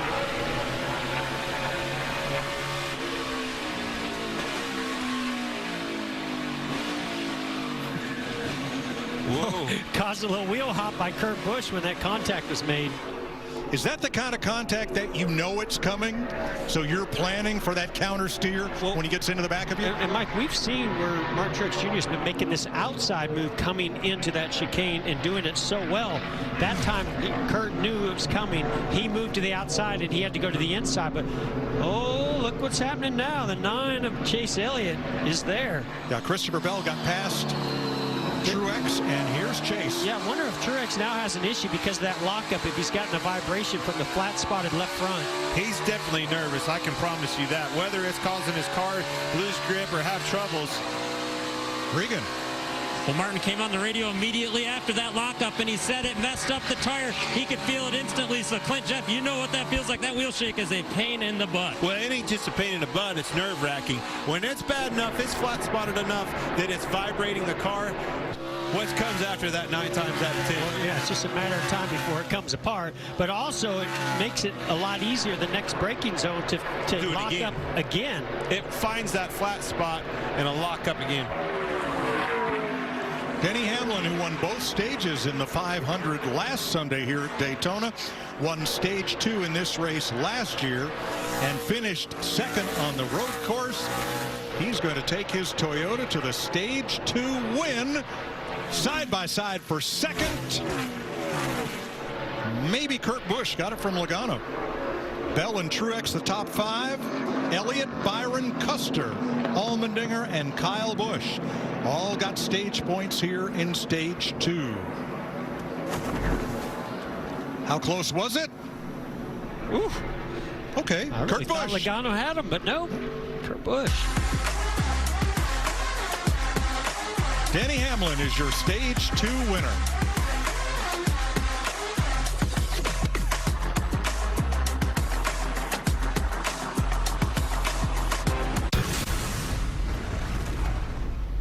Here's a look at Denny Hamlin through the years of NASCAR on Fox.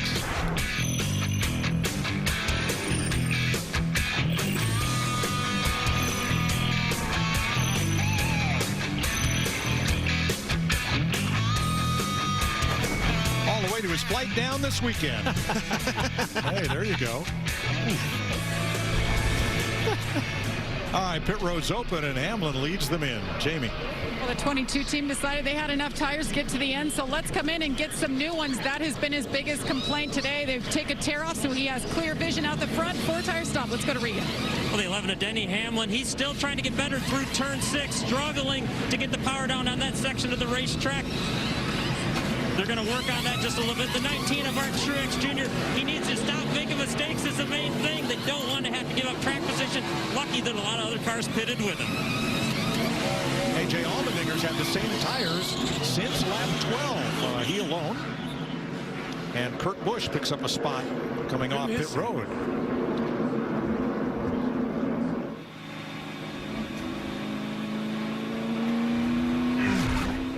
Here's the race off pit road. Busch, Hamlin, Elliott, Bell. How about we dial up Denny Hamlin, stage 2 winner? Hey, Denny Hamlin, Jeff up here in the Fox Sports booth. You got me? You got to give me a little. Just let him finish that conversation. Get back to him.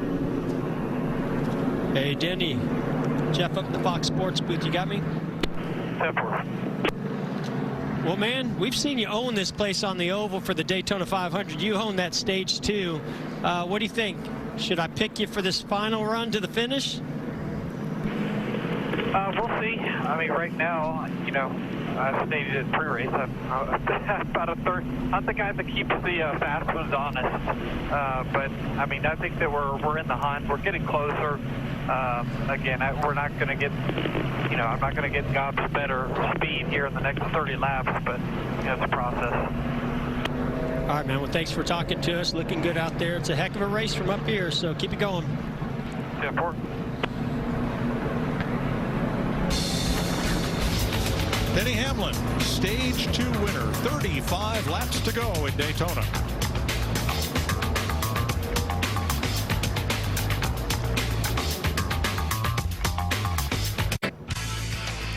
Some additional video has surfaced on social media of Clint and Jeff's drive to the booth during pre-race. I think most of that'll buff out, don't you, Jeff? Wow, you got some air. Thanks to the folks at Hendrick Performance for providing the cars. And the rollback to pick up the pieces afterward. There's B-roll that can live on forever from yesterday being out there. All right. Let's have a look at what's ahead on Race Up this week, presented by Wendy's. This week on NASCAR Race Hub, presented by Wendy's, we see whose luck has turned right around and who's left in the dust in our road course Radioactive. And we hear from the Cup, Xfinity, and Camping World Truck Series winners in Winners Weekend. That's all this week on NASCAR Race Hub. Weeknights 6 p.m. Eastern, only on FS1. Well, they'll have a busy week. Ben Rhodes with the twofer in the Camping World Truck Series. And how about Ty Gibbs? First time he'd ever raced at a NASCAR National Series, and he flies the W last night in the Xfinity race. That was impressive. I mean, he was going up against some great competitors. But earned it. And earned it. I mean, made moves, made passes, a huge save, and when he got in the dirt on one of those last restarts. Now let's check in with Jamie McMurray in our Charlotte studio. Yeah, that's right. We're going to pull up the iMap. The track map? Yeah, that's right. And what's going on with turn 6, Jamie? Well, we said turn 1 was going to have a lot of action, but turn 6 has kind of been that place today. We saw the issue with Ross Chastain where it looked like Ryan Blaney maybe got into him just a little bit and loses control, gets into the outside wall. The other thing, and Jeff and Clint have talked about this, Shannon, is that Martin Truex Jr. is really good on the exit of turn 6, but then if you watch, he's not able to complete the pass. Kurt Busch is able to get back by him. Looks like Clint's on board from the rental. Back to you, Mike. I love your virtual track there. Wish you had some slot cars to race around it. So there on the right is turn 1, and on the left turn 6, and the exit back up onto the super speedway.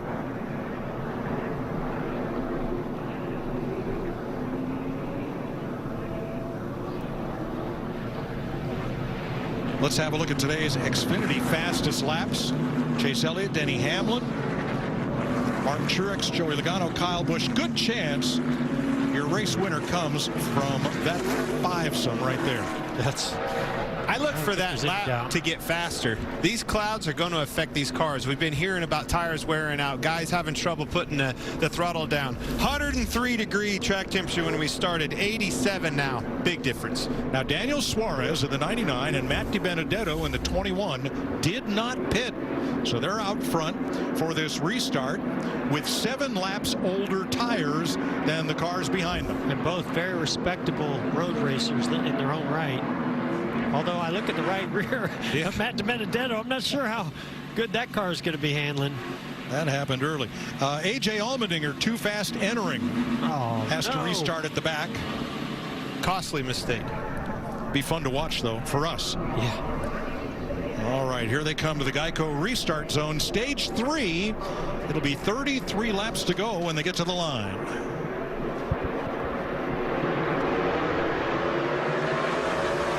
DiBenedetto spun the tires. Real easy to do on those old tires, and here come the guys on fresher tires. We talked about the aggression of Kurt Busch on these restarts. You know, right here comes Christopher Bell coming through there. You got to be so careful just to protect your car. You know, the fenders, you got to keep those fenders on. We've seen so many guys cause damage. Fender gets in on the tire, and it can ruin your whole day. I love that in-car right there. You can hear that thing light the tires up. So easy to do on a track like this. You've been talking and hearing these drivers talk about that, complaining about how hard it is. That was a very good, perfect analogy of exactly what we're talking about.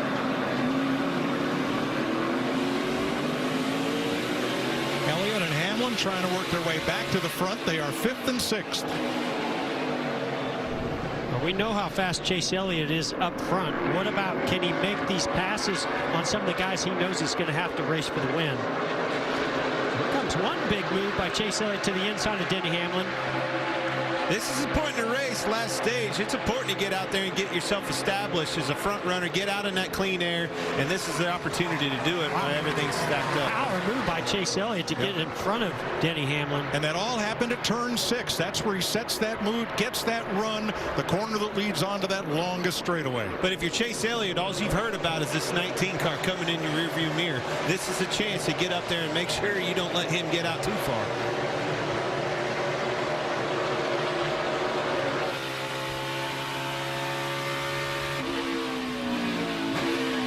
Into the front stretch chicane, Kurt Busch, Christopher Bell.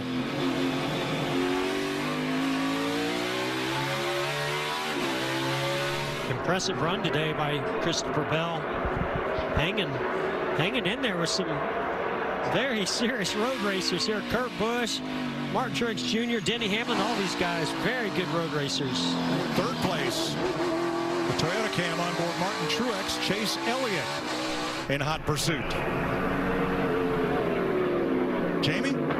Christopher Bell in the 20 talked to him before the race, and he told me he used to hate road course racing, but he said last year the 2 road courses, the only ones he's run in the Cup Series, they had the best speed. He said, now I like them, and I had this race circled. So a little bit of mental attitude and liking is worth some speed. And Kurt Busch makes a big mistake, Mike. Oh, Kurt Busch! Pow! Our leader. We saw him go off there through the kink on the exit of the kink once before, but he took it to the next level that time. And we stay green. Man, plowed a lot of dirt through that infield, but I don't think it completely destroyed his splitter. I bet you it packed a lot of mud. From first to 25th. Watch this. Yeah, it comes accelerating out of turn 3. It's a fast left-hand kink. He's going to set up to the right on, turns into the corner, maybe a little early. Oh, he got on the curb, got loose on the curb.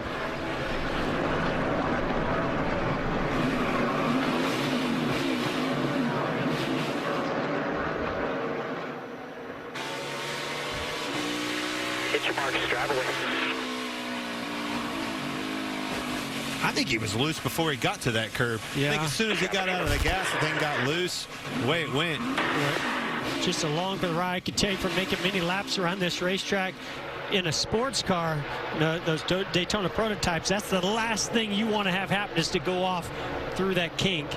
Carrying a lot of speed there. Shows you how hard he was pushing to keep that car up front. I mean, he was up front, no pressure on him, and got off the racetrack. Oh. Meanwhile, Chase Elliott's got around Martin Truex and chasing our leader, Christopher Bell, into turn 1. Man, that 9 car just continues to get better and better. These Gibbs cars are putting up a great fight, looking strong. But, man, if Chase Elliott can just go by Hamlin that easily and Truex Jr. that easily and run down our leader, Christopher Bell, that's going to be demoralizing for the competitors. Oh, yeah. Kurt Busch, who was leading a lap ago, is in 27th. I'm telling you guys, these guys so often make it look so easy, but when something like that happens, you realize how on the ragged edge the drivers are. And how quick that happens. You're going through there just thinking everything's fine. Poof, it's gone out from underneath of you. Now look at our front 5. They are equally spaced as they exit turn 6 and come up onto the west banking. Yeah, you're right, Mike. You can see that space. I mean, these guys pretty evenly matched. I mean, we know we've seen Chase Elliott come up through there, a little bit surprised by that, but you know, when you've got that clean air like Christopher Bell does, a lot harder to make that pass happen. You know, and Jamie was talking about Christopher Bell. Something tells me when he got in this 20 car, things got easier on these road courses.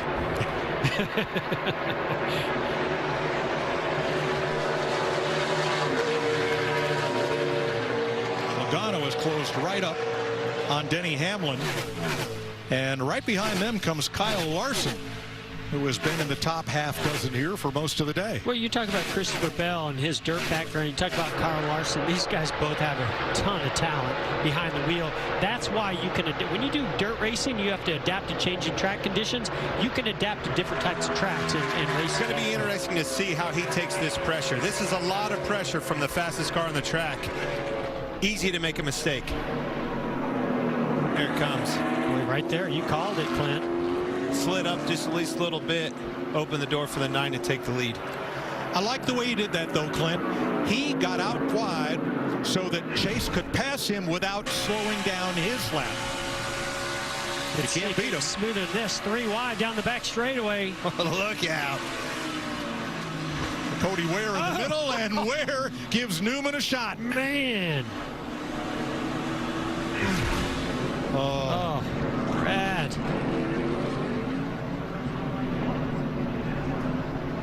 And there was contact. Let's ride with, yes, Kurt Busch. Right in front of him, Brad Keselowski. Going to accelerate. Oh, man. I don't know, Clint, if Clint, you just saw where Brad didn't accelerate. Very good off the way. Kind of hard to accelerate when well, I didn't know if it was because the 96 yeah, 96 might check but up. the one definitely ran over the top of him, but just didn't seem like the two really accelerated the way Kurt Doty was going to. And we stay green with 30 laps to go. Chase Elliott out front of Christopher Bell and Martin Truex. 28 laps to go in Daytona, where 92 of you playing the Fox Bet Super 6 got all 6 questions right, and pending verification of eligibility, you'll split Clint's $10,000.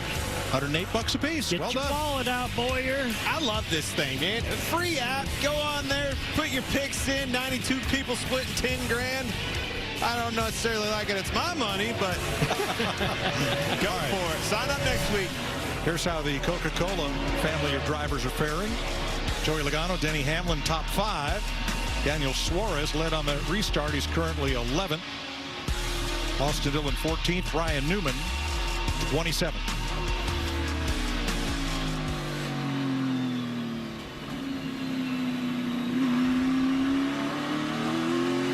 Now, the question, we see Denny Hamlin up there, one of our co-drivers. We saw him win stage 2, and I thought, man, he's now one of the guys to beat, but he's kind of fallen back here to 5th. I wonder what's going on there with the 11. Regan? Well, Jeff, Denny just came on the radio a few minutes ago. He said, I'm starting to have some brake fade here. And we saw in that camera shot down the back straightaway, a little debris on the left front. Crew Chief Chris Gabehart just came on and said, Denny, there's a little piece of debris on the left front of your brake openings right there, probably causing that brake fade, and that's what's causing the speed loss right now.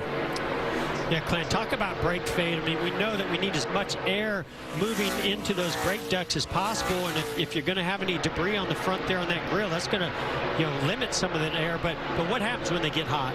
Well, when they get hot, they start not working, right? They quit working as good as they once were. You got to back that corner up, and then there's your lap time right then and there. The other thing that happens is your pedal gets long. You hear a racer talk about long pedal a lot. That means that baby's getting way further down to the floorboard before it starts working. You got to pump it, and that's not a good thing at all. Yeah, the worst thing can happen is you get air in that brake fluid because it starts to boil. That's when you're going to have to really start pumping that brake pedal. We're in 6th place with Kyle Busch. Here's Jamie.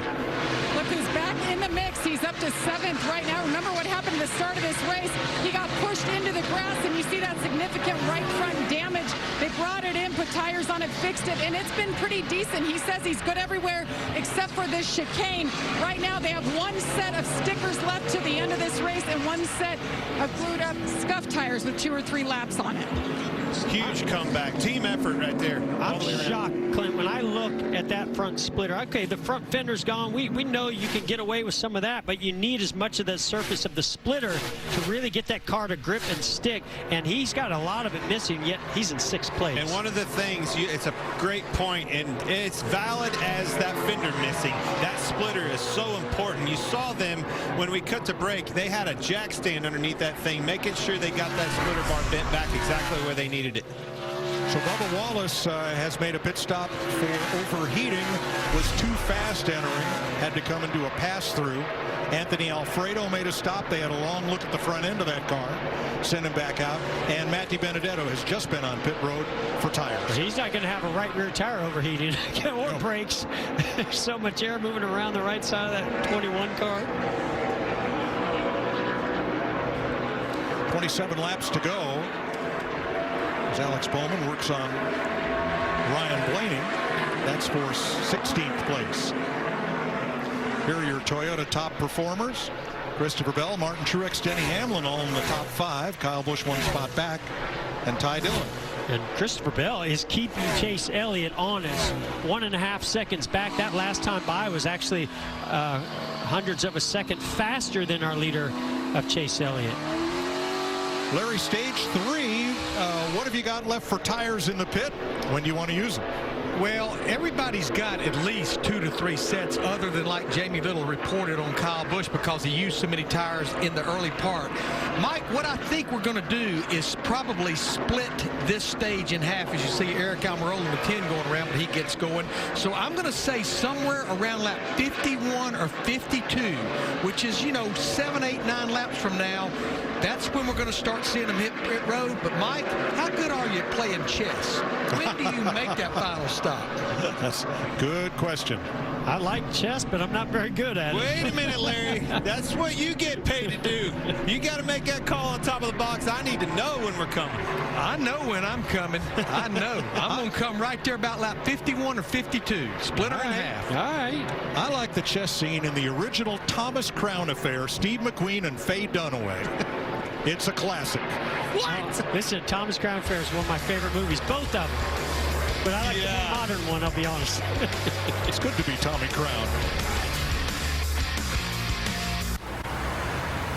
Condos, 150K.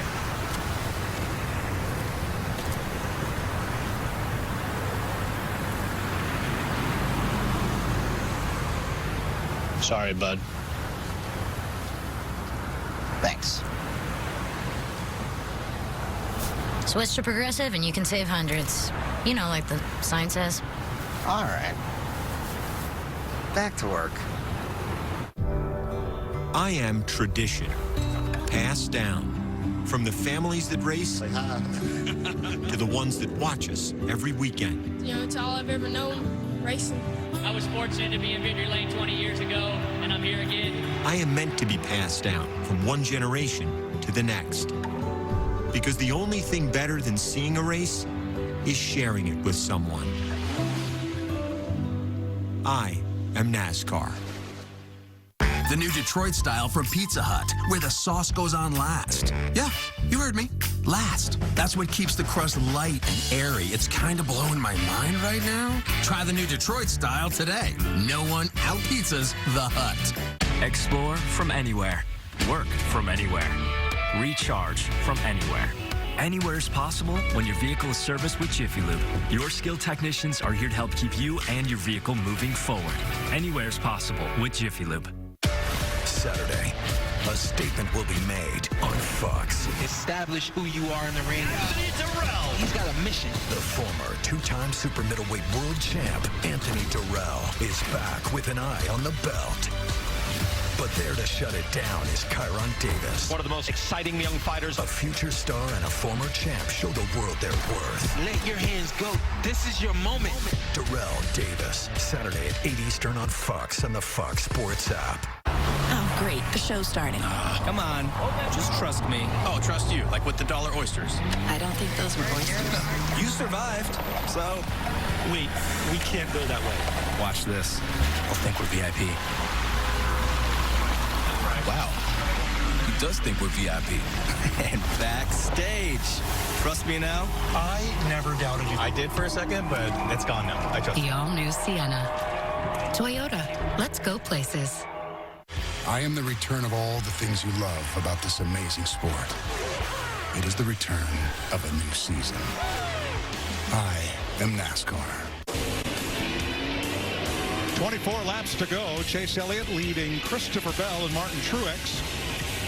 Time for our Credit One Bank ones to watch.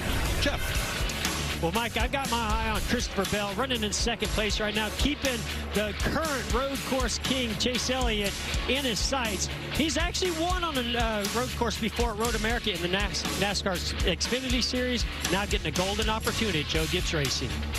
Well, Jeff, Kyle Busch has 4 road course wins. Outside of the Busch Clash about a week and a half ago, it has been since 2015 since he last went to Victory Lane on a road course. But remember, lap 1, he was in all kind of trouble. He and his new crew chief, Ben Bayshore, they have fought their way back to the top 5.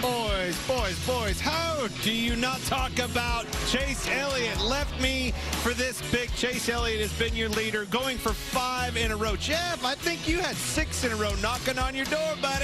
Chase Elliott's my guy. Clint, I appreciate your enthusiasm, but the only car that's been able to pass Chase Elliott all day is that of Martin Truex Jr. He's going to get to this last segment of the race, and he's going to go up there and get his 5th road course win. Well, Clint took the layup. We're all going for three-pointers, so I want you to keep an eye on Kyle Larson. He and Christopher Bell, who Jeff mentioned, were the only drivers in the top 10 right now who did not get to run the road course in the Busch Clash a week ago Tuesday. He's a 24-hour Rolex winner, and he's keeping all the fenders on that Hendrick Chevrolet right now. Those are your Credit One Bank ones to watch.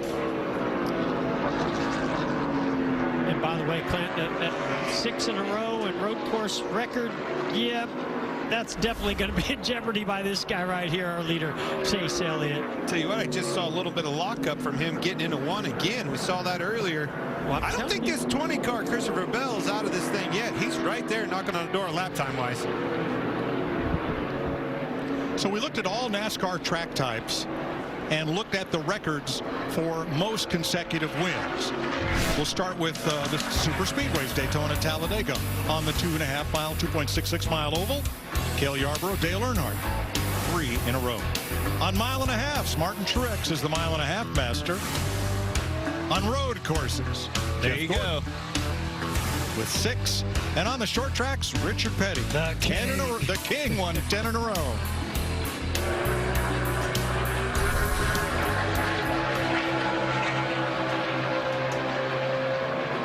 Tell you what, guys, if Chase Elliott's going to get his 5th in a row, he's got some work cut out for him, because Christopher Bell's actually closed that gap. Saw Chase Elliott lock his left front tire up going into turn 1 last time by, and I thought that was pretty interesting. Then I saw how close Christopher Bell was. I said, oh, okay, a little pressure changes things. Now, how about Martin Truex? He is 6.5 seconds back. Like you can't turn and get straight and then drive, so maybe I'm out to one. Yeah, it's less grip. This run has less grip. It's just sliding and then it won't drive. The car's not going to help me. Well, it just begs the same old question. You know, do you want the car to turn better to get yourself pointed up off the corner straighter to get that drive, or do you just want to try to fix the drive off? Yes. I need all of that if I'm going to outrun that 9 car, because he seems to have all of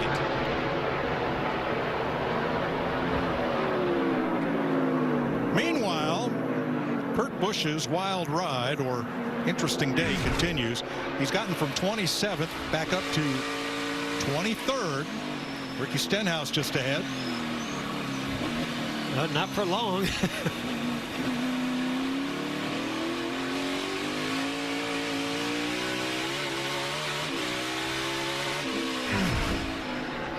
Busch did complete that pass, by the way.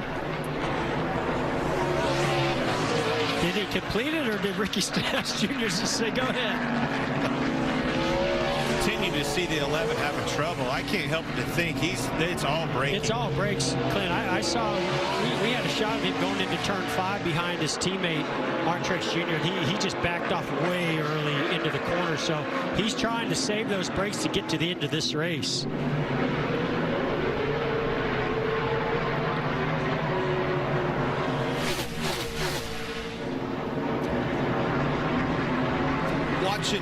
I just can't help but to just keep giving praise to Christopher Bell. You know, this is an opportunity for him to finally follow this 9 car and match his lap times. Figure out where you're off a little bit. I mean, obviously, keep seeing the 11 car right here, but I just love, I'm watching the lap times and what we see with this Christopher Bell.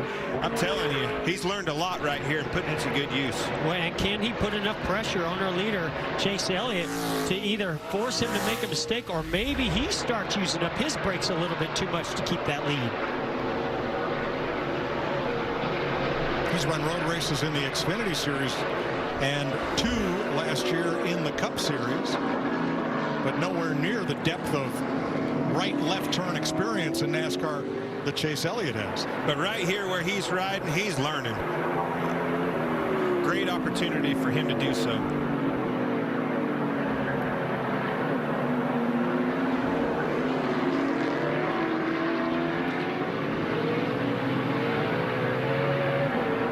To go. Here's your Progressive race summary. Chase Elliott, one of 6 leaders. He's been out front for 36 laps, 8 lead changes. 37 cars on the lead lap. Alfredo 1 lap down. Chastain and Hauff out of the race. 5 caution flags, including the 2 stage-ending cautions.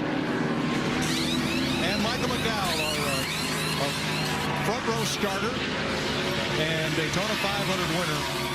You know, in the wee hours of Monday morning, it completely escaped me that the Loves car won on Valentine's Day. Sure did. Oh! Joey Logano going wide. I don't know if there was contact there between he and Denny Hamlin, bringing Kyle Larson into the mix. You know, Mike, you mentioned Loves. I actually stopped at a Loves on the way home, driving a bus with the family to the house. I love activation. When you see something like that, a big win like that, the activation with the sponsor, the pride that they have in that, it was all over inside that Loves truck stop. Well done for Michael McDowell. Kyle Larson getting a little impatient here on Joey Logano. Going to make the pass. Or is he? Oh, yeah, that's going to be pretty easy pass. I think Logano, he saw enough. You're faster. I get it. Go on.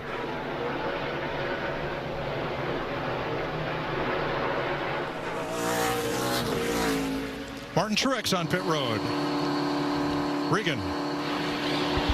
Well, it's been a challenge this run for Martin Truex Jr. He's losing a ton of time through the chicane. The team's been trying to talk him through how to get better there. Overall, this race car has absolutely 0 grip right now compared to earlier in this race. As we see, they get their 4 tires. Now they can do all this and stay on the lead lap as long as it takes to get around Daytona's 3.6-mile course. Alex Bowman coming to pit road. Ricky Stenhouse and Daniel Suarez. And Mike, pitting here, you easily can make it to the end, even if we went into 1 or 2 overtimes. But how about our leaders, Larry Mack? You know, now it becomes a little cat and mouse between when one of these guys gets on pit road soonest, because I think if Christopher Bell gets on pit road, executes a great pit stop, there's a chance he could get the lead before Chase Elliott gets to pit road, or, you know, after that green flag cycle. Truex Jr. puts some pressure on you. He's going to go out there on those 4 fresh Goodyears and put some lap time down. You can't let him catch you too much. Yeah, but he's about 6 seconds back, so I agree. They got a couple laps before they probably need to get on pit road, but to me, it's all about what decision happens here between the 20 car and the 9. But the more of these cars that pit, if the caution comes out and you've not pitted, you're going to have to pit. That's going to put more cars in front of you on the restart. That's where the chess match begins. So, Larry, are you saying come now? I would not run over about another lap or 2, Mike, okay. Quite honestly. I really wouldn't. They're going to run at least 1 more. Here's your Ford Performance Track Facts. Ford has 34 road course wins.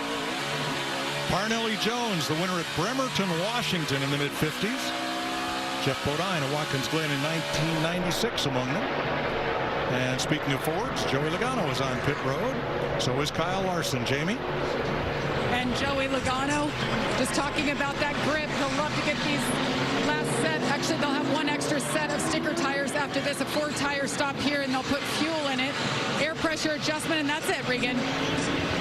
Well, the 5-car Kyle Larson there on the left of your screen. That race car's been pretty good for him. He's still trying to figure out turn 3 on this track, though. He does not like the speed and how it's getting through that corner. Turn 6, though, up onto the high banks has been very good for him. Well, turn 3 is as flat as your billiard table, but a whole lot slicker, right? And a long corner, too. Yep. You know, hard to get in. You see a lot of wheel hub, a lot of wheel lock up with the brakes and things like that. So that's the first part of your corner. To have any success in a corner, you got to first get into the corner. Then you get that long sweeping corner where you got to keep momentum around. Just a very challenging corner. Well, this is one of the things I love about this racetrack. As you see William Byron exiting pit road, there's Tyler Reddick on pit road exiting, is the difference between the high-speed corners, the big braking zones, and the low speed of the infield of this course. That creates havoc for these guys trying to set these race cars. Reminds me a lot of, listening to you say that, Jeff, reminds me a lot of Sonoma. You know, you have that short technical section up on the hill, then the high speed stuff on the back straightaway,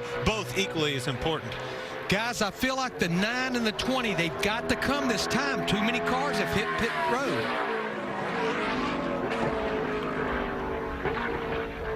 Into the front stretch chicane. Here he And comes. coming Here to they pit both road. come. Right on cue, Larry. There are the heavy braking zones like the one they just entered for the chicane, where you have to scrub off a whole lot of speed in red. Infield section there in yellow. Here's Jamie. Adam Stevens with the call for Christopher Bell in the 20. Christopher has led 3 laps today. Says he's pretty good overall. 4-tire stop. Regan. Well, the 9 of Chase Elliott early on in that run, the call was to save a little bit, but you saw the pressure from the 20 car. When he started pushing it harder, that race car got too tight. He wants a little adjustment for that. The 11 car, Denny Hamlin, he hits his pit stall as well. That race car, the brake fade is everything as we documented. They're struggling with that on his car. Saw the right sides. A little bit of an issue with the 20 car, Christopher Bell. That's going to give a little advantage to the 9 car, Chase Elliott, as they exit pit road.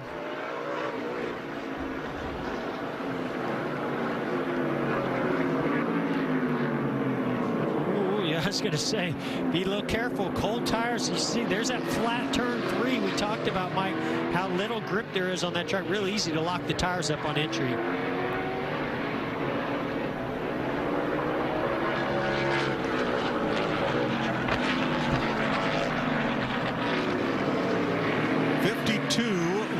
Complete here in Daytona. Grab an ice cold Coke Zero Sugar and buckle up. You're watching NASCAR on Fox.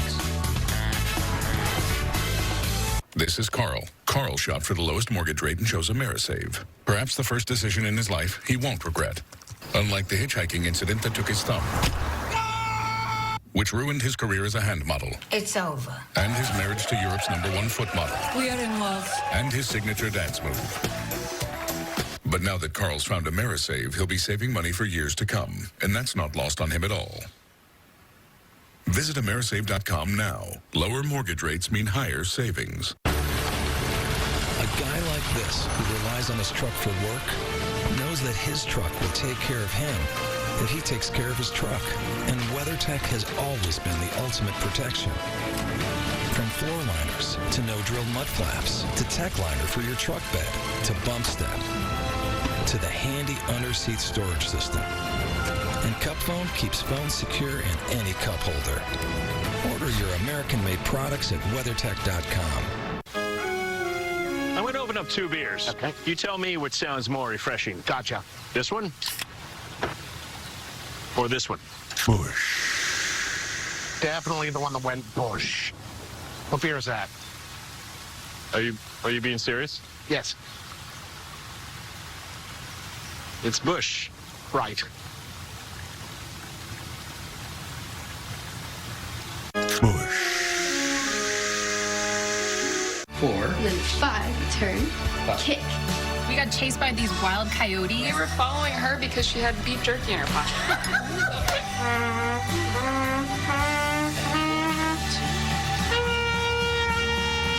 Don't mind me, come on. Pick that up, right there. As long as you keep making the internet an amazing place to be, we'll keep bringing you a faster, more secure, and more amazing internet. Xfinity, proud premier partner of NASCAR. I'm Tucker Carlson. I'm coming to Fox Nation very soon. They're stealing what we have here in Maine. We will pass that. They know that. This corridor is more than an energy project. It's an attack the weak against the strong.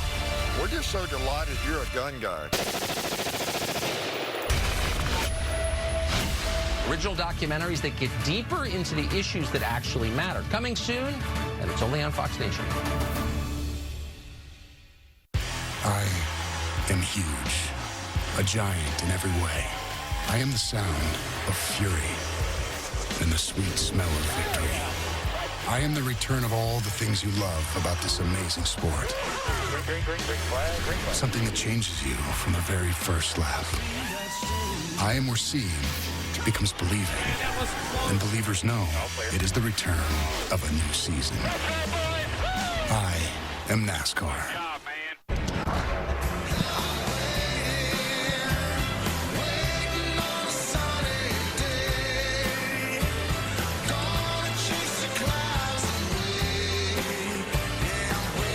there is a rainbow over the speedway. Why? I can't believe it. It's raining. It didn't just lightly rain. It was a heavy downpour. I don't know how these guys didn't all slide off the racetrack. But it was a targeted strike. It only appeared in a couple of corners, and we have stayed green.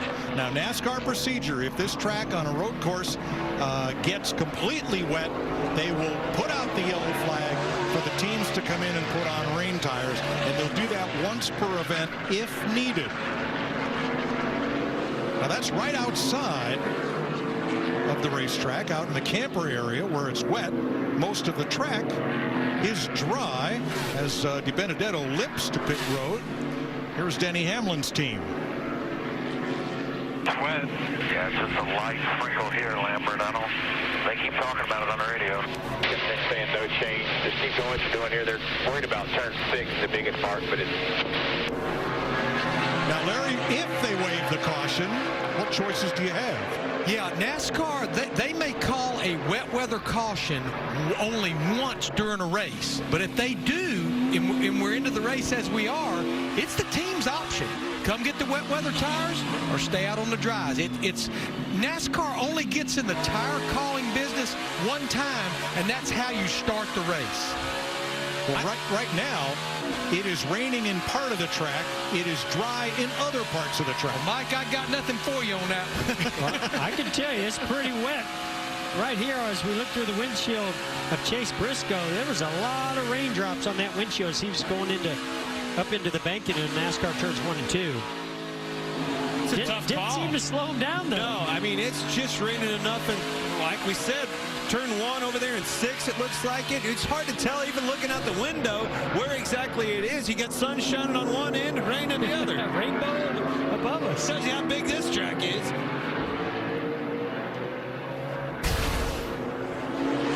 Well, they have defrosters and wipers at the ready if needed. And rain tires in the pits. You see the yellow Goodyear lettering on the sidewall of these slicks. Those are the dry tires. If the letters are white, they're on the rain tires with a full tread. And that was turn 5. You saw Chase Elliott locking up the inside tire. That's probably one of the wetter parts of the racetrack. Now here's the challenge. If you put on rain tires and the track is half dry, that's probably more difficult to manage those tires than if you're on slicks and the track is half wet. Oh, these tires are designed, they're very soft compound, and then you can see, they're treaded, right, to disperse the water. But if it's only a light amount of rain and the track's just barely wet, you don't want to put those rain tires on because they'll wear out extremely fast. And Matt DiBenedetto will go to the garage and join Ross Chastain and Quinn Houff out of the race. 15 laps to go. I think these are some of the most difficult decisions on pit road, but also some of the most difficult driving conditions because you have slick tires. You know this is going to be a quick rain shower. How do you not go off track? Oh, caution is out for rain. And this will be our 6th caution of the day. So, Larry, you got some decisions to make. Yeah, and this is the one time that they will throw it for weather, but it's totally up to the teams, Mike, if you want to come get these wet weather tires or you want to try to stay out there on the slicks. We're probably going to go back racing with somewhere around 11 laps to go, which is a lot of racing when you think about the length of this track. Talk about a make or break it decision here. Well, I don't see how you can come down pit road. I mean, it's wet, but I think this track is going to dry fast if it doesn't continue to rain.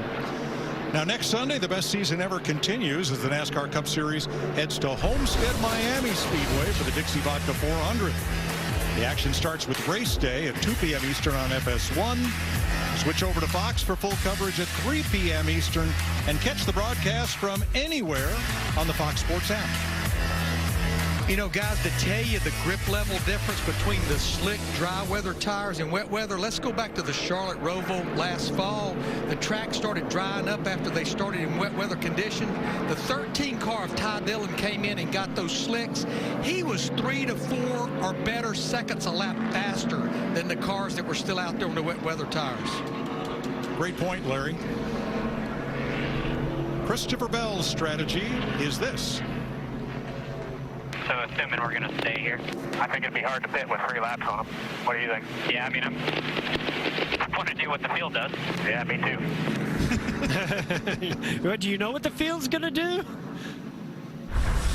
Well, I'm with you, Jeff. I like dry tires on a damp track a lot more than I like rain tires on a fully dry track. Decisions. With 14 to go in Daytona. 14 laps to go. The caution came out for one of those quick Florida pop-up showers, which dissipated just as quickly as it came on the speedway. Few sprinkles in the east end. Otherwise, the track is dry. But right now, with pit road open, teams have the option to come in for dry or rain tires. Yeah, but I think they're coming for slicks. I don't think they're coming for rain tires. Agree. Joey Logano among those who stay out on the racetrack. Jamie? Well, we heard the radio from Christopher Bell and Adam Stevens on the radio. So they decided we'll come if the 9 comes. So that's their call. They'll fill it up. Enough fuel to make it to the end. A 4-tire stop. The 18 is in as well, Regan. The 19 of Martin Truex Jr., that race car, he's giving it everything he can right now, but it's sliding everywhere. They weren't good enough to win, so they're going to put some slick tires on that race car. And the 9 of Chase Elliott, this car keeps getting tighter for him. He said, I'm not sure if we're not keeping up with it or if the track's just getting that tight right now.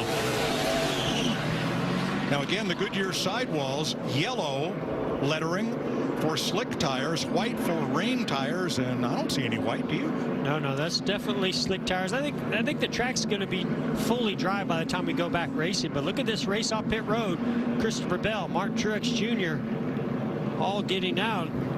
I think that Chase Elliott, it's hard to say where that camera line is at. It looked to me like he may have beat Larson, but our tracker shows Larson ahead of number 9.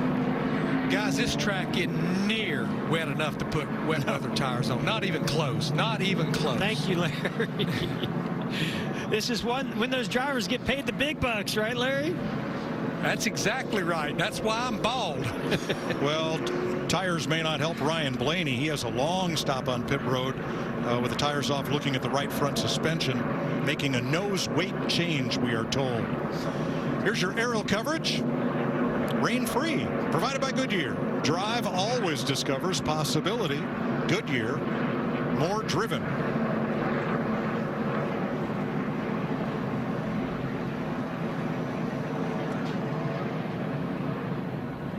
Millions of kids nationwide without normal access to sports and play due to COVID-19. Fox Sports and Good Sports restoring play through donations of brand new gear, including fitness equipment for the boys and girls clubs of Volusia and Flagler counties. Text play to the number on your screen to help keep kids in the game.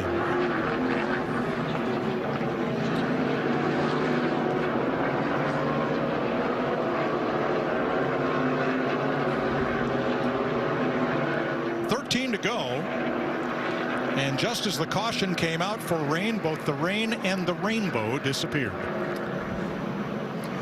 There's your Toyota Camry TRD pace car, going to lead them back to green. And right behind him, our leader Joey Logano only has about 5 green flag laps on his Goodyear tires, so we're going to find out just how good Joey Logano is. And look outside him. Let's give some props to Chase Briscoe in that 14 car. You saw he got spun out early in this race trying to make a pass into the chicane. Has made a nice comeback up into second place. With some damage to some pretty important pieces. A lot of damage on that front splitter. I thought his day was done right there. Bounce back for sure. Briscoe carrying the names of Kendall Bailey and Jocelyn Phillips of Indiana, who passed away in a tragic car accident last Sunday. Chase knows that family well through the Indiana dirt racing community and wanted to honor their memory.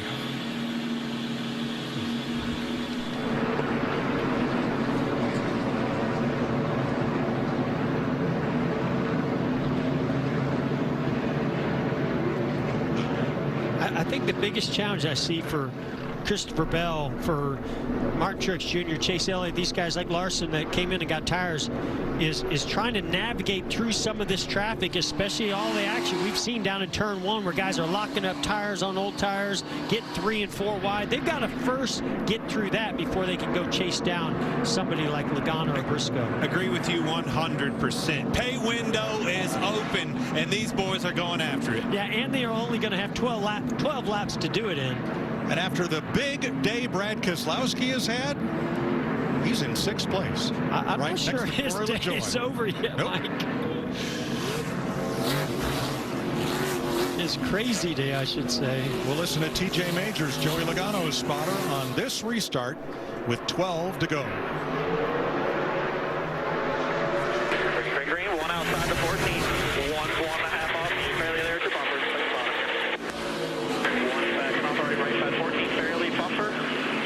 Still there. 1's right with you. Right side 14. Bumper. You are clear, clear, clear, clear, clear.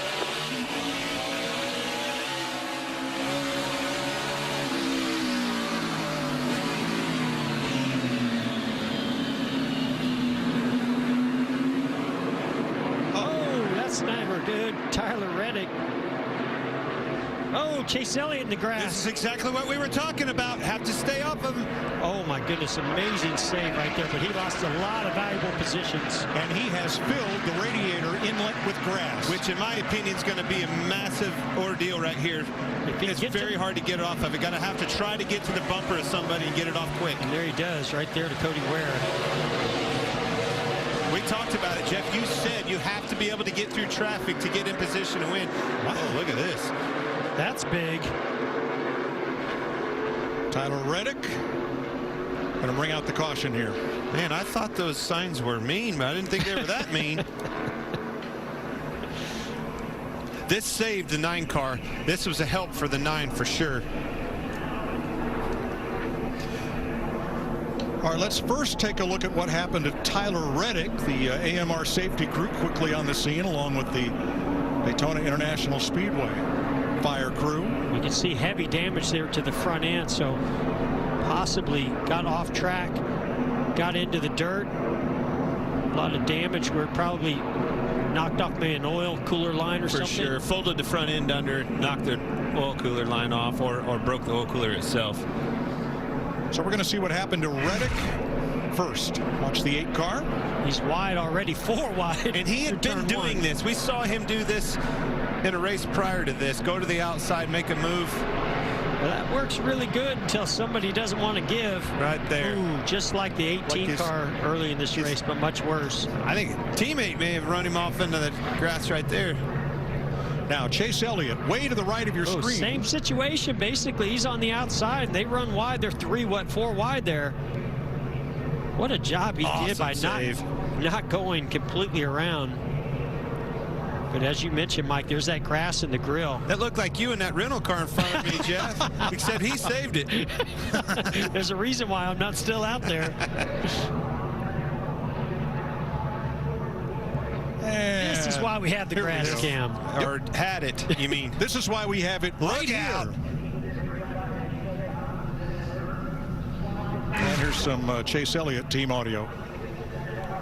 I had them all. I think what was going to come off came off. Yep, copy. Sorry about that. I don't know what the hell else to do. I'm going to watch it. I think that was deliberate. We'll see. I'm sure. He's right. He got the grass off. That's the biggest thing for now. But massive setback for him. Yeah, I mean, he lost a lot of positions back in 14th. And I think what they're questioning, Corey LaJoie in the 7 didn't give him any room, but Corey had cars, maybe 2 of them, to his inside. Watch this grass come off there, the rear bumper of the 11. That's the wipe your nose play right there. That air just really gets spinning back behind that rear bumper, and it's amazing how well it can clean the grill. Vacuum. I think it's a chance. You got to stay patient here if you're Chase Elliott. A lot of racing is going to happen in front of you. I don't think the cautions are over. He's not out of this thing by any stretch of the imagination. If he wanted to wipe his nose, why didn't he just get up behind? Nah, too much? Makes sense. Makes sense. But Clint, you know, I just the urgency is going to only get heightened with Chase Elliott of how aggressive he's going to have to be. Now, we mentioned Corey LaJoie was right alongside Chase Elliott. Here's LaJoie. know the 9 was out there. He came around there so fast. Running your race, doing good, man. Way to stay up on it. Yeah, I mean, it's tough when those guys have old tires versus new. 11 laps to go. We'll take you, Fox, side by side. This is the truck that never stops working. With a new tailgate work surface and power for your other tools, too. And even when you're not working, it never stops working, updating its own features over the air. Part generator, part workbench, part supercomputer, all F-150. Tough this smart can only be called F-150.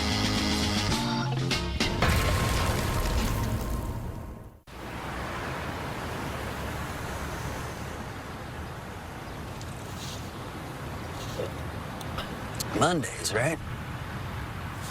What? Said Mondays, right? What about him?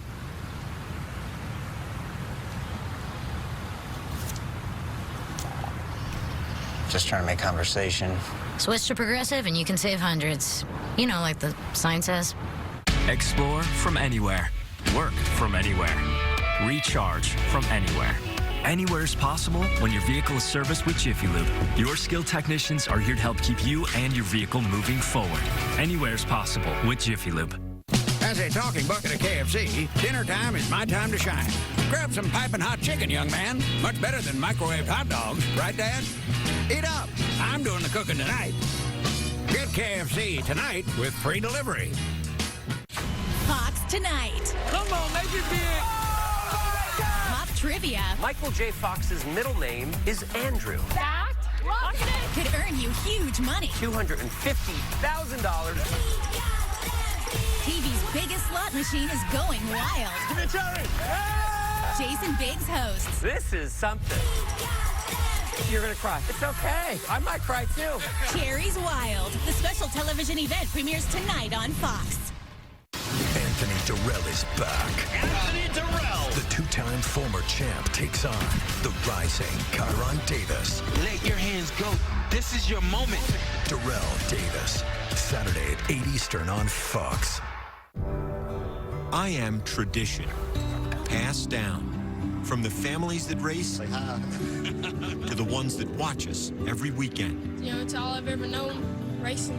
I was fortunate to be in victory lane 20 years ago, and I'm here again. I am meant to be passed down from one generation to the next.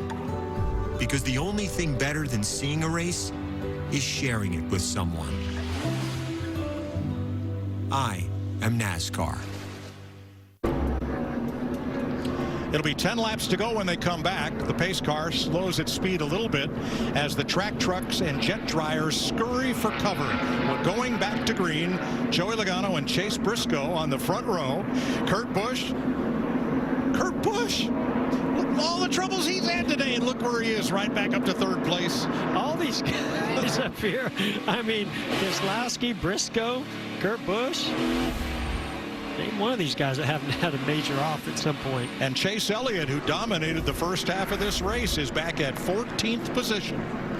As these laps have wound down, we've run these caution laps. I'm telling you, this thing's falling into Joey Logano's lap, possibly. Hey, that 14 ball's up there, boys. Hey, that's Clint's car. That's right. Well, it was. Chase Briscoe outside Logano for this restart. It'll be 10 to go.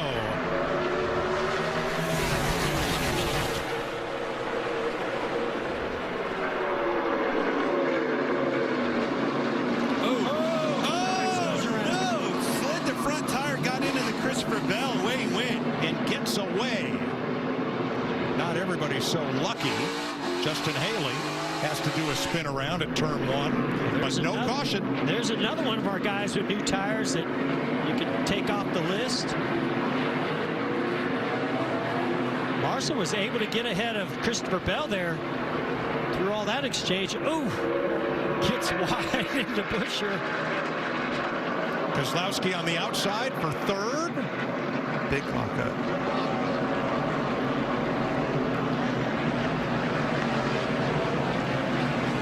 And caution is out.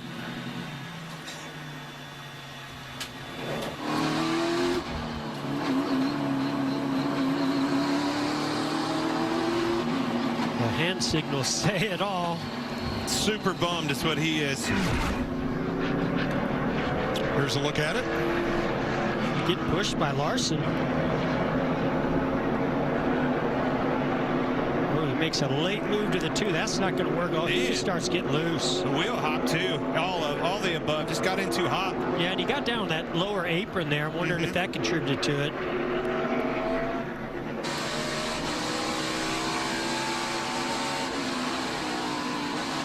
Ooh, as soon as he downshifted, that thing went into a wheel hop. Nothing you can do. Long for the ride, especially when you have a car on your outside like that. Unbelievably, everybody else got by. Idea what happened. I literally went to touch the brakes and they just started wheel hopping. I wheel hopped all day.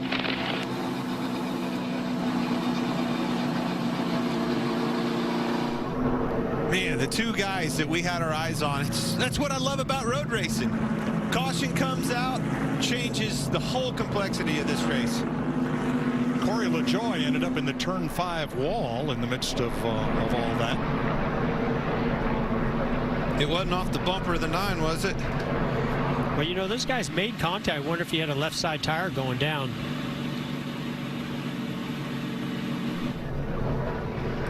Tires are up. She just lost grip. That nose is heavily damaged. The tail is worse on the right rear. Yeah, you're right. You know, guys, we were talking during commercial break. This is playing right into Joey Logano, Kurt Busch, Briscoe, Keselowski, right into their hand, these caution laps. Well, Clint, you asked, and our production crew responds. Was this a little payback?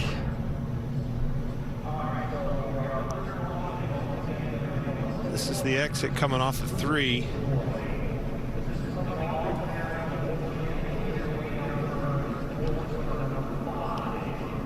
Looking up the road there, getting in there's 4 in the kink.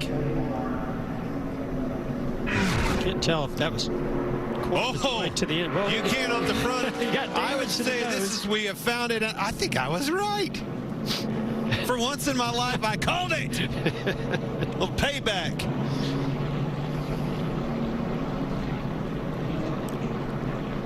There's enough damage there. That might affect the cooling of this car, too. You knock that ductwork down and it covers and blocks off that radiator, you're in trouble. Regan? Well, we heard the wheel hop that happened right there. The report from Martin was it hasn't done that all day long. I don't know where it came from. Obviously very disappointed and frustrated. They got a pit to fix this race car. 8th caution flag of the day. LaJoie also in to repair damage. Oh, everywhere. I was going to say, everywhere is right. We're going to hear from Chase Elliott's team and then Corey LaJoie's. Is there a specific spot you hit him? Just squared him up. I think he thought he was going to give me the outside, and I tried to cross him over, so I just squared him up in the back. Copy. It'll be fine. Yeah, I know. I gave him plenty of room. It's obvious what he was doing. Looks like the rear end of the car is shifted way over to the left a little bit. Let's see what we got here. That would have been the other side of the equation. Yes. Communication. Elliott continues on track in 10th. LaJoie is on pit road. I have a different pick. I was going to say, can I repick? Repick? I need. I picked Chase Elliott.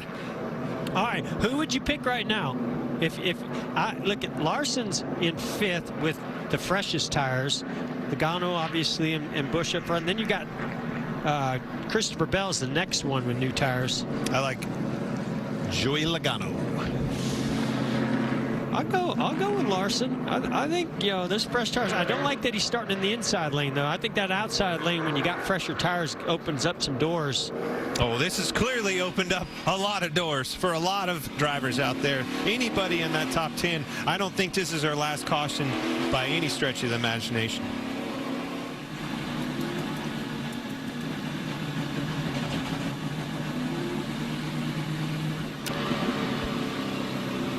Well, guys, we've only run one race here, and it's hard to set a trend. So what I did is I went and looked at the 2 road course races from 2020, the one here, the one at the Charlotte Roval, and it happens in the last 7 to 8% of the race, which if you do the math today, somewhere around 5 to 6 to go will be our race trend of possibly the next caution.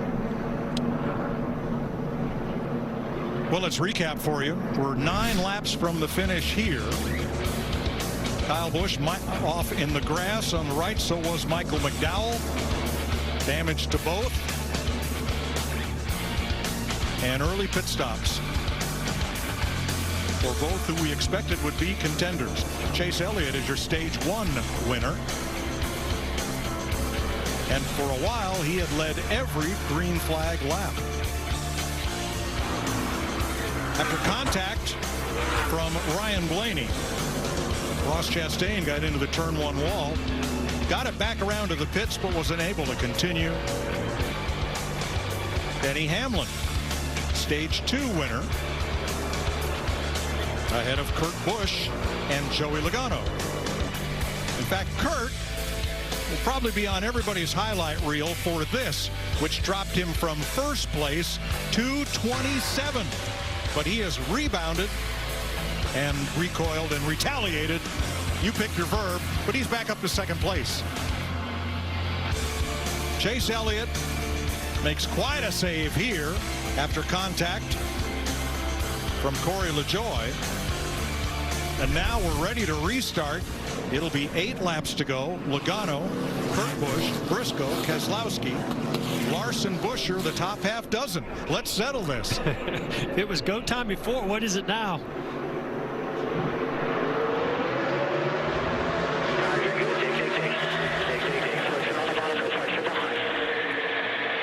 Still inside. May overdrive it here. Just be tight to him. Clear. All clear. That was Tyler Green, Kurt Busch's spotter, as he emerges. It's like marbles falling through a funnel when you come out of turn 2 there. Well, some of them funnel, some of them go 3 wide. And a huge reason why I love this racetrack. Watching this from this perspective has been so entertaining for me. It is a funnel. You nailed it right there, Mike. You go from this big wide area through that really tight infield. Perfect situation for awesome racing. Opens up just enough opportunity to make it exciting. Oh! Keselowski locks up, runs Christopher Bell wide. I was just going to say Christopher Bell got a great start to gain some spots and do what he needs to do. But now Larson going into second. Remember, Larson wheel hops. Into the tire wall goes Kyle Larson's number 5. He's going to be able to drive it away, but he's going to have a huge tire rub there on the right rear. I'll tell you, that was the move for the win, if you ask me. If he would have gotten to second, those fresher tires, I think he runs down Logano, but that's now over. We stay green. So easy to wheel hop right there. For whatever reason, Jeff, that corner, you don't get a front wheel lockup. That thing wants to wheel hop. It's kind of rough getting into that corner. You pick that wheel hop up, she gone. I think they're at the high end of the RPM range at that gear that you choose. Plus, it's a little bit rough. William Byron climbing the turtles there at the bus stop and getting airborne. Now here comes Bell. He's looking for a run at Kurt Busch before they get to the chicane. No move there. And look at Kyle Larson. Makes the dive bomb move, and away it goes. It was a great move. It's just a little bit late, and Kurt, I think, drew him in there pretty late also. That's I think they're exactly both breaking right. late. You could see right away that right rear tire. Trouble front straightaway, start finish line. And that is Kyle Busch in the wall. No caution. Hard into the wall.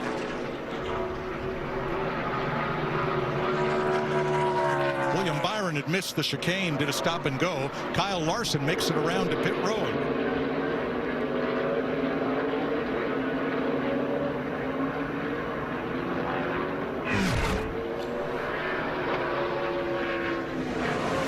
William Byron already missed the chicane. He had to stop, and then these guys are just getting crazy coming off of that chicane at the start-finish line.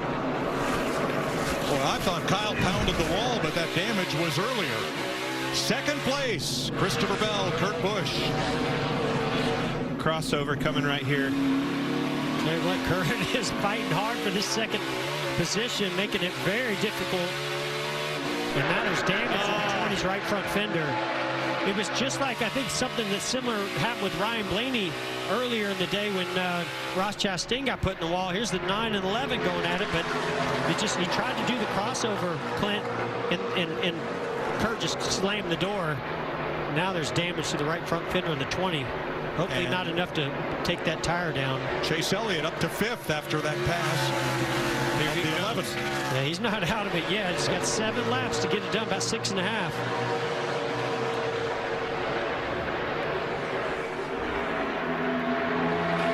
I tell you what, Kurt Busch is being ultra aggressive, fending these guys off, doing a phenomenal job, really. And helping Joey Logano out. He's doing a nice job up front. Big block up there. That was Bubba Wallace. After the day they've had and the incidents they've been involved in, who can believe that Kurt Busch and Brad Keselowski are in 2nd and 4th place and challenging? I'm shocked. Whoa.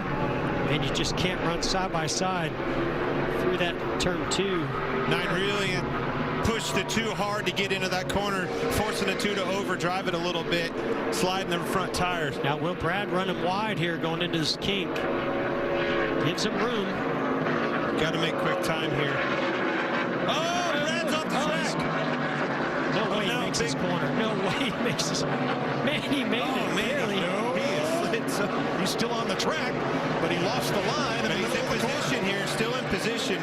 Chase is going to have to work a crossover here. And while that's going on ahead of them, I think Denny Hamlin had made contact as he tried to do the crossover. And Chase ends up in the wrong place. And everything going wrong for Hendrick Motorsports right in the closing laps of this race. Kyle Busch has made it to pit road for a little body work and tires. 6 laps to go. 2 of our favorites now have spun, Truex and the 9 of Chase Elliott. So he knows he's going to do the crossover. Denny Hamlin just goes to fill that hole. They make contact, turns the 9 around. And I think Denny could see what he was going to do. Denny kind of checked up, but the 14 was there, all stacked him up, got into him, the rest is history. You could kind of see what was going on. We called the crossover. That's what he needed to do. That's just such a tricky corner. And Chase rejoins in 24th place. And Christopher Bell just not able to make that pass happen on 2nd place Kurt Busch. 5 to go. At the start of this race, Michael McDowell was seen to be a favorite. He had trouble right away. Here he is, 7th place. Well, that's Michael McDowell's style. You know, he does it on the super speedways where he keeps himself in it. There's the pass for 2nd. Christopher Bell makes that nice and clean as they go through turn 3. But that's what Michael McDowell does, Mike. He's just so good at being there at the end and putting himself in position. And even though he had trouble at the beginning of this race, he's done a nice job recovering. This is where Christopher Bell's really going to have to focus hard, hit his marks, get everything he can get out of that race car. I still think there's time, but he's going to have to go. 3 seconds, almost 3.5 seconds to make up. That's a lot of time. But 5 laps, that's a long distance, too, at this track. Chase Briscoe trying to hold off Alex Bowman for 10th. And Bowman gets by on the bottom. Haven't heard a lot about out of Bowman today. You saw damage to the nose, but you see a lot of oil right there on his tear off on somebody. Down on the apron. I don't know if that works. Oh, the hood. I would say that oil you saw was coming out of the 14. Now the hood's blown off of it. He's in bad shape. And a few more pieces here and there. A little more casual contact. Guys are losing all their patience. That's out the door with 5 to go. And all their parts. Been watching Bubba last several laps here, really having trouble with wheel lockup. Be interesting to see. I think I think the fluid was coming out of his car. I think it's probably overheating with all the damage on the front. Oh. Then the hood blows off.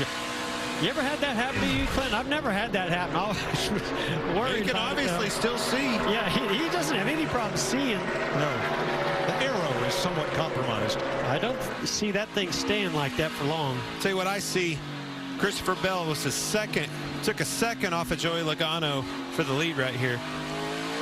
I tell you, the roof cam can't see anything. Yeah. Austin Dillon on pit road. Trouble on the right rear. Going to be a long stop.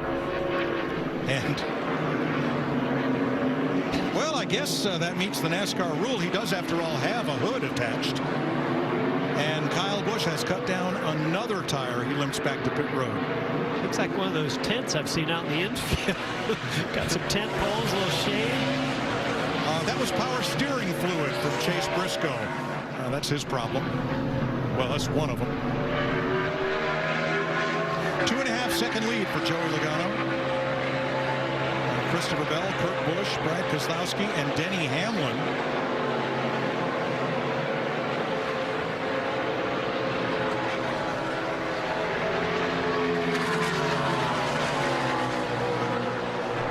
Most of whom are going to have stories to tell at the end of this one. Looking at the top 10, the only drivers that we've hardly mentioned in the top 10, Ryan Preece in 9th, Alex Bowman in 10th, both driving pretty much error-free races, and not much to mention there. And Kevin Harvick, who has very quietly come to 6th place. That's what champions do.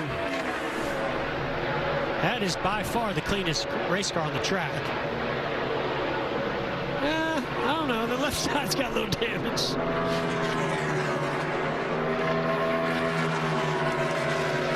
Right now, another half-second off your leader right here. Yeah, the 20 of Christopher Bell's got to put qualifying laps together right now if he's going to catch Joey Logano, our leader. Hearing some reports of some light sprinkles in turn 4. Yeah, of course. Yeah. Well, we've had everything here today. Well, that's that high-speed kink between the two horseshoes.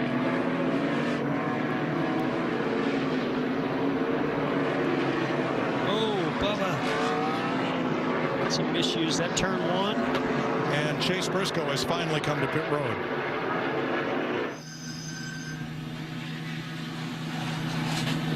Yeah, let's put the windshield wiper on. Oh, yeah. 3rd place, Kurt Busch, Denny Hamlin. Keselowski looking in. Yeah, Denny's got the preferred position now. Kevin Harvick behind them, and then McDowell.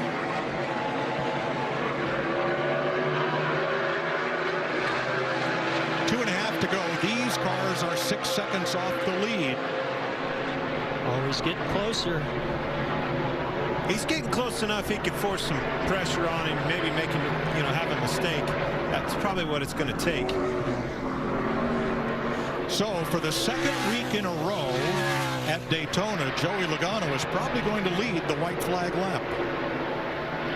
And he's doing the same thing he did last week, looking in his mirror. And this time hoping nothing is too close to it. So crew chief Paul Wolf. There's no question he's going to catch him, in my opinion. Joey Logano isn't easy to pass. He's going to make it very difficult on him. It's going to be interesting here with 2 laps to go. Well, we already saw, I think, if Christopher Bell could have done anything, is maybe been a little bit more aggressive with Kurt Busch trying to make that pass happen, maybe forced his way through there, because he would have gotten to Joey Logano much sooner.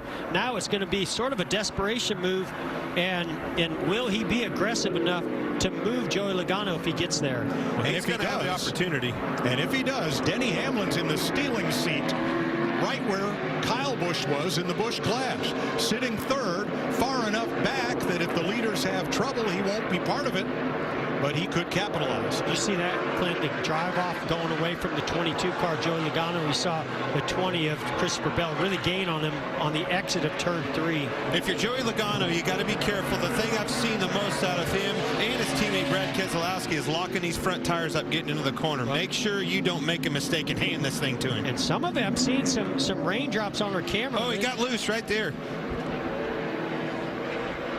Oh, man, they're both slide locked. Yeah. I think it might, not only his tires worn out, it's a little wet down there. I agree, because the 20 car took off for the front end as much as the 22 spun the tires with the rear. Bell has a run off NASCAR 2, and at the end of that back stretch awaits the bus stop. There's the brakes, exactly like the 12 car had in the Busch Clash. Ryan Blaney had a struggle, could not slow the car down, gave the 9 car Chase Elliott an opportunity last lap. So that's metal on metal under braking for Joey Logano. Man, the same block. This might be way more aggressive a block. He's there. Christopher Bell is there. What's Joey going to do down here in this chicane? Oh, man, I think he's got him. No, not so. Does. Logano doesn't have the brakes to hold off Bell. White flag, 1 lap to go, sponsored by Credit One Bank. And Joey Logano's saying, what do I got to do? He's going to show Christopher Bell. You can see the brakes just glowing red hot on the 22 car. Missed the corner right there. It's smoking as well. Them brakes are hot. 15 drivers got their first career win on a road course. The last to do it, Chase Elliott, 2018 at Watkins Glen. Missed the corner pretty bad right there. Yep. Yeah, he's just got to take a breath right now. He's gapped the 22. He's got a better race car. He's just got to take a breath and not overdrive this car right now. Easier said than done. He's on fire too. Them brakes are hot. Trying to get away from Joey Logano. We talked about it in the pre-race show, Jeff. That infield is such a tight thing. You're always constantly on the brakes, not giving them a chance to cool off until you get off a 6, finally getting that long straightaway. So now Bell will have about a mile to let those brakes cool before he has to get hard on the binders for the bus stop, which might be Logano's last chance. If he completes this, of all the tracks I would have picked for Christopher Bell to get his first Cup win, this is the last one I thought it would come at. Well, he's definitely one you had your eye on. You knew the opportunity that was ahead of him. He was longing for this opportunity, asking for it. He got it, and look at this. Christopher Bell running a time trial lap here to secure this victory. Logano now 1.8 seconds back.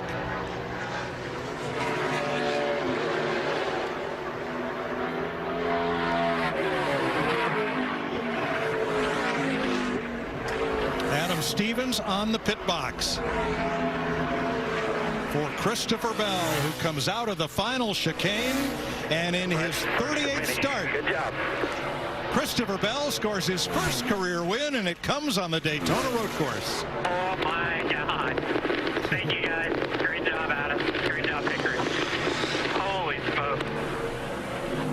I'm so proud of you, Christopher Bell, the work you put in.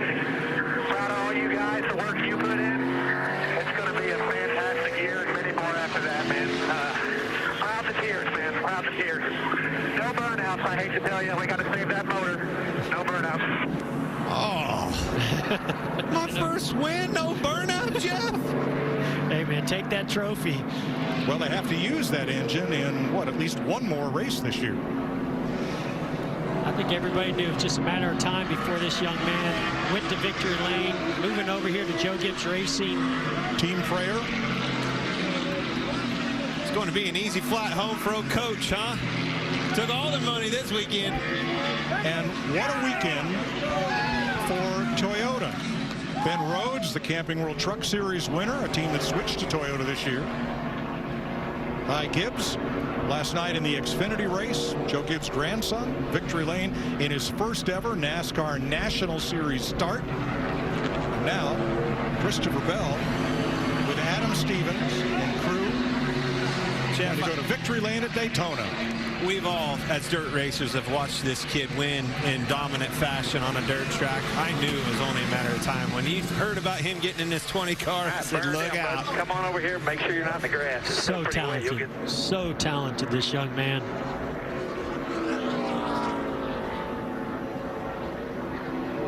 Like Adam Stevens said, this is just the beginning. And there are still cars coming to the checkered flag.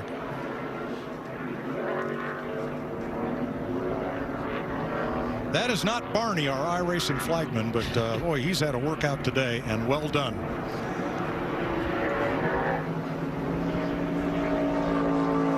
LaJoie and Kyle Busch come limping across to finish up this race. Got her money's worth. I'm telling you, fantastic race. Boy, a lot of action all day. And Chase Briscoe finally takes the checkered flag.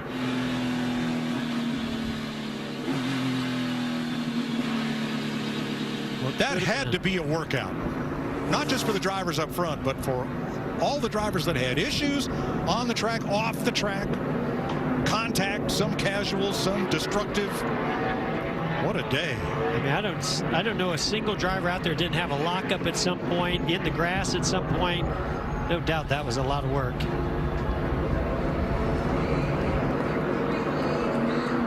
From the drop of the rag, too. I mean, right off the bat, we were in the action.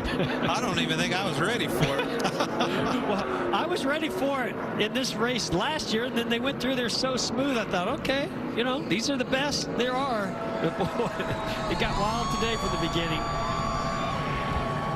Gotta love a first-time winner. Never forget that one. His 38th career start.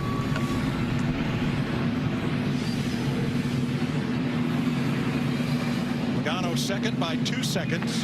Hamlin third. Kurt Busch, Keselowski, the top 5. Harvick, Allmendinger, McDowell, Preece, and Bowman, the top 10. 32 cars finished on the lead lap. Only 3 cars were out of the race at the finish. And Christopher Bell, in only his second start with Joe Gibbs Racing, is now a NASCAR Cup Series winner. Here's Regan Smith. Well, Christopher Bell gets the head sock off. Christopher, you told me last week you wanted to come to Joe Gibbs Racing to put the pressure on yourself to be the best. My friend, today you are the best. How does this feel? I don't know, man. This is definitely one of the highlights of my life so far. So just so incredibly thankful to be here at Joe Gibbs Racing, man, and all of our partners at Rheem, DeWalt, Pristine Auction, Toyota, TRD. Thank you to Jack Irving, Tyler Gibbs. You guys believed in me since day one. So this is, I don't know, man. It feels like, you know, I've prepared my whole life for this moment to race in the Cup Series. And, you know, last year was a huge learning curve for me. And I'm very grateful that I got the opportunity to run in Cup. And it definitely prepared me to move to Joe Gibbs Racing. You got by Kurt Busch with about 5 to go there. It was a pretty big gap, about 3.5 seconds. Did you think you had enough to catch up to Joey? No, I really didn't. Whenever we pitted and then we came out, I liked where I lined up. But then the yellows kept coming, and I thought the yellows were hurting me because I felt like I needed laps to get up through there. So honestly, I didn't think I was going to get there. Adam on the pit box kept telling me that I was going to get there, and man, I didn't believe it. But yeah, I don't know. He really struggled, I think, coming out of 6th one time and allowed me to close the gap. And I just wish my wife was here to celebrate with me. Christopher Bell, first career win on the Daytona road course. Christopher Bell will head over to victory lane with his first career Cup Series checkered flag.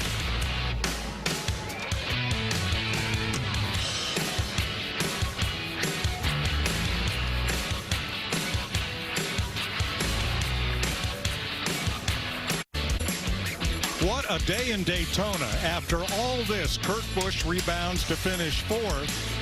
After this and much more, Chase Elliott dominated the first half, ends up 21st. After fire and a little bit of rain, Christopher Bell scores his first NASCAR Cup Series career win. And the man he had to beat to do it was Joey Logano, who is on pit road with Jamie Little. Well, Joey Logano led 10 laps today, and it came right down to the wire, Joey. Where do you feel like that 20 got stronger and was able to overpass you at the end? Well, the tires. I mean, he's the one that got through with tires. Was man, one more caution lap would have been enough to at least have a door-to-door finish across the line. Maybe, I don't know, but it's hard when he starts catching you a second a lap. It's, gosh, I just trying to get all I could on that restart, trying to get out there as far as I could. Because I knew as soon as those guys with tires were going to catch us really quick. But we've made gains with our Shell Pennzoil Mustang on road courses. We're not quite good enough yet. As you can tell, our long run speed's off. we got to keep working to get that better. But we maximized the day. I hate being that close, but you know, congratulations to Christopher. It's his first win, and I know that means a lot. It's always a special one. So I'm happy for him, but not so happy for myself at the moment. Joey Logano brings it home second. Well, Denny Hamlin battled his way to a third-place finish today. Denny, at one point in the race, we heard you say, I'm getting some brake fade. Was that the difference for your car? Not really. I was hanging around that third fastest or fourth fastest all day, and that's just kind of what our FedEx Camry had. I got to continue to get better, but it's kind of what we had. It's was kind of confused on what to do with the strategy there, but obviously a great 2 days for JGR. Happy for the whole team. All right, thank you, Denny. Thank you.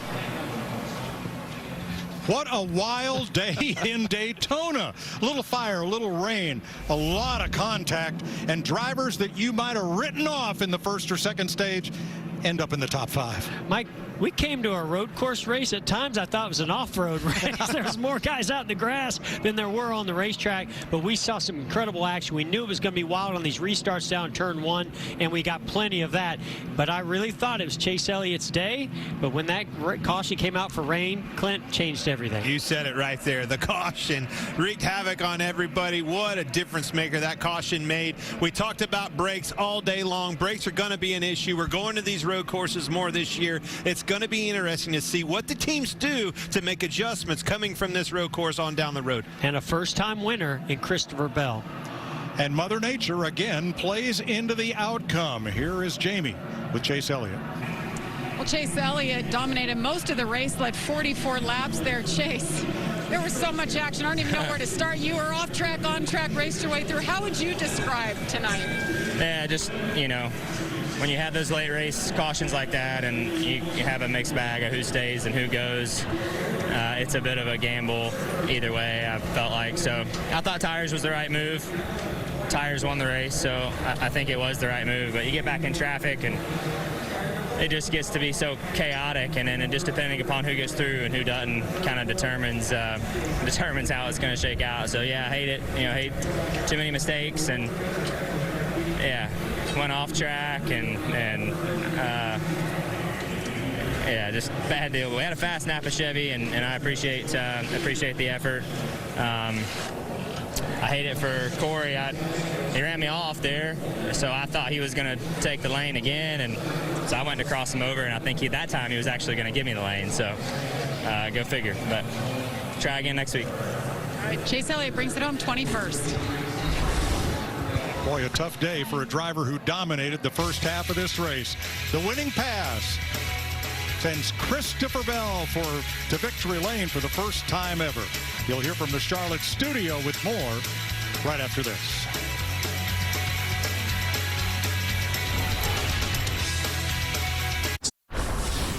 Back here to wrap things up from Daytona, aerial coverage provided by Goodyear. Drive always, discover possibilities. Goodyear, more driven. And don't forget tonight's Cherries Wild premiere. It premieres tonight on Fox, 7 p.m. Eastern. See the countdown right there. Shannon, Larry, and Jamie back here in the studios in Charlotte. Wow, I am so happy that NASCAR decided to put this road course on the schedule, because what a weekend it was. Congratulations to Christopher Bell getting his first victory. Welcome to the playoffs, my friend, because he's locked in. I have on my notes Christopher Bell, his name, because he was running up front pretty much the entire race, but it was that final move that sealed the deal. Yeah, I mean, he was a contender all day long. This was not a freak, pit strategy that got him there. They actually came to get tires.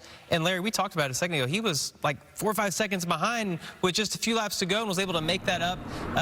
He was running over a second a lap faster than Joey Logano. And you see as they come out of the bus stop here, Joey's blocking, but Christopher Bell has such a run. He gets to his right rear quarter panel, gets him a little bit of side draft. This is just really good, hard racing. And Joey's going to race him hard right here, but I think Joey knows he's beat because Christopher's quite a bit better under braking, has the preferred line, and is able to get ahead of him off the exit of this corner, and then, Larry, he just drives away. We got to talk strategy, right? And the new guy on top of the pit box for Christopher Bell, Adam Stevens. What a way to start the year. Yeah, we felt like that was a good match to put Adam Stevens, a two-time championship crew chief, there with Christopher Bell. They had pitted under green at lap 52. That caution came out for weather about 4 laps later.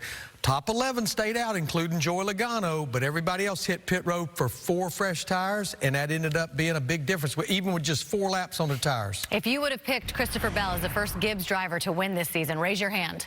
Well, we've gone off of our test. Nobody's raising their hands. But hey, listen, Christopher Bell, right? It started 12th today. First career Cup Series wins. But of course, when you have teammates like Denny and Martin and Kyle, that's a tough group to be around right there. But my goodness, gets it done on the road course. And of course, I mean, we look at March 28th, the dirt track at Bristol.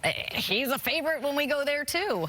But I honestly talked to him a couple of weeks ago about the road courses, and he genuinely was excited about it. He won at Road America in Xfinity in 2019. I know the road courses were not good to him last year, but he said, I love road course racing, and I'm excited about having 7 on the schedule. Everybody pretty much in the field had an eventful day, but one guy who was a little more eventful than the rest, go ahead, say his name. Brad Keselowski. Brad Keselowski. Brad. It was up and down and left and right and all over the place. Take a look. These are some of the things that he dealt with.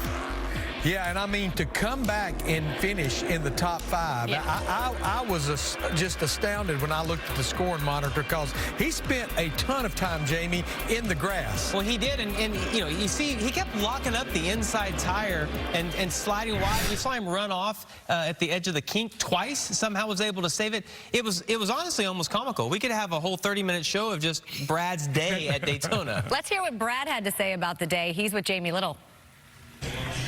To say this race was eventful for Brad Keselowski, I think, is an understatement. Brad, I think the camera was on you more than the leaders tonight. You had so many run-ins and lockups. How in the heck did you bring it home to finish in the top 5? It's a good question, Jamie. It's a very good question. I'm not sure I know yet. I'm going to go back and watch the replay on Fox. Coverage is excellent.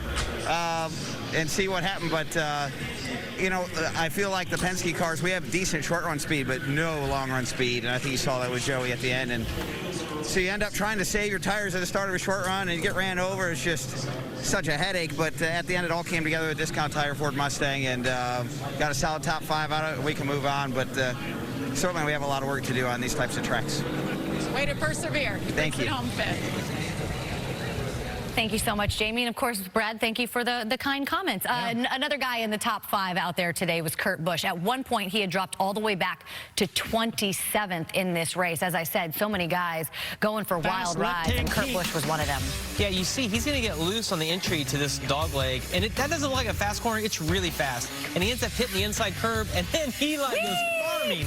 You watch this, and I was shocked, Larry, that his splitter did not get tore off, and also that the engine didn't overheat, but he was able to recover from this. And then Matt McCall made a great decision, left him out on tires. The car wasn't tore up, and his car was wider than most at the end. Because he hit those turtles, right, when he was coming back in. There was not no turtles there. Saw the yellow. No, thought it was a turtle. Was it Leonardo? Yeah, Raphael. Yeah, they were not in that area They were of the not track. there. Yeah. But you know who is there? Kurt Busch. He's with Regan. Well, Kurt Busch had what I would call an eventful day, and Kurt, you get the lead, you go through the infield. I thought your race was done. Next thing I know, you're back up front. Man, I just crossed over that fine line of grip, and like the car, it's there, but man, I was just over driving. And the tires at this track with the worn out asphalt in that infield section, it's really easy to step over the line. I actually took a deep breath and just said, stay cool, and then I pounded that curb into kink, and it shot me straight out. But Matt McCall, all my guys, they had an awesome day on pit road, strategy-wise and with their stops to get us that track position and to get us back up front.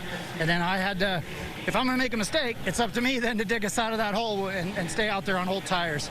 So really good points day. Top 5, I think, in all the stages. So it's a good check mark to bounce back after the 500. So thanks to Monster Energy, Chevy, Gear Wrench. We're rolling now. Thanks, Kurt. That was a great interview. He's like, that was fun. Take a look at these guys. They thought it was fun, too. This is the top 10 out there, the top 8, I should say, out there in Daytona. Christopher Bell, Joey Logano making up 1 and 2. Denny Hamlin, Kurt Busch, row 3 or row 2. And then, of course, A.J. Allmendinger, Michael McDowell rounding out the top 8. I know, Larry, you want to talk about Michael McDowell, right? That was another group that never gave up. He had a flat tire coming to take the green flag at the start of the race, and he was in trouble. And when I saw him in the top 10, Again, he and Drew Blickensderfer, his crew chief, they just never gave up on the day. Yeah, great recovery for that team. And he got lucky in that they had that flat tire early on. He had to run the whole racetrack, right? Yeah. And sometimes that'll tear the bodywork off, but they were able to get in there, get a tire put on it. And, man, 2 top 10s, Daytona 500, that's a pretty incredible way to start the year. That is. Congratulations to that team, of course. Big weekend down there in Daytona. Big night tonight. Cherry's Wild coming up after us. Thanks, guys. We'll see you next week.